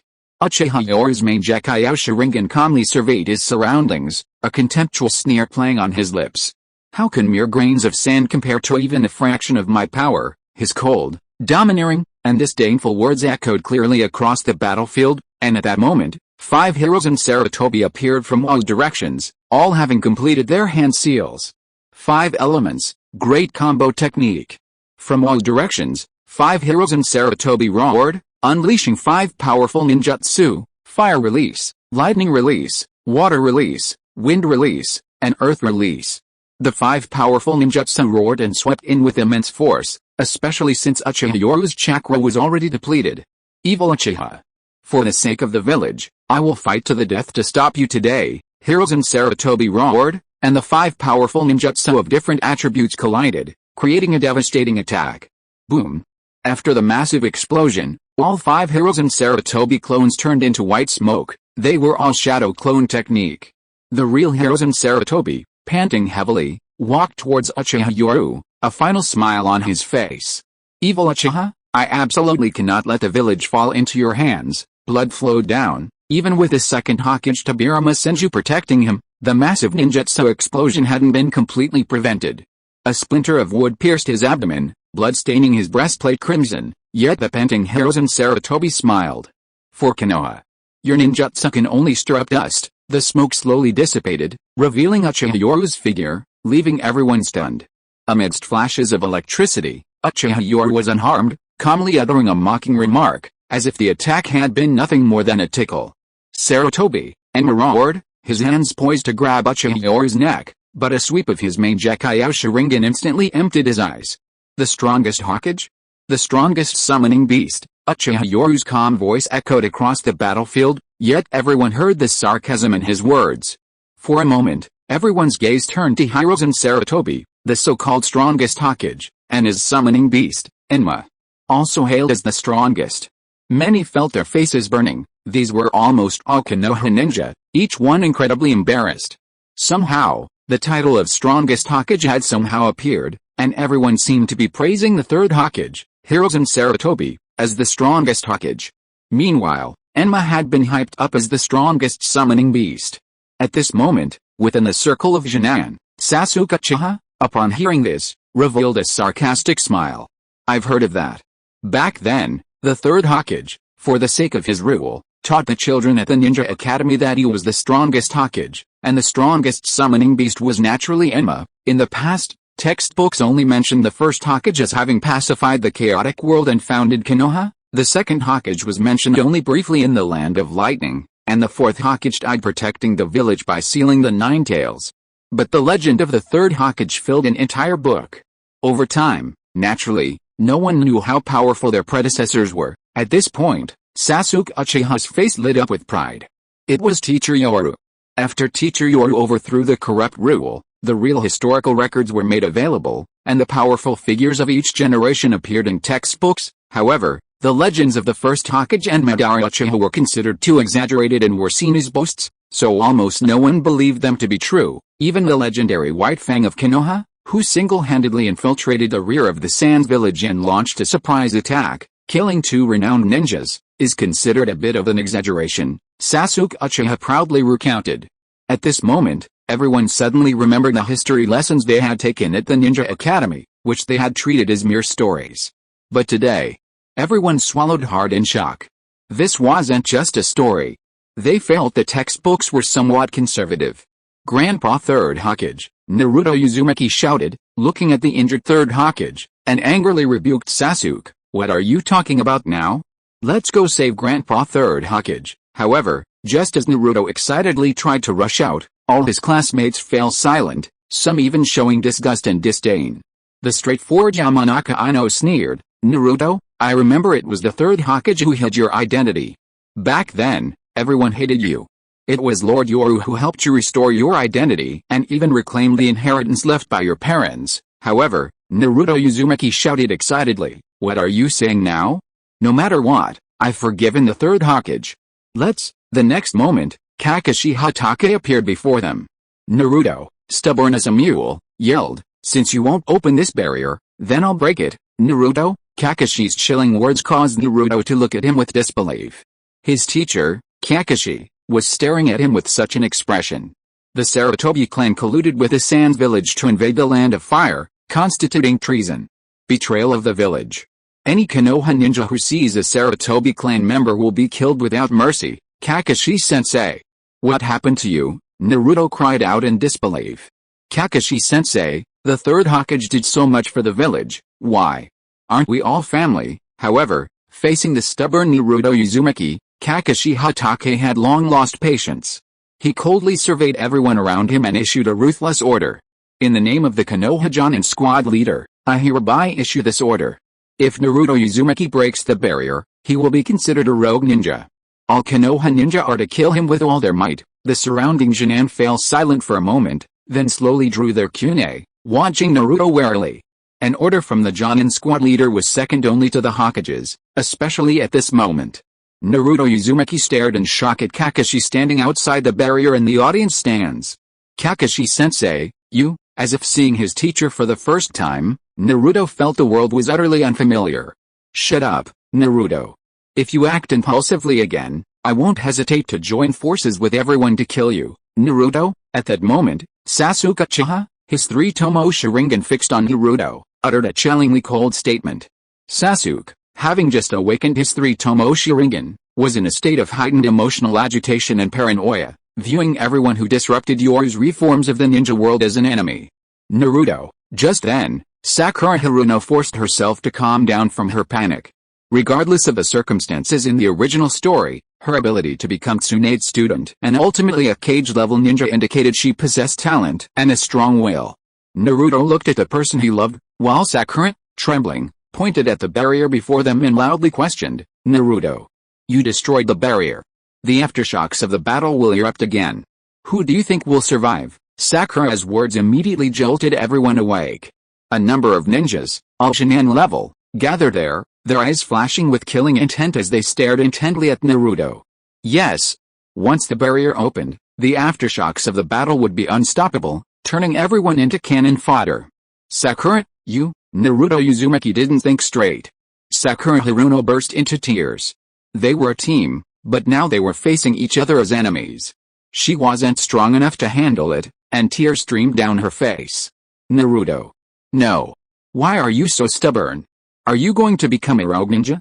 For your so-called mutual understanding, for your own selfish reasons, what are we? Are we all worthless? Can't you see the people around you? You're only seeing what's in front of you, not the people around you. Sakura, on the verge of a breakdown, pointed at Naruto and cried, Naruto. Don't be impulsive. You're the son of the fourth Hokage. When you first came back, everyone worshipped you, but look at yourself now. Sakura pointed at everyone, and under countless disgusted and indifferent gazes, Naruto was stunned. It seemed that when he first returned, he was greeted with admiration and gratitude, but now, only cold, icy stares. Naruto. When you first came to school, didn't you swear that you would make everyone agree with you, that this was your ninja way? Why did you ignore everyone's agreement, stubbornly insisting on being right, and pushing away everyone's recognition like trash? What have you gained now? Clang. Sakura's tearful, loud questioning caused Naruto's eyes to tremble, his hand weakly releasing the kunai that fell to the ground. Under the cold, disgusted gazes of everyone present, this moment felt like a return to his childhood, a memory that terrified Naruto. I pushed away the recognition I received, Naruto muttered to himself, staring at the scene in disbelief. As the memories flooded back, he seemed to understand something. What is easily obtained is often not cherished, what is gained through hard work is cherished and treasured. I understand, Naruto forced a smile. At this moment, he felt like he was back in the days when everyone hated him. The difference was that the hatred before came from the Nine Tails, while now it came from within himself. Just as Naruto Uzumaki was doubting himself, an astonishing scene unfolded on the battlefield. Uchiha Yoru. Your thinking is too extreme. You will only bring disaster to the village. To the entire ninja world. I will risk my life to take you away. With a sudden roar, Hiruzen Sarutobi clasped his hands together, then vanished in an instant, reappearing behind Uchiha Yoru. Flying Thunder God Technique. It was the second Hokage, Tobirama Senju, who appeared behind Uchiha Yoru using the Flying Thunder God Technique, along with Hiruzen Sarutobi. Seeing the figure so close, Hiruzen Sarutobi smiled excitedly and shouted, Reaper Death Seal. Instantly, a strange aura appeared, and at that moment, Uchiha Yoru's Kusanagi sword stabbed down. Crack. It's you again, you annoying white-haired brat. Uchiha Yoru's face flushed with impatience and disgust. His Kusanagi sword pierced the second Hokage's head and plunged into the ground, instantly freezing his body. Got him. Only a few present could clearly see the Grim Reaper appear behind Hiruzen Sarutobi. At that moment, a hand reached into Uchiha Yoru's abdomen without any resistance. As the Grim Reaper's hand seized his soul, his body stiffened, and a look of grave seriousness appeared on Uchiha Yoru's face, cold sweat trickling down his temples. At this moment, he finally felt the terror of the Grim Reaper, and also the fear Orochimaru felt in the original story. Unable to move his body, He frantically tried to control it, but could only twitch slightly. This loss of control over his body, this helpless gaze, this kind of fear is beyond the comprehension of ordinary people. At this moment, Hiruzen Sarutobi was so moved that tears streamed down his face. Uchiha Yoru. To eradicate you, this scourge of the ninja world, I've given everything, even my own clan. Finally, however, the next moment, a mocking laugh rang out. Uchiha Yoru's lips slowly curled into a sarcastic smile, and Hiruzen Sarutobi, seeing this, felt a surge of unease and hurriedly shouted, "Second Hokage, quick! Do it now!" However, the moment Hiruzen Sarutobi looked down, a look of astonishment appeared on his face. The second Hokage, Tobirama Senju, lay sprawled on the ground, his head impaled by the Kusanagi sword, pinned to the ground, unable to move.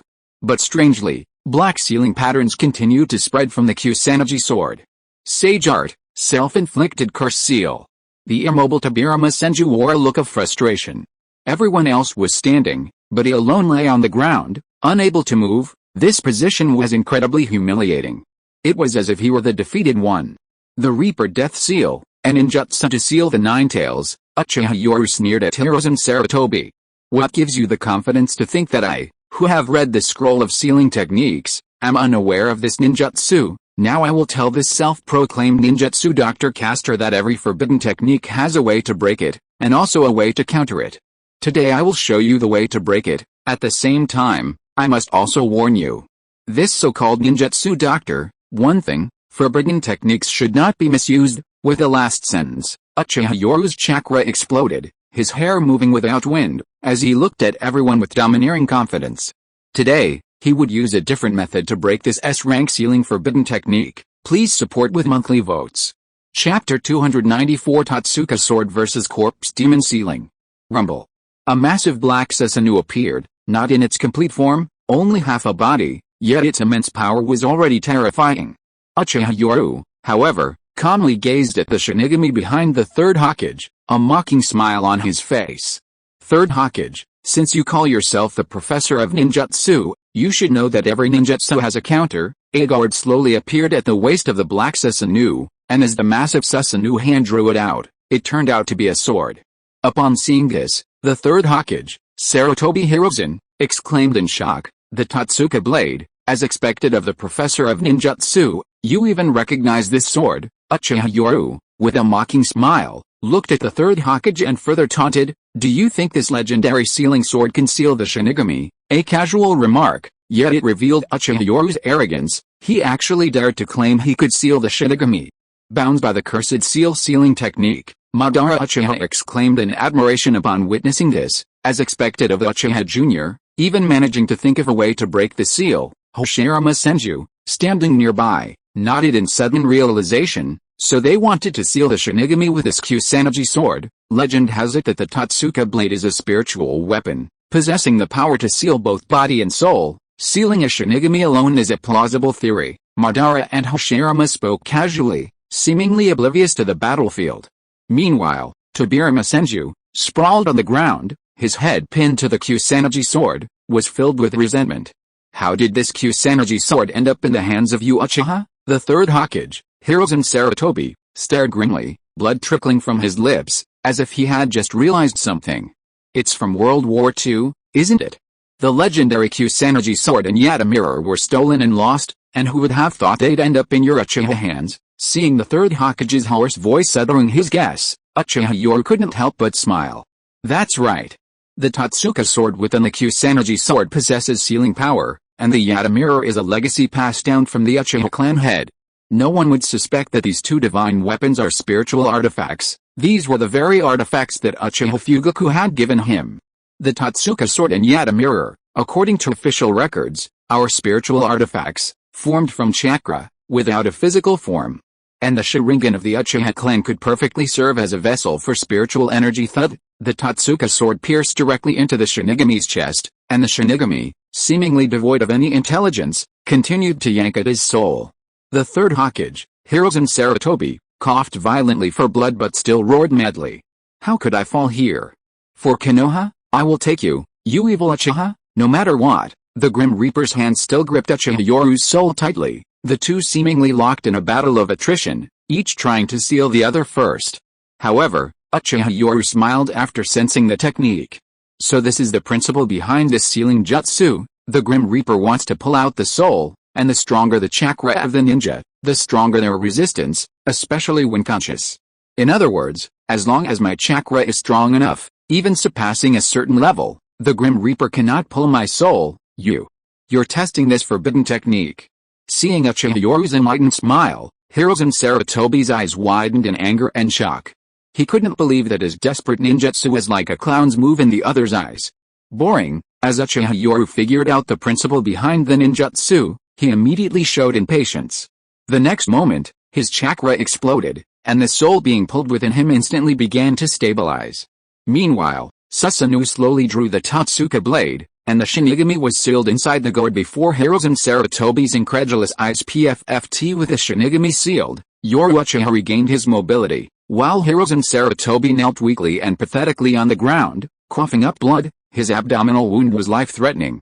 Brain, do you intend to kill the third Hokage? Tobirama Senju roared angrily from the ground, but a surge of unprecedented shame and rage welled up within him.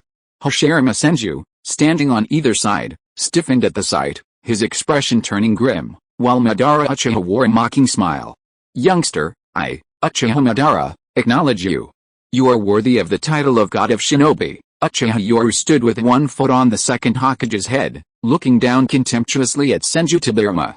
The third Hokage, Sarutobi Hiruzen, roared hoarsely, evil Uchiha. How could you treat our ancestors like this? However, Sarutobi Hiruzen was only experiencing a brief respite before death. His severe abdominal injury, coupled with the enormous depletion of chakra, left him too weak to stand. How should I treat them? Perhaps the third Hokage should tell us how he treated the Senju and Uchiha clans who founded Konoha, and the Uzumaki clan too. Looking mockingly at the disheveled Sarutobi Hiruzen lying on the ground, Uchiha Yoru instead turned to the first Hokage, Senju Hashirama, with a teasing expression. It seems that even after summoning the past Hokage, third Hokage, you haven't told the two Hokage about the Senju clan's impending extinction, have you? Madara Uchiha, standing to the side, looked at Hashirama with a cold face, but his expression was full of mockery. He naturally knew the Senju clan's fate, but he couldn't very well reveal it. Hashirama Senju is clearly stunned upon hearing this. The Senju clan is declining and about to extinct. This left Hashirama Senju somewhat bewildered. Back then, either the Senju or the Uchiha clan could easily suppress Konoha, right? How could they be extinct? Oh right, I remember the first Hokage's alliance with the Uzumaki country, known as the Eternal Alliance. Tisk, I seem to recall watching the Uzumaki country be destroyed during the third Hokage's reign. By the way, at least a village managed to rescue a princess from the fallen Uzumaki nation, and the legendary sealing techniques of the Uzumaki clan all came to Konoha. Tisk, truly worthy of being called the strongest Hokage. Under Uchiha Yoru's constant sarcastic remarks, Hiruzen Sarutobi, already suffering from blood loss, became flustered, his face flushing red, and he dared not look at the two Hokage. Meanwhile, Tobirama Senju, whose head was being stepped on, showed shock. Looking at his disciple who was avoiding his gaze, he wasn't stupid, he understood what was happening. Uchiha Yoru then burst into laughter. Since our so-called third Hokage keeps talking about the evil Uchiha clan, and he thinks he represents justice, then let me tell you all what happened these past years. The second Hokage died in the Land of Lightning, and all of his guards escaped back to the village, shamelessly claiming that the second Hokage's dying wish was for Hiruzen Sarutobi to seize power, with them assisting him, and so, Hiruzen Sarutobi became the third Hokage, and Danzo Shimura, Hamura Mitagato, and others became powerful figures. But by then, the Senju clan was too strong, not to mention they had produced two more Hokage. Our third Hokage seemed to feel that his Hokage orders weren't working. After that, they continuously weakened the Senju clan's power. Then, they even researched the wood release plan. Tisk, knowing the experiment's instability, our third Hokage, bathed in the light, used the same old trick of pretending not to see or know, while Root, hiding in the shadows, secretly spread rumors, making the Senju clan members believe the experiment was safe. Finally, as you all saw, perhaps with the two Hokage's sensory abilities, they should have personally sensed how many Senju clan members remained in Konoha. After all, I am the evil Uchiha? Slowly moving his foot, Uchiha Yoru looked at Tobirama Senju lying on the ground with a mocking gaze. You agree, Second Hokage, you probably didn't expect that while they perfectly inherited the evil Uchiha ideology from their disciples, the methods you admire were first used on the Senju clan. Among these people should be all your relatives, children, grandchildren, nephews, and nieces. Hiruzen, Tobirama Senju, even his usual monkey-like tone, was now fixed on Hiruzen Sarutobi with a cold glint in his eyes. Tobirama wasn't like his older brother, willing to sacrifice his clan for peace. The annihilation of the Senju clan had shocked him, and after the initial shock, he remained silent, lost in thought. Meanwhile, the surrounding barriers had been removed, and Tsunade herself had come to the front lines. Grandpa, second grandpa, the mature Tsunade looked at her two grandfathers, her eyes filled with tears and excitement. Tsunade, you've grown up so much. The usually carefree and impulsive Orochimaru Senju instantly broke into a silly grin, looking at his granddaughter. Tobirama, don't be sad. We still have Tsunade. With her ability to awaken wood release, she can give birth to one child a year. Even after 100 years, the Senju clan will still be around. Tsunade, who was initially on the verge of tears, was instantly filled with shame and anger upon hearing this. She glared and roared, Grandpa! What do you take me for? At this moment, Tsunade couldn't help but glare at Uchiha Yoru beside her. Where did you put your feet just now? Facing Tsunade's gaze, Uchiha Yoru gave an awkward smile. I couldn't control myself, it's just that our third Hokage claims to have inherited the second Hokage's ideology. He thinks the Uchiha clan is evil, forcing the Uchiha clan, who were once the founders of Konoha, to the edge of the village. He even planned a meticulous extermination operation. Saying this, Uchiha Yoru couldn't help but look at Hiruzen Sarutobi and mocked. I forgot to tell you, third Hokage, this time the Sarutobi clan colluded with the Sands village to attack the Land of Fire. You yourself provided the bait. The Sarutobi clan is probably wiped out now, but I have to thank the third Hokage and you all. It's perfect timing to use the same plan you laid out for the Uchiha clan's extermination. It's hardly changed anything, you. Hiruzen Sarutobi glared at Yoru Uchiha, seething with resentment. Although he had already prepared to sacrifice the Sarutobi clan, being mentioned like this made him spit out a mouthful of blood. Meanwhile, Madara Uchiha, always eager for drama, sneered, Hashirama, it seems your choice was wrong. The two had fought because of their differing ideologies. Seeing the current situation, Madara showed a rare expression of appreciation. It seems the Uchiha have ultimately won. You're quite good, Junior. Madara rarely praised anyone, but Yoru's actions were incredibly satisfying, like a refreshing ice-cold cola on a hot summer day. Konoha is now under the Uchiha name, while your Senju clan is almost extinct, ruined by your own disciple. Hashirama Senju was unusually embarrassed and speechless. He hadn't expected that the peace he envisioned would plunge the ninja world into chaos so soon after his death. The second Hokage, Tobirama Senju, coldly stared at the third Hokage, Hiruzen.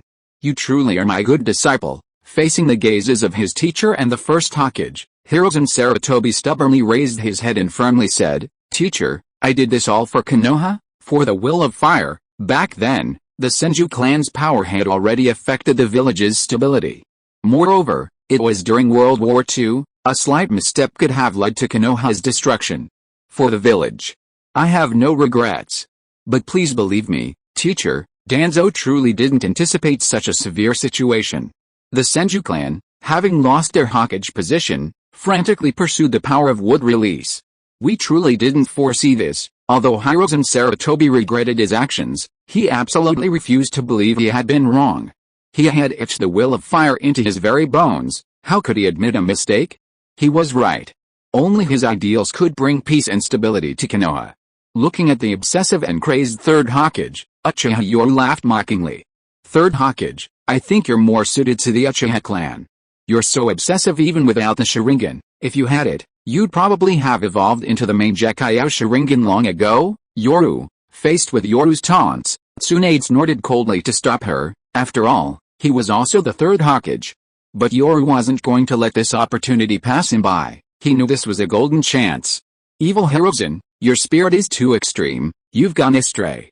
You keep talking about the will of fire, yet during the third Shinobi Academy, children under 10 were sent to the battlefield, while you decaying old fools head in the rear. Konoha's hero, White Fang, abandoned his mission for his comrades, only to be driven to his death by public opinion. He's considered a disgrace to Konoha.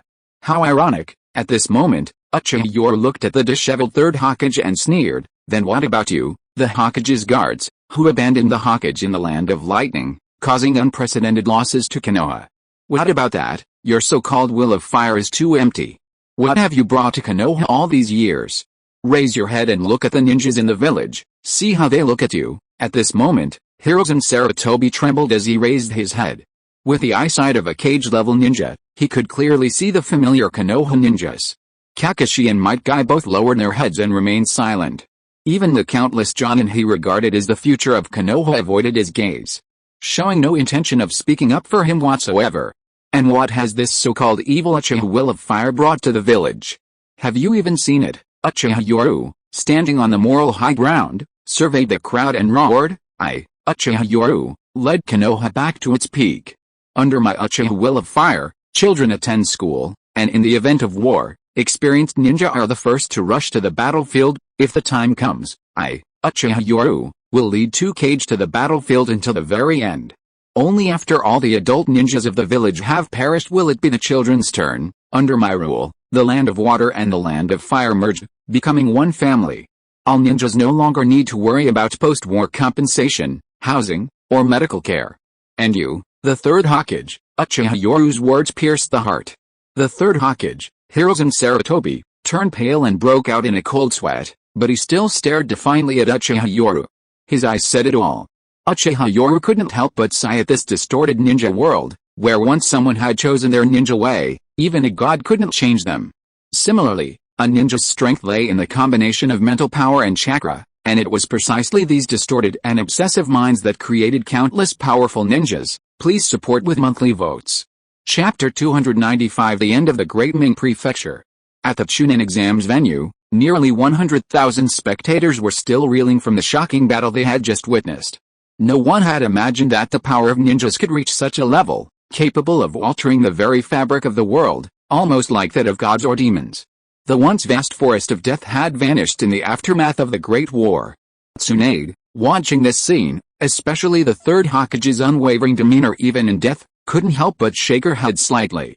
"First Hokage, reality has proven your peace ideals wrong." Uchiha Yoru stared calmly at the first Hokage, showing no mercy. Tsunade, seeing this, glared at him. Hashirama Senju, however, gave an awkward smile. "It seems so.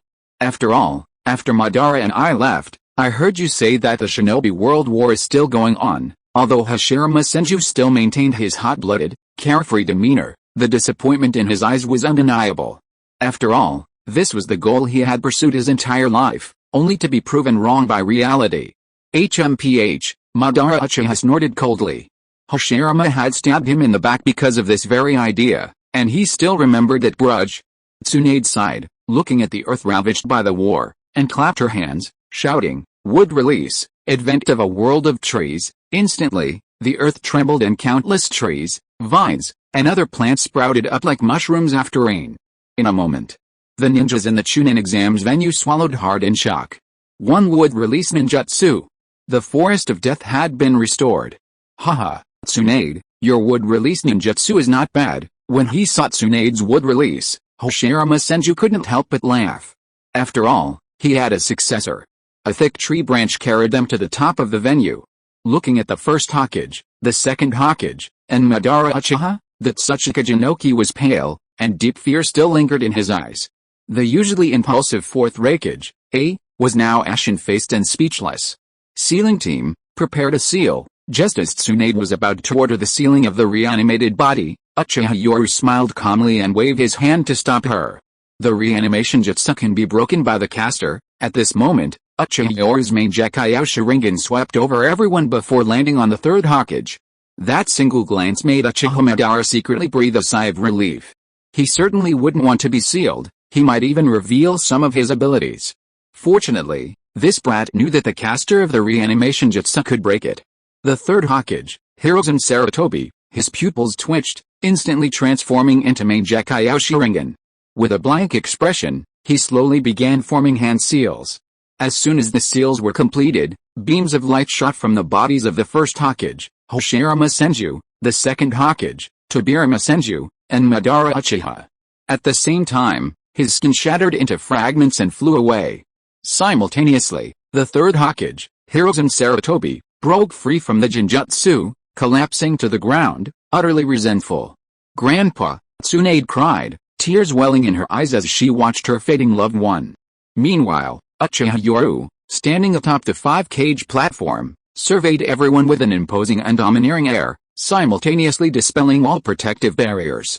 "Now, I, Uchiha Yoru, declare. The rank of daimyo is below that of kage, equivalent to an advisor. From this day forward, the daimyo's residence in the Land of Fire and the Land of Water will relocate to Konoha." Boom. Uchiha Yoru's order completely trampled the daimyo underfoot, shocking countless people, especially the daimyo's residence, which was filled with terror. The daimyo's residence, once almost above the ninja villages, had now fallen to a position below the cage. Just then, a group of high-ranking officials stepped forward, led by Kazuka Koyuki and others, respectfully kneeling before Uchiha Yoru. The daimyo of the Land of Snow, Kazuhana Koyuki, and her ministers kneel in obeisance. At this moment, everyone understood Uchiha Yoru's ambition. Relocating the daimyo's residences from the Land of Fire and the Land of Water was, in essence, a power grab, turning them into puppets. The so-called daimyo of the Land of Snow was also clearly telling everyone that the daimyo was merely a subject under his command, possessing no real status. It was also a clear declaration that the Land of Snow would be incorporated into his territory from this day forward. The daimyo's officials were ashen-faced. Before, they wouldn't have submitted, but now, having witnessed the world-destroying, godlike power firsthand, how could they possibly resist? Everyone finally understood that the existence of Kazuhana Koyuki, this escaped princess, over the years had been a means to gather and cultivate a group of capable administrators. Among the densely packed figures behind Kazuhana Koyuki, many were familiar faces, most were retired ninja from Kirigakure and Konoha due to injuries, and some were younger ninjas lacking in natural talent. Therefore, if the daimyo obeys, he'll serve as a mascot advisor. If not, everyone fell silent, especially the many ninjas from other countries and those from the daimyo's residence. The Raikage and the Tsuchika Jinoki stared at Uchiha Yoru in shock. You actually want to abolish the daimyo's existence? Wherever Uchiha Yoru's main Gekkai Sharingan reached, even the deepest resentment and anger could only be suppressed. It's time for a change in this chaotic, war-torn ninja world. The daimyo's residence, the cage of the ninja villages, and numerous armed forces. How can a country not be chaotic when it has so many voices? From this moment forward, I declare that the Land of Fire, the Land of Water, the Land of Snow, and the Land of Wind can only have one voice. Boom. Uchiha Yoru's domineering voice echoed in the sky, and everyone stared at this ambitious man with divine might, filled with fear. "The Land of Wind. You?" Anoki exclaimed in horror. Uchiha Yoru's lips curled into a smile. "The Land of Wind has invaded the Land of Fire, starting a war." The moment the war began, the Land of Wind had no reason to exist. Among the dissipating figures of the reanimated body, Uchiha Madara rarely showed a hint of admiration. "Junior, you're quite good." At this moment, Uchiha Madara turned to look at the Senju brothers, Hoshirama and Senju, a mocking smile on his face. It seems that whether it's the struggle between clans or their ideologies, the Uchiha have won. Senju Hoshirama's expression turned serious as he looked at Uchiha Yoru, who had declared the end of the daimyo's rule. "It seems another war is about to break out in the ninja world." "War?" Uchiha Madara's lips curled into a mocking smile. "Hoshirama, war has never stopped. This junior is young. After unifying the ninja world, he can at least maintain peace for 50 or 60 years, a brief peace," Hoshirama Senju muttered to himself. History had proven his peace ideals wrong. In the mere 50 years since his death, 3 great wars had swept the ninja world. In contrast, Uchiha Yoru, by launching a single ninja war, maintained peace for 50 or 60 years. In the end, a single ninja war traded for at least 50 years of peace. It seemed like a bargain. Meanwhile, Tobirama Senju stood nearby, his face ashen. He had never been so noble about the so-called peace of the ninja world. What he saw was the decline of the Konoha Senju clan, and it was all his doing. Now, the Uchiha had taken control of Konoha. Evil Uchiha. The ninja world will only be brought to war because of you. Konoha will once again be engulfed in war because of you. Hiruzen Sarutobi coughed up blood, weak but still displaying a madness on his face. A brief peace? First Hokage, are you talking about fragile, fleeting lives? Just then, a familiar, hoarse laugh rang in everyone's ears. Orochimaru's figure slowly rose from the ground, licking his lips, his snake-like eyes filled with an eerie light. That was a spectacular battle. Orochimaru had arrived long ago, even watching the fight from the shadows, but he revealed himself after the first Hokage said those words. Orochimaru. The weakened Hiruzen Sarutobi saw Orochimaru's familiar figure and couldn't help but show a complex expression. The first Hokage, however, felt a mocking gaze of his snake-like junior and couldn't help but look puzzled. Junior, what do you mean? Orochimaru chuckled hoarsely. Since ninjas can possess godlike power, why can't they possess the legendary eternal lifespan of gods? Orochimaru, you actually researched forbidden techniques. You show no remorse. Hiruzen Sarutobi instantly understood. He glared resentfully at Yoru Uchiha. If this man were to develop a ninjutsu that extended lifespan, when would Konoha ever escape the control of the evil Uchiha? As a teacher who instructs in ninjutsu, you are far too narrow-minded. You claim to be righteous, but aren't my research into forbidden evil techniques all inherited from the village? Even from your teacher, the second Hokage. Orochimaru watched his former teacher, the ninja hero, wither away, pale and powerless, a tear welling in his eye. Meanwhile, Hiruzen Sarutobi was too weak to speak, coughing up blood, completely consumed by anger. The second Hokage, Tobirama Senju, narrowed his eyes, staring at his snake-like junior. Haha, forget it, Tobirama. We're both dead now, and this junior pursues the ideal of peace. Perhaps his path is stronger than mine, perhaps due to the reincarnation of Ashura and Indra's chakra, the influence on Hashirama Senju and Madara Uchiha was significantly reduced. Hashirama, in particular, laughed heartily, his path having proven everything. While he was alive, under the awe-inspiring power of his strength, peace existed. But with his departure, war immediately broke out. Therefore, he didn't think Uchiha Yoru's peace ideals were wrong, but rather that they were based on their own practical experience. The longer Uchiha Yoru lived, the longer the ninja world could be at peace, just as it had been for him. If their descendants could maintain this power, peace would continue. Big brother, Senju Tobirama snorted coldly, somewhat annoyed. He still remembered this brat stepping on his head with such arrogance. Tch. At this moment, Uchiha Madara glanced at Hashirama with a cold smile. Back then, it was because you didn't listen to me that I unified the ninja world. There wouldn't have been so much trouble then. But it's alright, let this brat cause trouble for now. Once his plan succeeds, the ninja world will truly have permanent peace, not just temporary peace. Under the impure world reincarnation, the souls of the three visibly began to depart with a beam of light, while Tsunade looked at her loved ones with tears in her eyes. Hey, kid, you better keep an eye on Tsunade. Don't let him lose all the family's assets. Good heavens, what was supposed to be a touching scene was completely shattered by Hashirama Senju's last words, causing Tsunade to widen her eyes in shock. This is, Madarumi exclaimed in surprise, seeing three corpses with their true forms revealed. Might Guy, upon seeing this, exclaimed, they're Jonin from the Sarutobi clan. No. These three Jonin, just as Tsunade frowned, realizing something was amiss, the three lifeless corpses twitched, and poof, instantly, their flesh transformed into large trees. Seeing this, Tsunade's eyes blazed with fury. They actually injected Grandpa's wood release cells into their bodies, clearly, to unleash the power of these three legendary ninjas. Hiruzen Sarutobi had chosen Jonin as the sacrifice for this impure world reincarnation jutsu, and had even injected them with wood release cells. Injecting wood release cells sealed their fate, but the Jonin's constitution allowed them to hold out for a while, using this opportunity to undergo the impure world reincarnation. This is the key reason why these three legendary ninjas could unleash such terrifying power. Old man, Jiraiya appeared behind the third Hokage without warning. At this moment, Uchiha Yoru coldly said, you who claim to be righteous do evil things like Danzo, utterly hypocritical. Suddenly, the Kusanagi sword swung down fiercely, a sword light flashed, and under the watchful eyes of everyone, the Hokage rock, the symbol of Konoha, and the head of the third Hokage suddenly shattered. An X was directly slashed across the face of the statue symbolizing the third Hokage, and when Hiruzen Sarutobi saw this, his face flushed red, and he spat out a mouthful of blood.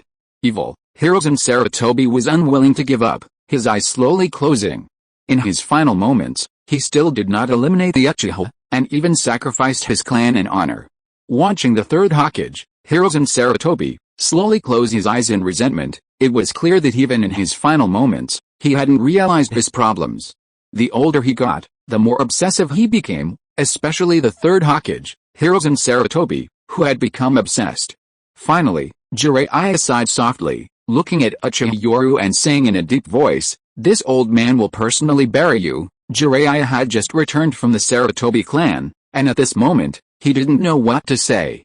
The plan to exterminate the clan was a slight modification of the original Uchiha clan extermination plan from Root. Perhaps it was a case of karma coming full circle. Meanwhile, the fourth Raikage, and the third Tsuchikage, Inoki, exchanged a heavy glance. They knew that this time, an alliance was necessary, a much stronger one, otherwise they wouldn't be able to withstand the next wave of war launched by Uchiha Yoru. The turmoil in Konoha gradually subsided. This time, the Sand Village's elite forces hadn't even entered the village center before being intercepted, requesting monthly votes. Chapter 296 5th Kazekage Yakura. The Sarutobi clan. Grandpa Uncle Asuma, Sarutobi Konohamaru trembled with terror as he stared at the ravaged clan compound, corpses everywhere. He ran frantically through the streets. His screams of fear seemed to give him courage, and he fled home like a madman. All he wanted was to get home. Suddenly, a figure appeared on a telephone pole, a pair of eerie Mangekyo Sharingan eyes slowly emerging from the crouching figure. With a ninja's instinct, Konohamaru quickly turned his head, but there was nothing on the pole. He frantically ran home again. Grandpa Another figure appeared on the telephone pole. It was Uchiha Itachi, his Mangekyo Sharingan eyes coldly fixed on the Sarutobi clan. If it weren't for Yoru-sensei, would the Uchiha clan have ended up like this? The silent Uchiha Itachi muttered to himself. He thought of a terrifying possibility. What if Sasuke also rushed home in a panic, only to find everyone dead? A chill ran down Uchiha Itachi's spine, and his Mangekyo Sharingan eyes filled with unwavering resolve. Uchiha Itachi. I will absolutely not allow anyone to shatter Yoru-sensei's ideals. Uchiha Itachi's figure vanished, and amidst the chaos, Sarutobi Konohamaru finally arrived at his doorstep. But at this moment, Konohamaru's eyes were filled with only fear. He saw the front door of his house wide open, and there were traces of blood. His trembling legs slowly led him into the house, and in an instant, he saw a cold glint. Uncle, Sarutobi Asuma, his face covered in blood, coldly emerged from the darkness, his chakra weapon, Flying Swallow, gleaming with a cold light. However, Flying Swallow was now stained with blood. Uncle. The clansmen are all dead. Konohamaru stared at his uncle in disbelief, but instinctively he still wanted to get closer, seeking a sense of security. Uncle. Just as Konohamaru was about to step forward and hug his source of safety, a cold light flashed suddenly. His pupils dilated, his body trembled uncontrollably, and he stared at his uncle Asuma in disbelief. A stinging pain shot through his cheek, blood trickling down as the swallow slashed across his face and embedded itself in the wooden door behind him. Thump. Sarutobi Konohamaru, terrified, collapsed to the ground, staring in horror at his uncle who emanated a chilling aura. I'm Konohamaru, uncle. Sarutobi Asuma, however, wore a mocking smile. What a rotten family. Warm, yellow liquid flowed out, and Asuma's eyes widened in disgust. Konohamaru was completely paralyzed with fear. Uncle Asuma, you, his voice trembled. Konohamaru's body went limp, even his most basic instinct to flee was gone. Asuma, however, simply smiled coldly. As expected, the blood of this filthy family is stinking. Why? Konohamaru stared in terror at the approaching figure, while Asuma gave a cruel, sarcastic smile. To prove my mettle, this filthy family no longer holds any interest for me. Sarutobi Asuma slowly walked past him, treating Konohamaru as if he were a piece of trash he loathed. He went straight to the door and pulled his flying swallow sword from the wooden door. You. Why did you slaughter your clansmen? Finally, summoning courage from who knows where, Sarutobi Konohamaru turned around and screamed wildly. However, he was met with a pair of cold, close-up eyes, and at the same time, a sharp pain in his abdomen. A fist slammed into his abdomen. Asuma held Konohamaru in one hand and placed him in front of him, revealing a cruel smile. You are not worth killing now, Sarutobi Asuma sneered, throwing Konohamaru aside like trash.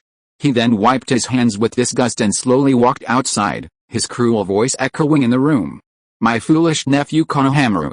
If you want to kill me, hate me, resent me, then live a wretched life, keep running away, keep running, just keep surviving, And then when you have the same capacity as me, come find me. Only then will your life have any value. No, Konohamaru inside the house was nearly collapsing, snot and tears streaming down his face. He stared in terror at all the servants lying on the floor. Outside, Sarutobi Asuma's cruel face was streaked with tears. He saw Jiraiya and Uchiha Itachi. Asuma, Jiraiya opened his mouth with complicated emotions, unsure how to comfort him. Uchiha Itachi, standing to the side, coldly observed everything. He knew all too well that this plan to exterminate the clan, from the moment the village devised it, was intended for his Uchiha clan. It was just that now it was being used against the Sarutobi clan. How are the Sand Ninja? Sarutobi Asuma uttered hoarsely. Jiraiya replied in a low voice, the barrier trapped the Sand Ninja. With the Ino Shikachu clan and others there, they've almost wiped them out. As for the Sand Ninja outside the barrier, they've been dealt with as well. This time, the Sand Ninja had just entered Konoha when they encountered Jiraiya's ninja. The barrier effectively trapped them within this area. The Ino Shikachu clan and others, who had initially wanted to escape the war, had no choice but to fight back. The Sarutobi clan, however, received special treatment from the Sand Ninja. The Sand Ninja believed that the Sarutobi clan had betrayed them. But all of that was over. Although Sarutobi Asuma didn't massacre everyone, he had slaughtered nearly half of the Jonin families within his clan. The rest were Sand Ninja, or died in battle. After a moment of silence, Itachi Uchiha finally spoke in a deep voice, I'll go help Yoru-sensei first. Watching Itachi turn to leave, Asuma Sarutobi said hoarsely, my mind is protected by a barrier set up by Jiraiya-sama, it won't reveal any information about Konoha. But please spare Konohamaru. Itachi paused, turned to Asuma with a cold gaze, and uttered a sentence that silenced them all. If this plan is implemented within the Uchiha clan, will you spare the children of the Uchiha clan? Although Itachi was a brother complex character, under Yoru's tutelage, he still had deep feelings for his clan. As Itachi turned to leave, his sudden words brought a grateful smile to Asuma's blood-covered face. However, Yoru-sensei ordered that although the Sarutobi clan is guilty of treason and collusion with the enemy, they should not be exterminated. With those words, Uchiha Itachi vanished, but Sarutobi Asuma nodded excitedly, his face filled with gratitude. Asuma, leave now while the chaos continues. The village will issue a warrant for your arrest later. Jiraiya sighed wistfully, he hadn't expected this ending, it was too ironic.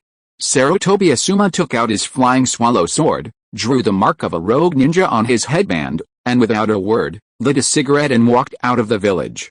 From then on, he had no home, and whether he could leave Konoha alive depended entirely on Uchiha Yoru's mercy.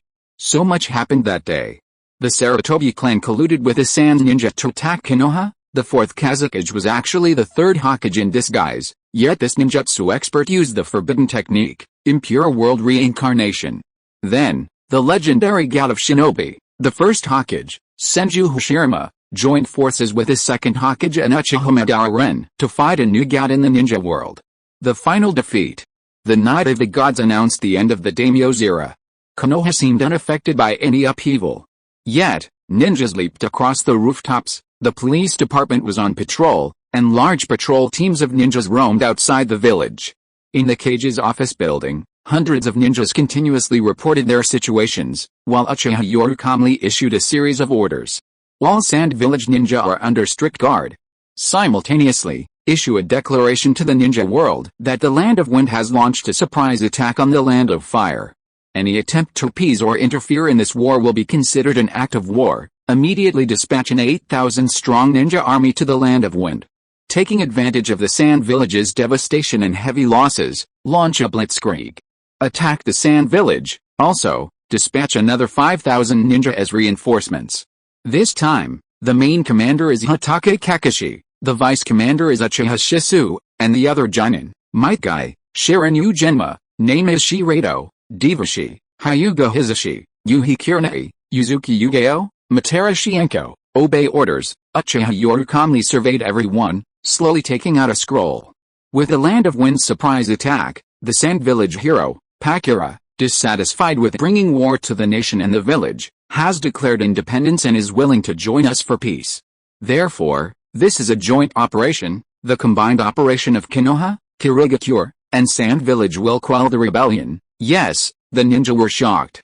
A legion of 13,000 ninja had been deployed. This was practically a ninja war. But then, the Sand Village rebelled? Pakura declared independence? At this moment, they were overjoyed. No one who became a Jonin was a fool. It might have all been a setup from the beginning. Only in this way could they legitimately incorporate the Land of Wind into their territory. Lord Yoru, the Sand Village's Jinan team participating in the Chunin exams includes Kankuro, Temari, and Gaara, all of whom are 4th Kazukage's Shadow Cage. What should we do? Someone raised this question, but Uchiha Yoru scoffed. Do I need to teach you that? Gaara is the Jinchuriki of the one-tailed beast from Sand Village. You should know that Sand Village has always viewed this as a war, not a provocation. Imprison the Jinchuriki and have him strictly guarded by a 3-tomo Jonin of the Uchiha clan. Also, have the wood-released ninja Yamato monitor him. As for Kankuro and Temari, take them into custody? Yes, sir. The ninja's reaction speed was lightning fast. In a short moment, with the combined efforts of Konoha and Kirigakure, this vast war machine began to operate.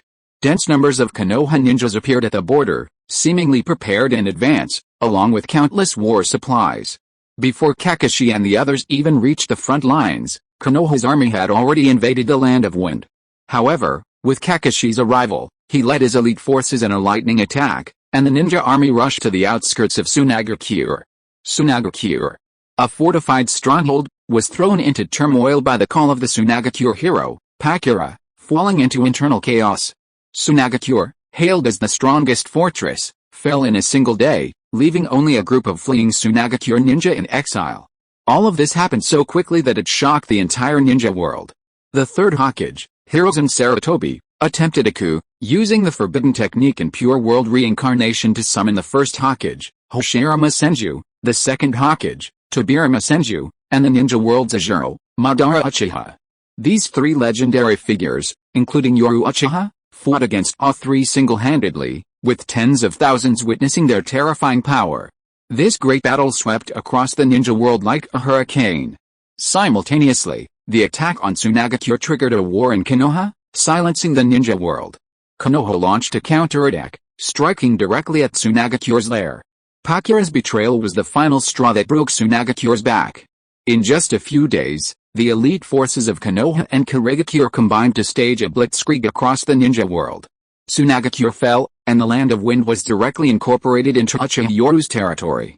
This battle was known in the ninja world as the Blitzkrieg Sunagakure. After the fall of Sunagakure, the body of the 4th Kazukage, Raza, was discovered.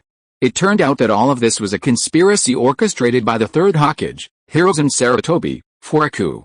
From the beginning, this ninja hero, Hiruzen Sarutobi, first contacted the 4th Kazukage, Raza, intending to carry out a coup. Then, the 4th Kazukage was ambushed by Hiruzen Sarutobi on his way. Hiruzen Sarutobi also plotted against Sunagakure.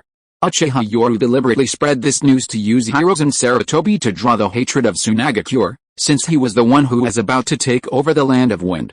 At the same time, something else shocked the ninja world. Uchiha Yoru, revered as the god of night, directly abolished the title of daimyo. The ninja world was shaken. Enraged, countless daimyo sought to unite and wage war to eliminate figures like Uchiha Yoru. However, the intelligence relayed to the various ninja villages silenced all their leaders. Even the daimyo of the Land of Earth and the Land of Lightning remained silent. Yet, the daimyo administrations of the Land of Earth and the Land of Lightning began relentlessly diverting funds to expand their villages and their own military forces. Meanwhile, the ninja world was in turmoil, with countless nations secretly forming alliances. As for the war in the Land of Wind, Uchiha Yoru held the moral high ground, calling it a counterattack. No one dared to support the Land of Wind, and within 28 days, the entire country fell. Only a small number of Sand ninja stubbornly resisted and fled to the ninja world. At the same time, the title of God Yoru once again resonated throughout the ninja world. This time, no one questioned the title of God of Shinobi. Konoha. On this day, the Hokage building was crowded with countless figures, especially numerous ninja, with a mist ninja and Konoha members filled with excitement and anticipation. From this day forward, I, Pakura, am the 5th Kazukage of Sunagakure in the Land of Wind. With her Kazukage hat raised high, Pakura surveyed the crowd and shouted, her voice perfectly overlapping with the new portrait carved on the Hokage rock behind her. Amidst the excited cheers of countless figures, most of the Sunagakure ninja looked awkward, but faced with such an atmosphere, they could only nod awkwardly. On the high platform, Uchiha Yoru smiled broadly, looking at the beautiful Pakura. As for Tsunagakure's opinion, all the families of Tsunagakure Jonin had been relocated to Konoha to enjoy better resources. Weren't you satisfied? Even if you don't think of yourself, think of your family and descendants. He disdained those below Jonin. This world had always been a dog-eat-dog world. 5th Hokage Tsunade, 5th Mizukage Madarumi, 5th Kazakage Pakura. Uchiha Yoru felt a strange urge, as if he had a collecting obsession, almost collecting all 5 Kage, requesting monthly votes. Chapter 297 Gaara joins Kakashi's Team 7. A Megacure, Hidden Rain Village. Under a gloomy sky, on the tip of a strange statue, Pain, the Devapath, sat coldly, gazing down upon the oppressive Megacure. Pain. Just then, ripples appeared in the space behind him, and the masked man, Obito, appeared. After appearing, Obito said in a deep voice, "You must already know about Konoha's intelligence, about the Nine-Tails Jinchuriki." Clearly, their intelligence indicated that Naruto Uzumaki was the Nine-Tails Jinchuriki, but the appearance of Karin Uzumaki this time was somewhat strange. At this moment, Pain, who had previously maintained a cold and indifferent expression, calmly said, "Your mind is in turmoil. You've forgotten Orochimaru." Orochimaru. Suddenly, Obito's eyes narrowed, and he said in a deep voice, "You mean Orochimaru's research, the pseudo-Nine-Tails Jinchuriki cultivated by the Land of Fire using the Nine-Tails chakra could unleash the power of 4 tails. While it's surprising that Orochimaru could cultivate an even stronger Nine-Tails Jinchuriki, it's not impossible." Pain's cold voice echoed in his ears, and Obito narrowed his eyes. "You're right. I personally witnessed a 4th Hokage, Minato Namikaze, sealing the 9 tails inside his own child. The price of extracting the tailed beast, Naruto Uzumaki couldn't possibly still be alive." Moreover, Obito sneered, "This suddenly appearing Karin Uzumaki, according to intelligence, has been in the Sound Village, where Orochimaru is hiding. Looks like another Orochimaru experiment. Otherwise, why would Konoha be willing to sacrifice the real Nine Tails?" It was as if the two had already seen through everything. However, Orochimaru truly lives up to his reputation as a genius. Orochimaru's talent was enough to warrant their attention and apprehension, but now they had lost the opportunity to win him over. "The Tailed Beast's erasure plan will begin as scheduled in 3 years. The 9 tails is yours, Uchiha Madara." Pain's tone was cold, and he emphasized the name Uchiha Madara. Masked Obito naturally understood what he meant. Now, without the mysterious aura of Uchiha Madara, he was no longer the figure Nagato feared. In fact, the other party had begun to question his strength. Obito behind the mask revealed a mocking sneer. Upon who, after obtaining the Rinnegan, already considered himself a god. How laughable. Sarutobi Asuma survived the massacre of whose clan, so his strength is barely enough to qualify him for joining. Bring him into the organization, and he'll be in your group from now on. His responsibility is to gather intelligence on the ninja world, especially the whereabouts of the tailed beast Jinchuriki. Not a single one can be missed." Pain calmly issued the order, an attitude that infuriated Masked Obito, but he still said in a deep voice, "All right, I'll train the newcomer well, but Sarutobi Asuma needs to show his loyalty." Before, when they were high and mighty, it didn't matter, but now the threat from Konoha's Uchiha Yoru was too great. He had integrated the strength of the 3 great ninja villages, causing a surge in power. At this moment, if Sarutobi Asuma were a spy and leaked their information, it would be dangerous. Konoha, Gaara, Temari, and Kankuro had already changed into Chunin uniforms. All 3 had been promoted to Chunin. In the office, Uchiha Yoru calmly observed the 3. "From today onwards, you are Chunin. Temari, your team leader is Uzuki Yugeo, one of Konoha's few elite wind-released jonin. Kankuro, I've read your application. From today onwards, you are a member of the police department." "Thank you, Lord Yoru." Temari and Kankuro nodded respectfully. They had experienced too much in the past month: imprisonment, the fall of Tsunagakure, and the merger of the Land of Wind and Konoha. Especially their father, the 4th Kazakage Raza, who was killed by the 3rd Hokage, Hiruzen Sarutobi. Their hearts were filled with hatred for the Sarutobi clan, especially after hearing that there were still remnants of the clan. But now they faced a choice: join or remain imprisoned. In the end, the calm and intelligent Temari reluctantly persuaded her 2 younger brothers to surrender. Tsunagakure was still there, only with a new Kazakage, and this Kazakage had an additional god above him. Especially the earth-shattering battle of the Chunin exams had shattered her will to resist. Therefore, although Temari and Kankuro were disappointed, the thought that Tsunagakure still existed gave them forced smiles. They both looked at their younger brother, Gaara, with concern. Gaara remained silent. For over a month, his chakra had been sealed, and he had lost his power, but he had also felt the care from his two loved ones, Temari and Kankuro. Something seemed to have changed. Seeing this, Uchiha Yoru couldn't help but smile. Gaara's talent was undeniable, and he couldn't bear to waste it. This was something he had deliberately arranged. Gaara, from today onwards, you join Kakashi Hatake's Team 7. Team 7, all three looked puzzled. They naturally knew about Kakashi's team, weren't they usually 3 people per team? Faced with the three's doubts, Uchiha Yoru calmly said, Naruto Uzumaki is about to go to train with Jiraiya, so the team is short 1 person, and Gaara, you're perfect for that. If Shukaku inside you becomes disobedient, you can go find your team leader, Jonin Kakashi.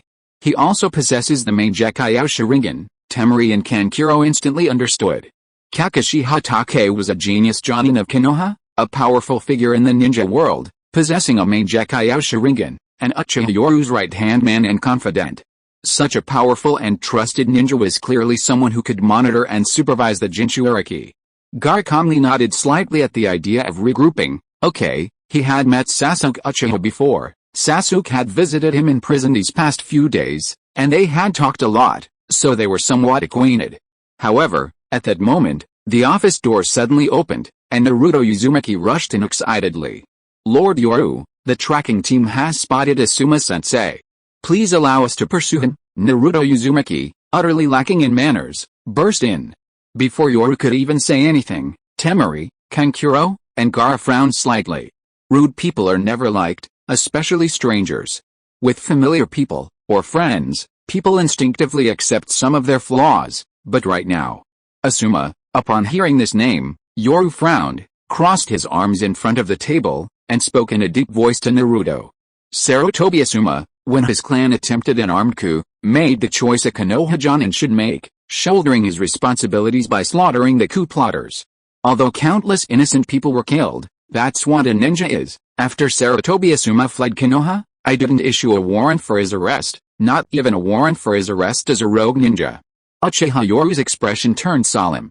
Sarutobi Asuma's spirit is admirable, but the evidence of the Sarutobi clan's coup is irrefutable. For the sake of upholding justice even at the cost of family ties, I didn't pursue his responsibility.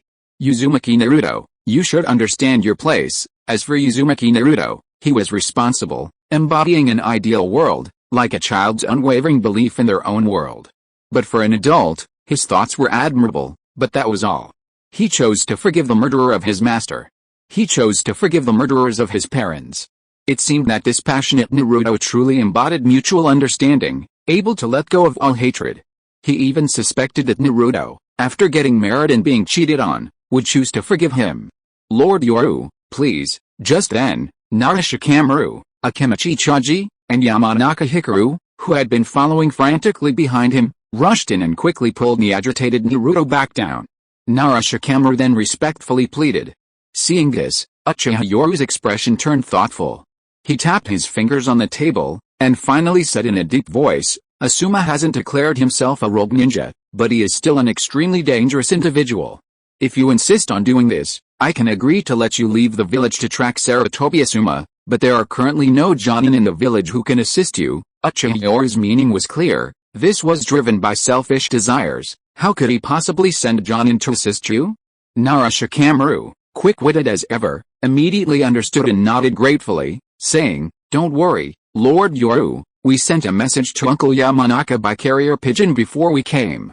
Uncle Yamanaka will come. However, Uchiha Yoru casually waved his hand to stop him from explaining, This is your private matter. Since the Yamanaka Jonin has agreed, you may go. Lord Yoru, may we invite our village companions? Nara Shikamaru asked tentatively. Uchiha Yoru raised his head and glanced indifferently at the brat, instantly causing Nara Shikamaru to break out in a cold sweat. Yes, thank you, Lord Yoru. The Sarutobi clan had been wiped out, and these clans had paid a heavy price under the Sand Village's attack.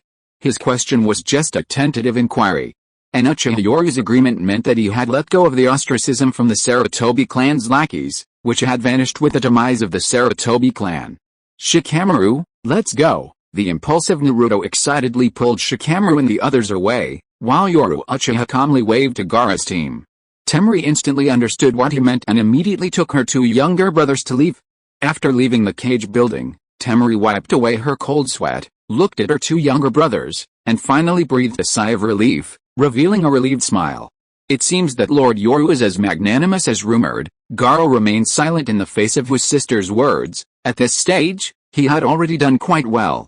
Kankuro, on the other hand, looked puzzled and asked, "What do you mean?" Seeing her two worried brothers, Temari helplessly rubbed her forehead, and the three of them walked away as she explained at the same time.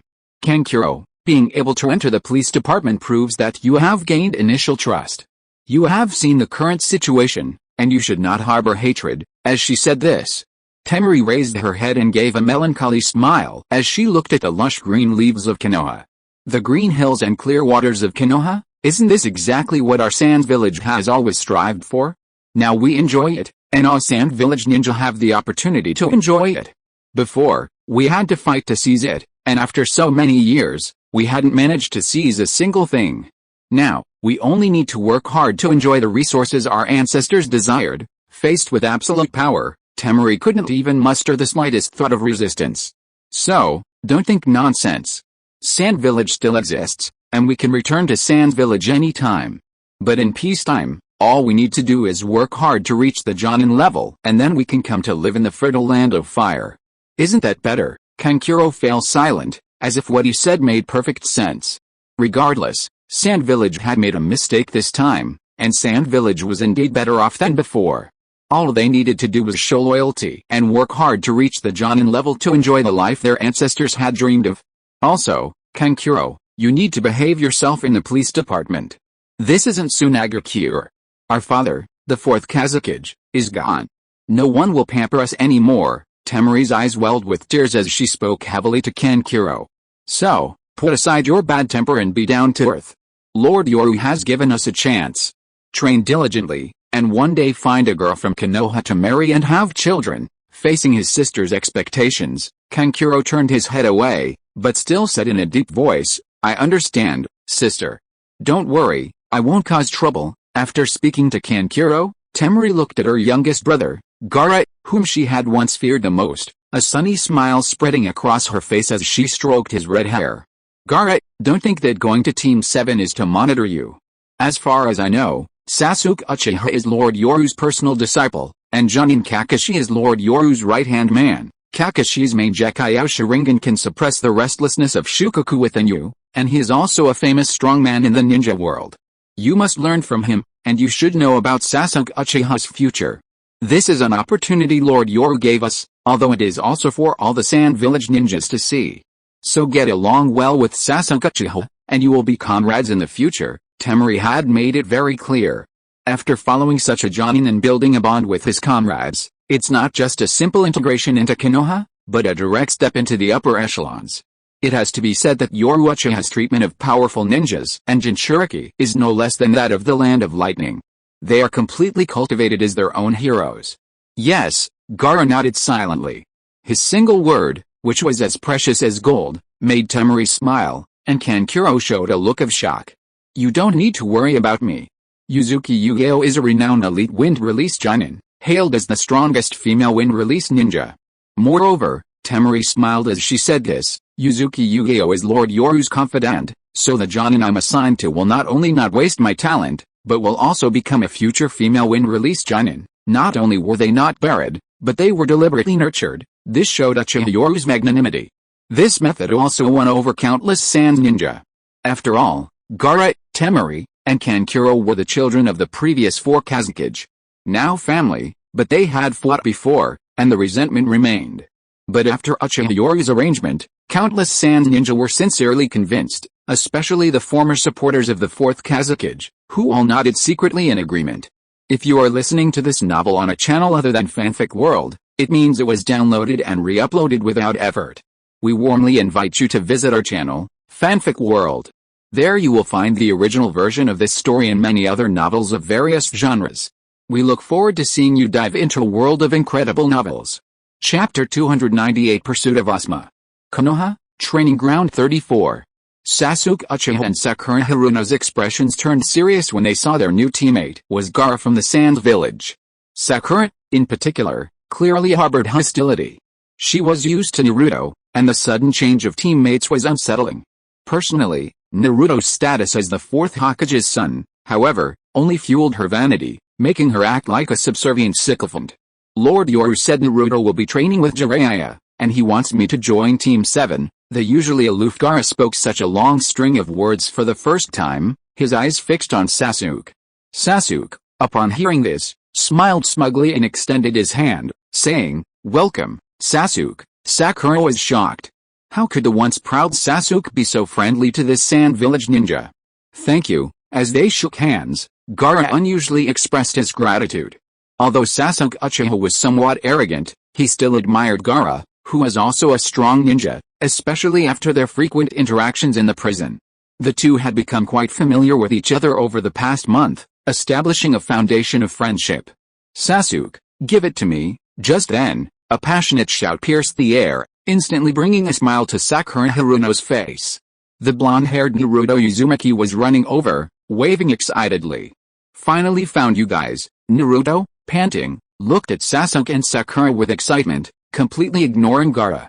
"Sasuke, Sakura, quick, let's go help Shikamaru and Choji get back Asuma-sensei." Naruto showed no embarrassment at asking for help, speaking with an air of entitlement.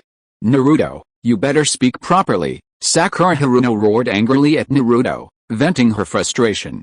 Naruto, facing Sakura, wore a wide, carefree smile, completely oblivious to how obsequious he appeared. "Sakura, it's like this, Asuma-sensei." As Naruto explained, Gaara remained coldly silent. Though bloodthirsty, he wasn't stupid. A Jinchuriki leaving the village at will was against the rules, and his identity was far too sensitive. Leaving the village could easily be mistaken for defection. Sasuke, after listening, simply snorted coldly, "Naruto, you need to understand, while Sarutobi Asuma isn't officially listed as a rogue ninja, he's still considered extremely dangerous." Moreover, Sasuke inwardly sneered. He knew the fate of the Sarutobi clan. Yoru-sensei had personally shown him the plan. Cruel, but that's the nature of ninjas. But when he learned the true nature of this planner, he was shocked. It was the Uchiha clan extermination plan. Therefore, how could he possibly feel sorry for his enemy's clan? "Sasuke, how could you do this?" Naruto Uzumaki stared wide-eyed at Sasuke Uchiha, as if he were seeing his comrade for the first time. "We're comrades. Shikamaru, Choji, and Asuma-sensei are all our comrades." However, before Naruto could finish, Sasuke impatiently waved his hand to interrupt. "Naruto, you need to understand one thing. The grudges between the Nara, Yamanaka, Akimichi, and Sarutobi clans and the Uchiha clan, and also Sarutobi Asuma is not my teacher." The cold and direct rejection shocked Naruto. "Sasuke, we're all from the same village, we should understand each other." "How could you?" Sasuke sneered angrily. "I don't have your magnanimity, Naruto. You can even forgive your parents' deaths." "Sasuke, what do you mean?" Naruto stared at Sasuke in shock. Sasuke, equally unyielding, coldly stated, "The Third Hokage, Hiruzen Sarutobi, clearly possessed the forbidden technique to seal the Nine Tails, yet on the night of the Nine Tails attack, he watched the Fourth Hokage and his wife sacrifice themselves, literally. After the Chunin exams, numerous rumors circulated, such as the Third Hokage possessing the forbidden technique to seal the Nine Tails, but on the night of the Nine Tails attack, he watched helplessly as the Fourth Hokage and his wife used this forbidden technique, resulting in their mutual destruction. Ultimately, the Fourth Hokage died in battle, and the Third Hokage returned to power." "Sasuke, how could you say that?" Naruto Uzumaki rarely showed anger, while Sakura Haruno hurriedly shouted, "Naruto! Stop! Stop! Don't fight!" Thus, Naruto grabbed Sasuke by the collar, while Sasuke stared at Naruto with growing indifference. The tension between the two was palpable. As expected, how could someone who has never had parents understand the feeling of having and then losing something? "In your heart, the Third Hokage is just a kind family member," Uchiha Sasuke said coldly. "Even when your so-called comrades Nara, Yamanaka, and Akimichi joined forces with the Sarutobi clan to drive out our Uchiha clan and divide our resources, why didn't you stand up? Now that something has happened, Yoru-sensei has generously let Asuma go, and you still want to bring him back." What are your intentions? What do you want to do with Sarutobi Asuma if he comes back? Have you thought about the consequences? Enraged, Uchiha Sasuke shoved Uzumaki Naruto aside. You simple-minded idiot. What did Sarutobi Asuma do? What did the Sarutobi clan do? Think about the consequences. Since you're so dense, I'll tell you what the consequences will be. Uchiha Sasuke looked down at Uzumaki Naruto, who was sitting on the ground glaring at him angrily. His eyes were filled with disappointment. He actually considered such an idiot a comrade. It was laughable. Let me start by talking about what Sarutobi Asuma did. He personally wiped out the Sarutobi clan. No matter what his reasons were, can anyone still believe in someone like that? Can he be forgiven? You said Shikamaru and Shaji, do you really just want to bring back their teacher? I'm telling you, they want to ask Asuma directly why he betrayed their clan, causing them so much loss, with countless family members dying in the war, and what the Sarutobi clan did. The Third Hokage plotted to kill the Fourth Kazekage. Now the Sands village is one of us. What do you mean by bringing back Asuma? Are you trying to plunge the village into internal strife? If Sarutobi Asuma and the Sands village clash, tell me, how are you going to resolve this? Facing the increasingly aggressive Uchiha Sasuke, Uzumaki Naruto roared angrily, Sasuke, I absolutely cannot forgive your selfish thoughts. Just for your so-called possibility, you want us to abandon our comrades and teacher. No matter what Asuma-sensei did, he's still our teacher. And the war is over. I believe that as long as the Sands village and we understand each other, we'll all be family. Naruto, stubborn and focused solely on mutual understanding, never considering others' feelings, shouted this out. Gaara, observing from the sidelines, remained silent. He felt little affection for his so-called Fourth Kazekage father, even harboring more hatred than affection, but his sister and brother would likely seek revenge if they found out. Sasuke, you're too selfish. I believe in Shikamaru and Shaji, Naruto roared, his body instantly turning into a puff of white smoke. Naruto, Sakura exclaimed, while Sasuke scoffed, idiot. Using shadow clones to beg for help from these so-called comrades. Shikamaru's using him and he doesn't even realize it. Sasuke, Naruto must have gone to beg other comrades too. Sakura, quick-witted as ever, immediately realized that Naruto must have used other shadow clones to find comrades he knew. Sasuke, let's intercept them at the Konoha gates. We can't let our comrades get dragged into this. Sakura Haruno still had a brain. Naruto Uzumaki could act recklessly because his father was the Fourth Hokage, but they couldn't. Once they got involved, if they helped, they would face the hatred of the Sand Village ninja in the future. HMPH, Sasuke snorted coldly. Although he didn't say anything, his actions spoke volumes. However, before leaving, Sasuke Uchiha still said to Gaara, we'll intercept them first. You go tell Yoru-sensei. Sasuke Uchiha wasn't caught up in endless hatred, and he was still quite shrewd. What seemed like an ordinary task turned into a mission for Gaara to gain his trust and goodwill. Inside Konoha, Naruto Uzumaki, hot-blooded and carefree, asked his familiar classmates for help without considering the consequences. Even Kiba Inuzuka turned green when he heard this. He didn't want to get involved in this matter. After all, Asuma Sarutobi's identity was too sensitive, already involving politics and the Sand Village ninja. Within the land of fire, lush green trees provided ample shade. Four figures moved swiftly through the woods, when Naruto Uzumaki suddenly froze, his smile stiffening. This scene, of course, did not escape Shikamaru Nara's notice, but he feigned ignorance and continued running. Everyone remember, Asuma-sensei's emotions are definitely extremely unstable. Do not mention the Sarutobi clan. Shikamaru was indeed intelligent, but he also had feelings, especially deep affection for Asuma-sensei. This time, he knew the consequences of pursuing them, but what did the Ino Shikacho clans have left? The Sand Shinobi had stormed in during the Chunin exams, directly confronting their clan territory, followed by the establishment of a barrier, with all the Sand Shinobi elites engaging in battle within their territory. Therefore, their clans were inherently filled with hatred for the Sand Shinobi, so the Ino Shikacho clans did not care about this. Shikamaru's heart was also filled with complex emotions regarding Asuma. He knew he couldn't return, but he wanted to know the whole truth. So many of his family members had died, he wanted to know everything. He also acted selfishly this time. In the original story, Shikamaru's act of avenging Asuma was, frankly, a selfish act. At the time, the Fifth Hokage, Tsunade, explicitly forbade it due to its extreme danger. Even revenge requires planning. Team 10's departure under the cover of night was essentially an unauthorized action.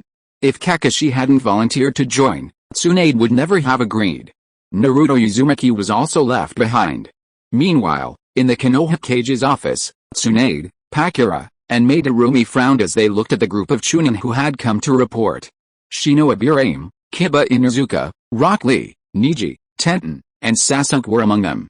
Hokage, Mizukage, and Kazekage, Team 10 has discovered Asuma Sarutobi's whereabouts, upon hearing the report.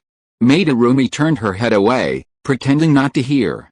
She wasn't going to get involved in this troublesome matter. Pakura and Tsunade exchanged a glance, both feeling troubled. Asuma's identity was somewhat sensitive. So, that means Shikamaru Nara, Choji Akimichi, Yamanaka, and Naruto Uzumaki from Team 10 went, right. Tsunade crossed her arms, revealing her rose-red nails, her beautiful face grave as she looked at the report from the group before her. Then, Tsunade turned to Pakura and said in a low voice, according to intelligence, Sarutobi Asuma has been hiding within the Land of Fire since escaping Konoha, but he's been secretly contacting a mysterious organization. This organization should be Akatsuki. The organization with the main Gekkai Sharingan and the would-release bloodline integration mask of the mysterious man. Tsunade's words directly revealed the dangerous nature of this mission. Pakura frowned upon hearing this. She knew the inside story of the massacre of the Sarutobi clan. Sarutobi Asuma had personally done these things to preserve some of the Sarutobi clan's bloodline in the village. This time, besides Konohamaru, several other families were left behind. This time, a mysterious figure is very likely to arrive. This person is the one who caused the Nine Tails disaster, an S-rank threat. After exchanging glances, Tsunade finally said in a deep voice, I have decided to order the 6 Jonin in the village, Kakashi Hatake, Itachi Uchiha, Might Guy, Zabuza Mamachi, Kyorna Iyuhi, and Baki, to join forces to retrieve Naruto Uzumaki. Hokage-sama, Sasuke Uchiha exclaimed, clearly indicating their desire to join. Seeing this, Tsunade rubbed her forehead and waved her hand, saying, this operation will be led by Kakashi. You will all follow Kakashi's orders. Yes. At this moment, the newly promoted Chunin Konoha members showed determined smiles. Perhaps their strong will prevented them from backing down. Even if they encountered opponents on a completely different level, they would still join the fight. Even if they were outmatched, they didn't want to repeat the mistakes of the past. Moreover, this time, their classmates were also there, and some wanted to rescue their classmates. Watching the departing crowd, Tsunade frowned, while Yakira beside her murmured, the Akatsuki, that's right. Asuma mentioned before that the Akatsuki contacted him. Tsunade nodded, and Terumi's eyes flashed with killing intent as she thought of the mysterious masked man. There might be a fierce battle in the future, but are we really going to let Sarutobi Asuma go? Just then, Uchiha Yoru appeared, looking at the 3/5 Hokage with a casual laugh, just a small fry. Besides, Sarutobi Asuma joining the Akatsuki will be beneficial to the peace and stability of the village. This time, with the Sand Village of the Land of Wind being brought under their control, if you were to ask who the Sand Village hated the most, Sarutobi Hiruzen would definitely be at the top of the list. But now the Sarutobi clan is finished, with only a few kittens left, and they were in the village, so they can only suppress their hatred. At this point, Sarutobi Asuma, who had become a rogue ninja in the ninja world, became extremely important. He was the son of the Third Hokage, responsible for the death of their 4th Kazekage and so many other deaths. His son had joined a terrorist organization. Hatred had shifted. Please support. Chapter 299 Asuma's Mental Twisting. Just as Uchiha Yoru had consolidated the 3 great nations of fire, water, and wind, along with the 3 great ninja villages, and his military power was already exerting its dominance over the entire ninja world, the entire ninja world was filled with unease. Everyone feared that his next target was to unify the ninja world and launch a war. However, at this moment, Uchiha Yoru released a message. The 3 great ninja villages of Konoha, Kirigakure, and Tsunagakure yearn for peace and will not be the first to provoke a ninja world war. But if anyone initiates a ninja world war, for the sake of peace, then Uchiha Yoru will lead the 3 great ninja villages to unify the ninja world and completely end the turmoil. This statement spread throughout the ninja world, causing some to rejoice and others to grieve. Some felt this was just a pretext for Uchiha Yoru to lull them into complacency. He was merely consolidating his power over the newly acquired Sand Village and Wind Village. Once he was done, Given his domineering nature, how could he possibly stand idly by? No one with any sense believed Uchiha Yoru's statement. It was merely a deception of ordinary ninjas and civilians. However, the ninja world remained silent. Why? Because this was in everyone's interest. With Uchiha Yoru's unification of the three great nations and the merger of the three great ninja villages, a sense of impending doom hung over the ninja world. Many secretly began hoarding resources, causing the ninja world's economy to crumble instantly. A certain saying, at least temporarily, could stabilize the ninja world's turbulent economy and restore peace to its former state. The third Hokage, Inoki, shook his head and sighed. If Orochimaru Senju had said this, he might have believed it. He could simply endure it. But Uchiha Yoru was too similar to Uchiha Madara, even surpassing him in personality, possessing both domineering nature and formidable methods, especially in winning hearts and minds. He could only pray that Uchiha Yoru and Tsunade would turn against each other, leading to another great war, like the one between Orochimaru Senju and Madara Uchiha, after which the pressure weighing on the ninja world would disappear. Konoha. Standing atop the Hokage rock, Uchiha Yoru gazed at the peaceful village, his eyes somewhat unfocused. War, his words were, in essence, aimed at calming the turbulent economy. Only a stable economy could accelerate development. As for who'd initiate the war, how, then Akatsuki will still be there. They'll have a perfect excuse to launch a war to unify the ninja world for the sake of peace. Even without Akatsuki, it's just a fabricated excuse that can appear at any time. Obito, I'll surprise you in 3 years. With a sinister smile, Uchiha Yoru's figure vanished from the Hokage rock, as if he'd never been there. Within the land of fire, buildings once imbued with the aura of the Sarutobi clan were now eerily silent. This was once the Sarutobi clan's shrine within the land of fire, but now it exuded a desolate air, as if foreshadowing the clan's demise. The annual, bustling shrine worship ceremony of the Sarutobi clan was now only a whisper. Asuma, your choice. Obito, wearing an Akatsuki uniform and wearing a mask, spoke calmly, while Asuma, standing before the shrine, looked even more weathered, a cigarette dangling from his lips. In the smoke, a fleeting glance back revealed bloodshot, twisted, and crazed eyes, radiating a chilling terror. Taking a deep drag, exhaling smoke in front of Obito's mask, Sarutobi Asuma, with a twisted and grotesque smile, slowly drew his chakra weapon, Flying Swallow. I join. Sarutobi Asuma chose to join this mysterious Akatsuki organization, partly to atone for his family's sins, and partly to use his merits to improve Konoha's life for Konohamaru. How? Then let me see your resolve. Masked Obito revealed a sinister smile, and his Mangekyou Sharingan suddenly rippled. After a spatial fluctuation, 3 bound figures appeared before him. Their chakra was sealed, their hands and feet were bound, and even their mouths were gagged, allowing them only to make muffled noises. Upon seeing the 3, Sarutobi Asuma's pupils involuntarily contracted. Masked Obito smiled. Asuma, you should know the heads of the Nara Shikaku, Akimichi Choza, and Yamanakayo, the Ino Shikacho clans. You misspoke. They should be the junior heads of the 3 withering clans. Guess where I found them? How? You probably wouldn't believe it, but these 3 clan heads were secretly following their own juniors, who were also your disciples. Masked Obito chuckled mockingly, patting the heads of the 3 bound and kneeling figures before him. Asuma, you should hate them. If they had helped us with all their might, how could the Sarutobi clan have ended up in such a miserable state? And don't you want to know why every move the Sarutobi clan makes is under Uchiha Yoru's watchful eye? In the struggle against the Third Hokage, why did Uchiha Yoru always have the upper hand? Aren't you curious? At this point, Masked Obito revealed a mocking laugh, patting Nara Shikaku's head.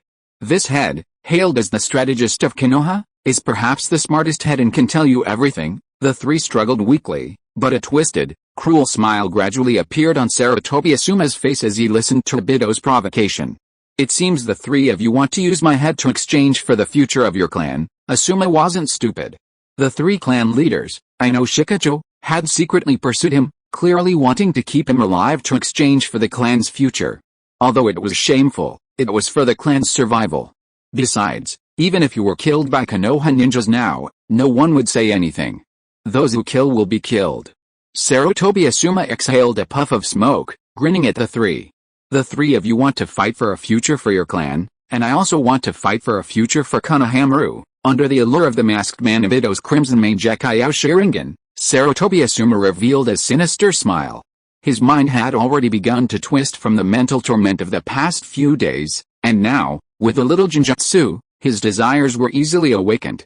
Nara Shikaku, also bound, saw this and his face turned ashen, seemingly having given up on everything. He knew his plan had failed. He had come secretly this time with a foolproof plan. With Uzumaki Naruto there, the village wouldn't just stand by and watch. They would definitely send a strong fighter, and the mysterious Akatsuki would naturally have someone to contend with him. Regardless of victory or defeat, the Ino Shikacho trio, though burdened with infamy, had also offered their pledge of allegiance. But, because of this mysterious masked man, he had miscalculated. The immense power of a ninja is enough to change everything. He hadn't expected to be discovered beforehand. Nor had he expected that the three of them, working together, would be so powerless against their opponent. Only then did he realize with horror the vast difference in strength between powerful ninjas. Asuma-sensei, at the Sarutobi Shrine, Nara Shikamaru and his group, rushing to the scene, saw the weathered figure with his back to them. Even the usually intelligent Nara Shikamaru couldn't help but exclaim in surprise. However, the next moment, Nara Shikamaru, Yamanaka Hai, Akimichi Chaji, and Uzumaki Naruto were all shocked. They saw three familiar figures restraining Sarutobi Asuma, kneeling on the ground, their bodies covered in explosive tags. When they turned around, they saw Sarutobi Asuma's eyes were bloodshot, filled with a hint of madness. Shikamaru, Chaji, you've arrived. On the roof of the shrine, Masked Obito watched this scene with a playful smile. After his mental breakdown, I wonder what kind of exciting things will happen. Sarutobi Asuma had personally destroyed his own family and, after escaping Konoha, had been repenting in the clan's shrine. On the surface, nothing seemed amiss, but the repressed mental torment tormented him constantly. If it weren't for Konohamaru, he would have already collapsed. Asuma wasn't from the Uchiha clan, so his intense emotional fluctuations could be released through his Sharingan. Therefore, after Masked Obito used a little trick, Asuma's madness was completely unleashed. Asuma-sensei, what are you doing? Uzumaki Naruto shouted in shock, while everyone else already knew the seriousness of the situation, except for him, who was still living in his own world. Sarutobi Asuma, with a maniacal smile, looked at his most beloved disciple, Nara Shikamaru.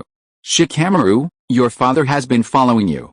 I think your clever brain has already figured it out. Your father, Nara Shikaku, schemed against his own son for the sake of his teacher's head. But now, the teacher wants it too, so many of your three clans are still alive, while how many of my Sarutobi clan are left? For Konohamaru's sake, I want to do something too. The others were still unaware of what was happening. Nara Shikamaru, cold sweat pouring down his face, stared at his captured father, filled with shock and anger. At this moment, he finally hated himself for not having enough strength. Asuma-sensei. No, Shikamaru, what's going on? Naruto, standing to the side, was still completely bewildered, as was Akimichi Chaji. He only felt anxious when he saw his father bound. Everyone calm down. Asuma is no longer our teacher, he's an extremely dangerous being. Nara Shikamaru's intelligence, worthy of being the highest among the 12 Konoha 12, allowed him to calmly assess the current situation. Shikamaru. How could Asuma-sensei kidnap our father? Akimichi Chaji was still shocked and confused, while Nara Shikamaru said in a deep voice with a grim expression, our father chose to scheme against us and betray our teacher for the sake of the clan's future. Similarly, Asuma also wants to use this to secure the future of his clan. Clap clap. At this moment, Sarutobi Asuma clapped his hands with a strange smile. Not bad, Shikamaru, your brain is as sharp as ever. Chaji, your father wanted my head in exchange for the clan's future in the village, and now I want to use your father's head in exchange for the clan's future. What do you say we should do? How about this? As he said this, amidst the exclamations of the crowd, Sarutobi Asuma gripped the chakra weapon Flying Swallow and placed it against Akimichi Chaji's neck, a trickle of blood already flowing out. Chaji, use your head to exchange for your father. How about that? Asuma's face was filled with a crazed smile, while Yamanaka-kama on the opposite side was already showing anger. Let go of my father. The Ino Shikacho trio had only known Asuma for a short time. In the original story, their bond developed over many years after Shippuden. Of all the members, only Shikamaru, with his precocious nature, had already formed a connection with Asuma. Chaji, don't be impulsive. Yamanaka Hai, Look into Asuma's eyes. He's gone insane, don't believe him? Asuma's eyes were now filled with a ferocious bloodshot, a chilling sight. No. That's my father. Shikamaru couldn't stop Yamanaka Hai and Choji, who rushed forward. Suddenly, in a moment of panic, Shikamaru threw two kunai, shouting, "Naruto, Asuma-sensei!" Naruto roared, charging forward, but Shikamaru's kunai missed Asuma. The scene froze. Two kunai flew in, one instantly transforming into Naruto's shadow with a bang, while the other pierced Asuma's shadow. Shadow imitation technique. Success. Cold sweat dripped from his forehead. Nara Shikamaru, looking like he'd escaped death, gasped for breath. It only took a split second. But actually, the two kunai were also part of his shadow imitation technique, and not only that, there was the shadow secret technique. The kunai piercing Asuma's shadow was a double insurance. And then there was Naruto, a triple insurance. Shikamaru succeeded. Naruto, still in midair, burst into laughter, shouting, "Shadow clone technique!" Instantly, dozens of Narutos appeared, engulfing Sarutobi Asuma, accompanied by Naruto's shouts. But the next moment, Shikamaru's smile froze. Asuma, who Naruto had tackled, was now a wooden stake. "Watch out!" Nara Shikamaru suddenly shouted, but Akimichi Choji and Yamanaka-fu, who were rescuing people, instinctively dodged, only to have blood splatter everywhere with a splat. Yamanaka-fu stared wide-eyed at his abdomen in disbelief as a flying swallow pierced his body amidst the flashing wind-style chakra. At the same time, Akimichi Choji was struck in the abdomen, his eyes bulging and his mouth gaping open as he vomited up all the undigested food in his stomach. "Choji!" Uzumaki Naruto roared angrily upon seeing this, but Asuma, who had appeared, turned around and grinned cruelly. "Fire release, ash pile burning Naruto, run!" Nara Shikamaru shouted hoarsely, but it was too fast. From the moment they attacked Asuma's counterattack, it was too fast, giving them no chance at all. Sarutobi Asuma exhaled a large amount of gray smoke, his bloodshot eyes filled with madness. The flint hidden between his teeth flicked lightly, and a flame instantly flickered. Boom! Instantly, the scorching dust erupted into raging fire, and from within the smoke came Naruto's screams and the sounds of shadow clones dissipating. At the crucial moment, Shikamaru Nara used his shadow imitation technique to connect directly with Naruto, then frantically ran backward, while Naruto also escaped the smoke. But it was too late. Naruto's face and arms were covered in large burns, layers of skin peeling off, a horrific sight. But for a ninja, these were merely superficial injuries. Please vote with monthly tickets. Last day. May this lucky koi surpass 3,000 monthly tickets. Chapter 300 The Ino Shikacho Split, requesting monthly tickets. Shikamaru, Yamanaka Hai's desperate, hoarse cry for help echoed through the air. He was pinned to the ground by the flying swallow, which was filled with wind-style chakra, and he coughed up blood continuously. However, what was even more despairing was Choji's reaction. Sarutobi Asuma's face showed a smile, but his eyes were filled with madness. "Choji, I know you have the kindest heart. Help me, aren't you all doing this for the clan? I want to do it for the clan too. Besides, you three clans still have so many people left, but my clan only has Konohamaru left." Under his cruel and crazed gaze, Choji stared in horror at his teacher, who seemed like a devil in human skin. "Asuma-sensei," Nara Shikamaru shouted hoarsely, but the only response he received was Asuma's back, a pair of bloodshot, crazed eyes that sent chills down his spine. "Shikamaru, I know you're the smartest, so let's play one more time. We'll gamble with their lives." With a bloodthirsty smile, Sarutobi Asuma, amidst Naruto's furious roar and Shikamaru's terrified gaze, pulled out a stack of explosive tags. With a cruel smile, Sarutobi Asuma slowly rolled up the explosive tags and shoved them directly into Choji's mouth, simultaneously gripping his throat. Akimichi Choji struggled in agony, but the rolled-up explosive tags were swallowed whole. He had no chance to resist. "Choji, don't struggle, I'll be gentle," steel wire-bound Akimichi Choji, and at the same time, Sarutobi Asuma casually threw 4 kunai, instantly pinning Yamanaka Hai's limbs to the ground. "Shikamaru, now it's your turn to choose." With a cruel smile, Sarutobi Asuma, wielding a flying swallow in one hand, pointed it at the people before him, its sharp wind-style chakra surging forth. "Your father, your uncle, or your companion? You can only choose one." Under Asuma's twisted smile, Nara Shikamaru's face turned deathly pale, cold sweat pouring down his back, while Uzumaki Naruto beside him was filled with rage. Asuma-sensei, how could you treat your companion, your student like this? It's too much. Naruto's eyes gradually transformed into beastly pupils, his body slowly emanating an ominous red chakra aura. Seeing this, Asuma revealed a mocking smile. So it's the Nine-Tails Jinchuriki, you brat. Naruto, suddenly unleashing such a terrifying aura, Shikamaru hurriedly stopped him, fearing that Naruto's impulsiveness might cause the situation to spiral out of control. Meanwhile, on the rooftop of the distant shrine, Master Obito watched the game with amusement. When he saw Naruto unleash the Nine-Tails chakra, one of his eyes revealed a knowing look. How, Orochimaru, you really are a genius, even managing to cultivate a fake Jinchuriki. But this time, it seems you've slipped up. Master Obito chuckled mockingly at Naruto Uzumaki in the distance.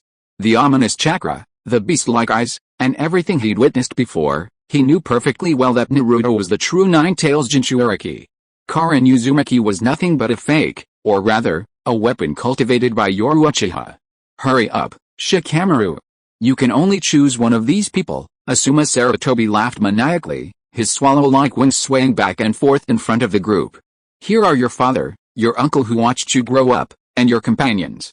Which one do you plan to save first? Oh, and your companion, Kamaru Yamanaka, can't be delayed any longer. With a mocking gaze, Yamanaka Kamaru groaned weakly. Clearly having lost too much blood, any further delay would cost him his life. At this moment, Nara Shikamaru was sweating profusely. For the first time, he realized that his intelligence was utterly useless here. If he possessed terrifying power, perhaps he could resolve this problem. Make a decision quickly. No. Asuma-sensei, I'll bet with you. In a moment of desperation, Nara Shikamaru, his face filled with tension, threw aside his weapon pouch and raised his hands. Nara Shikamaru hurriedly said, while Asuma smiled, all right, let's bet their lives in the first round, but you can stop now. Sarutobi Asuma stared at Shikamaru maniacally, raising his hand to stop him, while pointing at Yamanaka High with a strange grin. Shikamaru, aren't you best at using shadow techniques? Then now, please use your own technique to control Yamanaka High to rescue your companions, father, and uncle. Oh, right, I forgot to tell you, if you cut even one of these wires incorrectly. Sarutobi Asuma's eyes lit up with excitement as he said this. With a bang, I think you should understand the power of explosive tags. With a smile, Sarutobi Asuma slowly kicked away the dust, revealing a series of explosive tags buried underground, each bound by a fine wire. Nara Shikaku, Akemichi Chaji, and the older generation of the Ino Shikacho trio were all bound with these fine wires. Shikamaru, save my father. Akemichi Chaji was kicked to the ground, and after a scramble to his feet, he hurriedly pleaded with Shikamaru. He had no idea how to deal with the densely packed wire trap. Sarutobi Asuma, his eyes filled with madness, stared at Uzumaki Naruto, slowly pulling out a cigarette and lighting it. My good student Shikamaru, you only have one cigarette's worth of time, otherwise, Shikamaru, Uzumaki Naruto cried out anxiously, while Nara Shikamaru was also sweating profusely. He knew this was the only way. The shadow imitation technique instantly connected the shadow to Yamanaka High, and Nara Shikamaru, still in a bizarre posture, had his brain spinning at its fastest speed ever. Asuma-sensei, we're one. Can Shaji help me? Shikamaru kept calling out sensei throughout, trying to awaken Asuma's conscience. Unfortunately, Asuma, already overwhelmed by the pressure, had already mentally collapsed. Under the temptation of Obito's main Gekkai Sharingan, he was now merely a venting maniac. Sarutobi Asuma lifted his feet. Seeing this, Shikamaru secretly breathed a sigh of relief, unaware of the mockery and cruelty deep in Asuma's eyes. Shikamaru, the disheveled Chaji hurriedly shouted, while Shikamaru calmly began issuing commands. Chaji, stop Yamanaka High's bleeding immediately, and remove the kunai. After these actions, Yamanaka High was nearly unconscious, and Shikamaru calmly guided her body to their father's side. Chaji, I need you to tell me the direction of these wires. Shikamaru, the wires on my father's body. Uncle Nara, time passed second by second. He had a pretty good grasp of the complex wire trap that led to the explosive tags. Shikamaru calmly instructed, Chaji, this is a triple trap. I need you to cut 2 wires, and I'll cut 1. Can you do it, Shikamaru? Akemichi Chaji said tremblingly, but finally nodded. I can do it. Okay, I'll count to 3, and we'll cut them together. As time went by, Nara Shikamaru's chakra was rapidly depleting, his face pale and covered in a layer of cold sweat. At this moment, Akemichi Chaji nodded firmly, albeit nervously. Because he had just seen a familiar hand gesture from Shikamaru, a gesture that only the two of them knew from their childhood games. 1, 2, the moment the count reached 2, Shikamaru and Chaji swiftly cut the wires, and at the same time, Naruto Uzumaki, standing next to Shikamaru, turned into white smoke with a bang. Shadow clone technique. Rasengan. Instantly, hundreds of Narutos emerged from the nearby woods, their faces contorted with rage, each wielding a powerful Rasengan. Asuma-sensei, caught off guard, Sarutobi Asuma hastily retreated, simultaneously unleashing an ninjutsu. Fire release, ash pile burning. A cloud of dust billowed out, but the sheer number of Narutos, combined with the frenzied spinning of the Rasengans, actually stirred the dust up. As Asuma activated his fire release, only the first dozen or so Narutos were reduced to ashes, while the rest continued their frenzied attack, shouting and yelling. On a distant rooftop, Master Bito, witnessing this, exclaimed in realization, "So that's how it is. But will that Nara brat be able to find us?" Shikamaru, expansion technique. Akemichi Chaji shouted, his hands instantly growing larger. He grabbed his father and Nara Shikaku, attempting to flee, while Yamanaka Kaname, controlled by shadows, carried his father. But at that very moment, the crisp snapping sound of the steel wire echoed as Nara Shikamaru's face paled with terror. Boom! In the instant he turned, all he saw was a sea of fire. The father and son screamed in agony as they were engulfed in flames. No, Shikamaru, quick! Akemichi Chaji wasn't faring much better. Due to the close proximity, his massive hand was instantly burned, but he still managed to grit his teeth and quickly toss their father to Shikamaru. Father, Nara Shikamaru rushed forward, seeing his father covered in explosive tags, and hurriedly pulled off his clothes. However, Akemichi Chaji, standing nearby, showed a pained expression, his belly swelled wildly. Father, Chaji! Don't come any closer, Akemichi Chaji roared, seeing his son trying to save him, and quickly pushed Chaji away. The moment Nara Shikaku was freed from his restraints, he cried out, "Shikamaru! Run!" However, the next instant, Shikaku's pupils turned crimson. Before Shikamaru's horrified eyes, his father's eyes gleamed with the Sharingan's power. No, then, with a deafening boom, Akemichi Chaji's stomach exploded, spraying blood everywhere, intestines and internal organs were scattered everywhere. Sizzle. When Shikaku saw this, blood trickled from his mouth, nose, and eyes, his pupils filled with a ferocious bloodshot. He had clearly suffered a powerful genjutsu, his spirit broken. Father, Akemichi Chaji cried out in anguish.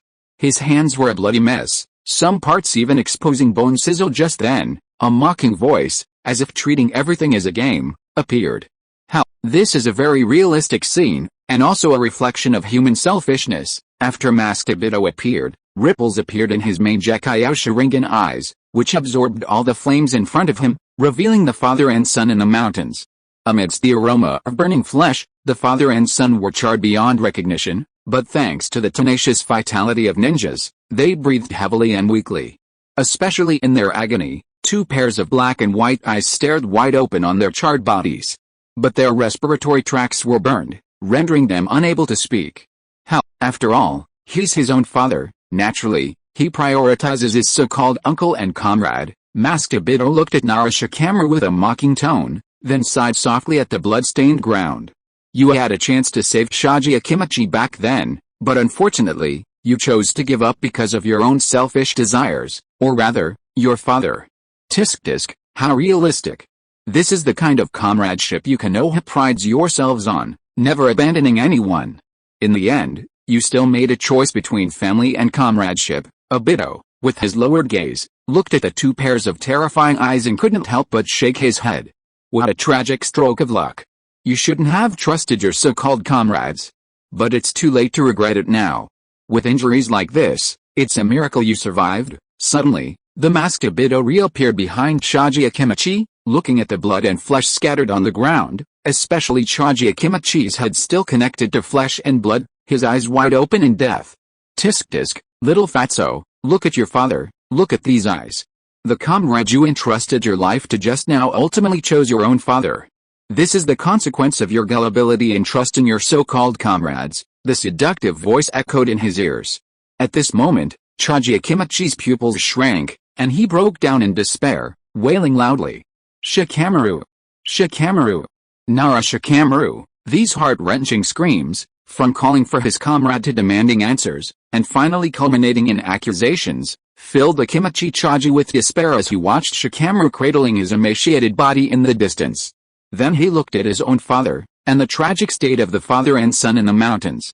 It seemed only Shikamaru's father was unharmed, seemingly confirming the mysterious man's manipulation. Shikamaru had ultimately chosen his father. Lightning release, lightning blade. Just then, a flash of lightning streaked across the air still thick with the smell of burning. Masked Obito, seeing the newcomer's Mangekyo Sharingan, revealed a mocking smile. So it's you, Hatake Kakashi. Hatake Kakashi, wielding the lightning blade, pierced through Masked Obito's chest. Their eyes met. Obito's were filled with mockery, while Kakashi's were grave. Kakashi, watch out! Just as Kakashi Hatake passed right through Obito's body, and Masked Obito, with a mocking smile, was about to attack, Might Guy's shout rang out. A flash of green, filled with anxiety, rushed forward, executing a perfect counter-attack. This forced Masked Obito to remain in his nullification state. Please vote for me. So close to 3,000 votes. End of this chapter. Thank you so much for reading until the end. Don't forget to give it a like. Looking for more exclusive content and immediate access? Subscribe to our Patreon.